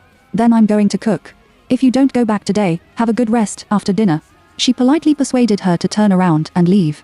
Luo Yu leaned on the sofa, holding his heavy forehead and looking at Wen Shen's back. She probably twisted her waist just now, and now she is rubbing her little waist while walking. Wen Shen quickly disposed of the ingredients in the kitchen. First, wash and slice the tomatoes, fry the eggs and bacon, and finally bake the toast and heat the milk. Fortunately, the man was not picky about the simple breakfast. He sat down and took 2 mouthfuls of milk first, and then picked up the sandwich. Wen Shen sat opposite Luo Yu. Originally, she didn't plan to have breakfast, but since she did, she would take a bite with her. Uncle, I booked a ticket for noon online. When will you go back? Whatever. These 2 words again. It's like a ruthless repeater. Wen Shen curled his lips secretly. He looked very bad, because he was just woken up by her, so he was very upset. Wen Shen guessed while nibbling on the sandwich. After hesitating for a moment, she couldn't help it and asked a question tentatively. Little uncle, do you have any favorite dolls? Luo Yu. What kind of doll does a big man like? What are you doing? This noble mouth is finally willing to say one more word. I said don't mind. I think you sleep very unsteadily. Although I haven't studied psychology, I have had similar experiences. This woman keeps nagging as soon as the box is opened. Luo Yu lowered his eyes and picked up the milk. I think you must be wary of others and get used to it, so you react so much. This is a manifestation of inner uneasiness. You can put your favorite doll on the bedside and put a knife in her hand, and she can protect you. Pooh. A mouthful of milk was sprayed on the table. Luo Yu picked up the napkin and wiped the corners of his lips, and then looked at Wen Shen with caring eyes. Wen Shen didn't expect his reaction to be so big that he was stunned for a moment. Then he quickly grabbed the napkin and stood up and leaned over to wipe the milk on the table. Sorry, little uncle, I'm just kidding. Because that's what I did in the orphanage when I was a child. It's no secret from the Luo family that she was in the orphanage when she was a child. Everyone in the Luo family knows that she comes from a humble background. In fact, Wen Shen didn't know how she said these things. She simply saw Luo Yugao's reaction and thought of it, and then chatted casually. Orphanage, dolls, knives. It seems that her childhood is not much better than his. Luo Yu put down the napkin and picked up the sandwich again. Which orphanage did you go to when you were a child? Shengda is gone now. A few years ago, it merged with several other institutions to form the Yinchen Welfare Home. Wen Shen didn't hide it. She stuttered the sandwich, and some of the past gradually appeared in her mind. She smiled before Luo Yu could say anything else. It's all in the past. Stop talking. I have to eat quickly, and I have to go to the hotel to get my luggage. Wen Shen lowered his head and gnawed it in a big mouthful. After a while, she finished eating the sandwich. I'm leaving. She got up, and Luo Yu also wiped her hands and stood up. I'll send you. Wen Shen was stunned for a moment and wanted to say no, but Luo Yu had already raised his legs and left. Don't give her a chance to say no at all. Anyway, if someone sends it to me, why not do it? Wen Shen didn't say anything more and quickly followed. It was said that it was Luo Yu's delivery, but in fact, it was still the driver who was driving. Wen Shen was dumbfounded when he saw Luo Yu sitting in the back seat with her. She couldn't figure out the meaning of such a delivery. In the end, she could only tell herself that this person was too idle and had to find something to do. They didn't talk much on the way back. Luo Yu cherished his words like gold. Although Wen Shen was occasionally talkate, he was embarrassed to catch him and kept silent. When he arrived at the hotel, Luo Yu did not get out of the car. Wen Shen bent down and waved to Luo Yu after getting out of the car. Then I'll leave in the afternoon. See you when the little uncle comes back. Luo Yu didn't say anything. He just looked at the little white hand and turned his face to order the driver to leave. Looking at the car that went away, Wen Shen curled his lips. It's really rude. However, it's a good thing that he doesn't go back with him, lest people see it and spread to Lu Jingyan's ears and cause trouble again. She breathed a sigh of relief and turned into the hotel. In the car, Luo Yu looked at the driver, Yingfeng. Go back and check one thing. Boss, you say? The driver turned around and asked. Luo Yu looked at the gloomy sky in the distance through the car window. The Shunda orphanage in those years. Orphanage? Yingfeng looked suspicious. Which direction to check? Direction? Luo Yu was silent for a while, and then said to himself, just check what happened to her there. Wenxin. There was no specific direction, but he suddenly became curious about her past. Young lady? Yang Chen looked at Luo Wei, turned his face back and didn't dare to ask more questions. Yes, I got it. Luo Yu arrived in Yincheng by the plane at night. Instead of going home directly, he went to Yincheng Hospital. He called Ji Yanli before he came, so Ji Yanli was still in the hospital after 8 p.m. Luo Shao, you mean to inspect this bottle? Ji Yanli looked at the mineral water bottle in the plastic bag and was puzzled. This bottle looks ordinary. It's just an ordinary mineral water bottle. What's there to check? Right. Check carefully. Luo Yu's expression was serious. Ji Yanli pinched the bag and looked back and forth. Luo Shao, can you give me a bottom line? Generally, this kind of thing needs to be tested. In most cases, it is poisoned. Is everything wrong with you? If you take other people's annual salary, you must be responsible. Poisoning is not so much. Luo Yu casually pulled away the stool beside him, sat down, raised his legs, and looked at Ji Yanli with a smile. I just suspect that someone is plotting against me and wants to have a one-night stand with me. Ji Yanli. Chapter 49. I miss her too much. In the laboratory, Ji Yanli did it himself. In order to catch the woman who coveted the beauty of his golden father, he did not dare to blink his eyes throughout the whole process. For fear of omissions, he even tested each item twice. An hour later, he handed over the report to Luo Yu. Luo Shao, this bottle has not detected any ingredients that should not contain. It is very clean, with only some mineral residues and nothing else. Nothing else? Luo Wei frowned slightly, pinching the bottle in one hand and the report in the other hand, showing an unbelieving look. What do you mean? Is he quite disappointed? Ji Yanli analyzed the expression of the landing duck, and finally came to such a conclusion that he thought was outrageous and true. In the end, he couldn't help gossiping. Luo Shao, which bold girl is she? Bold? Luo Yu restrained his emotions, put down the things in his hand, and raised his eyebrows lazily. Yes, she is a bold woman. Someone's timid and weak appearance appeared in his mind. He paused for a few seconds, and then said, so, under what circumstances will people have consciousness chaos? Ji Yanli was stunned for a moment and asked carefully, do you mean that your consciousness is confused and you can't remember? It's about the same. Luo Yu said. This. Ji Yanli thought for a long time. There are many situations here, such as the common drunken, such as the medicine you mentioned before. And he suddenly stopped. Luo Yu stared at him, and Ji Yanli looked embarrassed. In addition, this person himself has a mental problem. Luo Shao's face is black. There is no problem with my spirit. Luo Yu glanced at the bottle on the table irritably. Sorry, Luo Shao, I'm not saying that you have a mental problem. I mean that this is usually the case, which is what doctors often call delusional. Moreover, this symptom is not only for mental patients, but also some normal people. If they are very obsessed with something, there may be some memory deviations, just like what we often say is thinking about day and night. He will complete his inner thoughts in an illusory world. If there are more such thoughts, the memory will be wrong and the illusory will be remembered as reality. Ji Yanli explained, but instead of understanding, the person on the other side showed a more incredible expression. You mean, I think she is too much? Speaking of which, it's he who coets her too much? Ji Yanli didn't want to laugh, but when he saw Luo Yu's unbelievable look, he couldn't help laughing. It's normal for men to think about it occasionally. Luo Yu. I can't communicate. Outrageous. Luo Yu got up and left angrily. Ji Yan sent Luo Yu to the door. Looking at the angry back, he couldn't help laughing, but after laughing for a while, he suddenly remembered something. The night before yesterday, Wenxin asked him about a question. Can an overdose of that drug be a man? Hiss. The time is so coincidental. Think about it carefully. I'm afraid of my uncle and nephew. Use it. Counter kill. Ji Yanli was so cold that he couldn't laugh. When Shin handed over the contract signed with Jianheng to Zhang Hua as soon as he arrived at the company the next day after returning to Yuncheng, Zhang Hua looked at the signature of Long Fei Fengwo on the contract, and his eyes widened and was silent for a while before shaking his head and sighing. Did you really do it? How to convince him? Before, you told me that we should change our thinking and simply reinvest in a new company.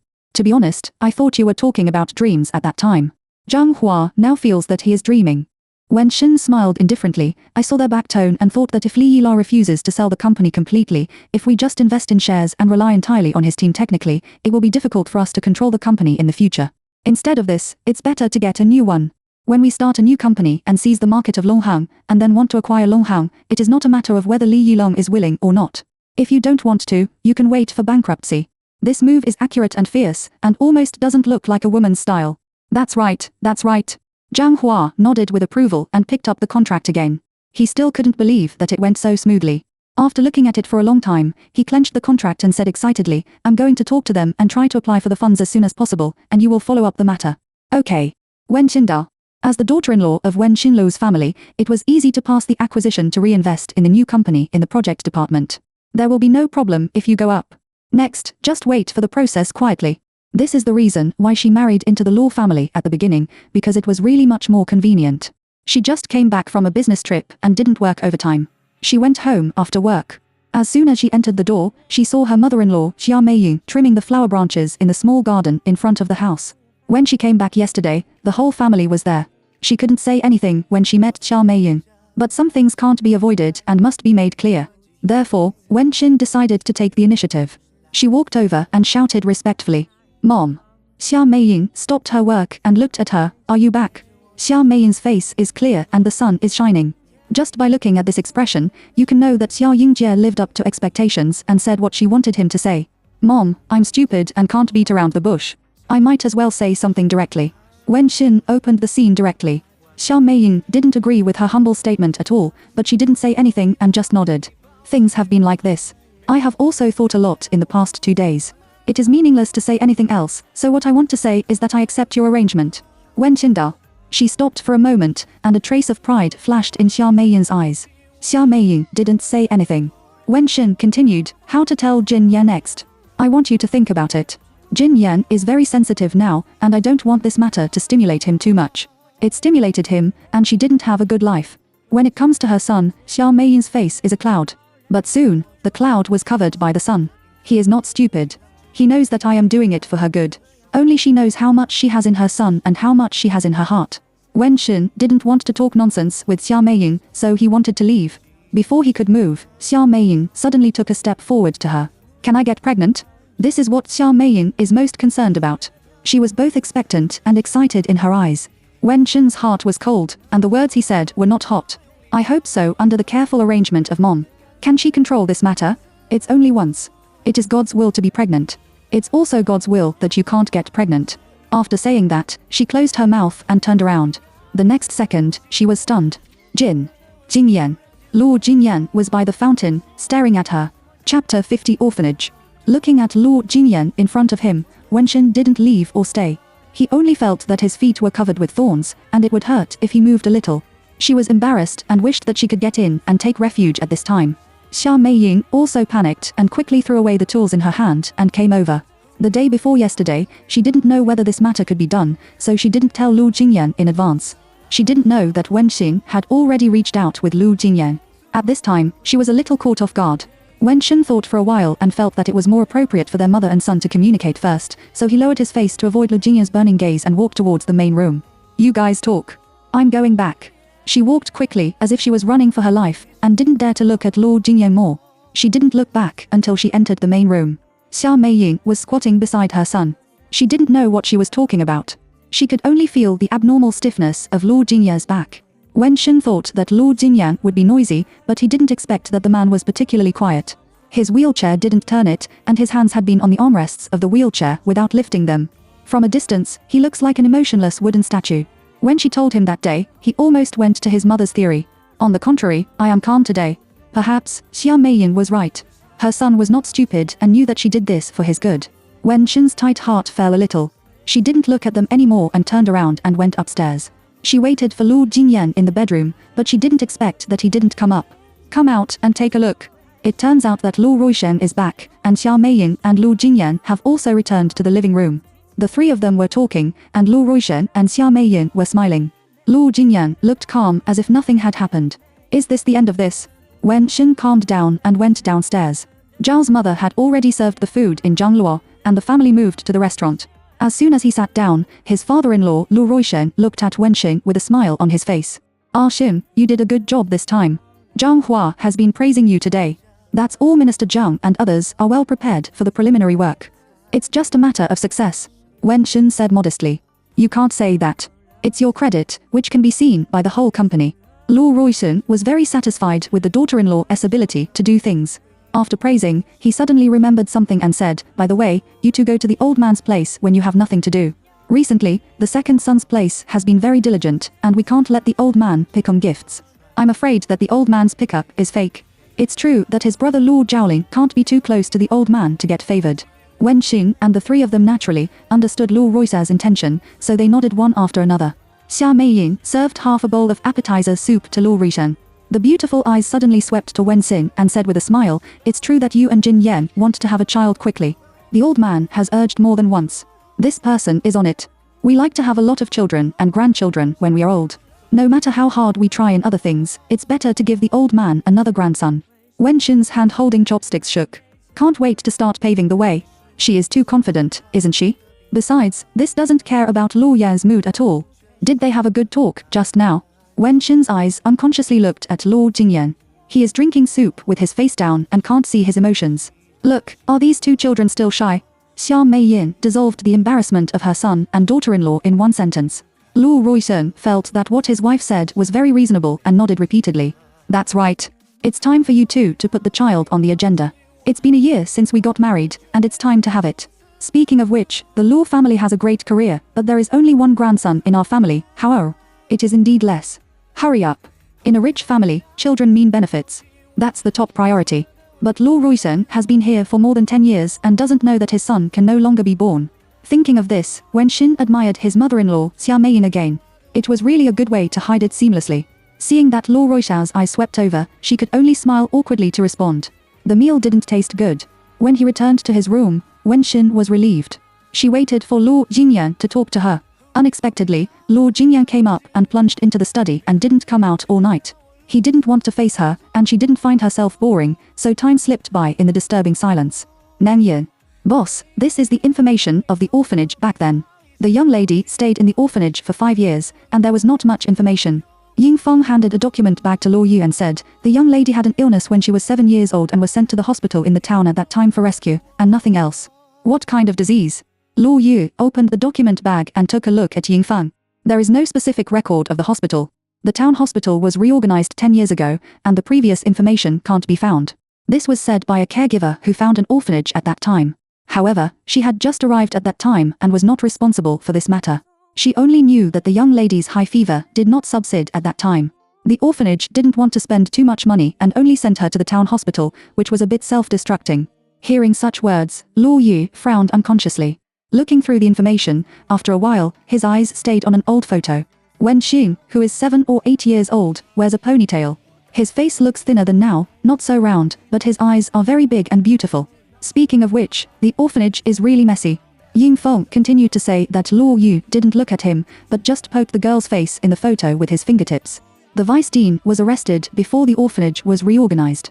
He has been sentenced for many years, but he hasn't come out yet. Caught. What crime? As Luo Yu asked, his eyes had already fallen on the column of guilt. Seeing those two words, the man's dark eyes shook fiercely. He looked up at Ying Feng, and his eyes were full of disbelieving. The information is at the back. Ying Feng quickly said, it should have nothing to do with the young lady. When the beast was caught, the young lady had already been adopted. Luo Yu frowned tightly, and his fingertips quickly turned back. That's a man who looks loyal and honest. He has an ordinary appearance that won't attract any attention on the street. Who would have thought that such a person is a devil? The younger one is a few years old, and the older one is only 12 or 3 years old. What a beast. Ying Feng couldn't help cursing. Luo Yu turned to the front page and glanced at the time when Wen Xin was adopted, and did not say anything. Whether it doesn't matter or not, the life in this orphanage is really hard. Luo Yu's fingertips stayed on the little girl's thin face and fell into meditation.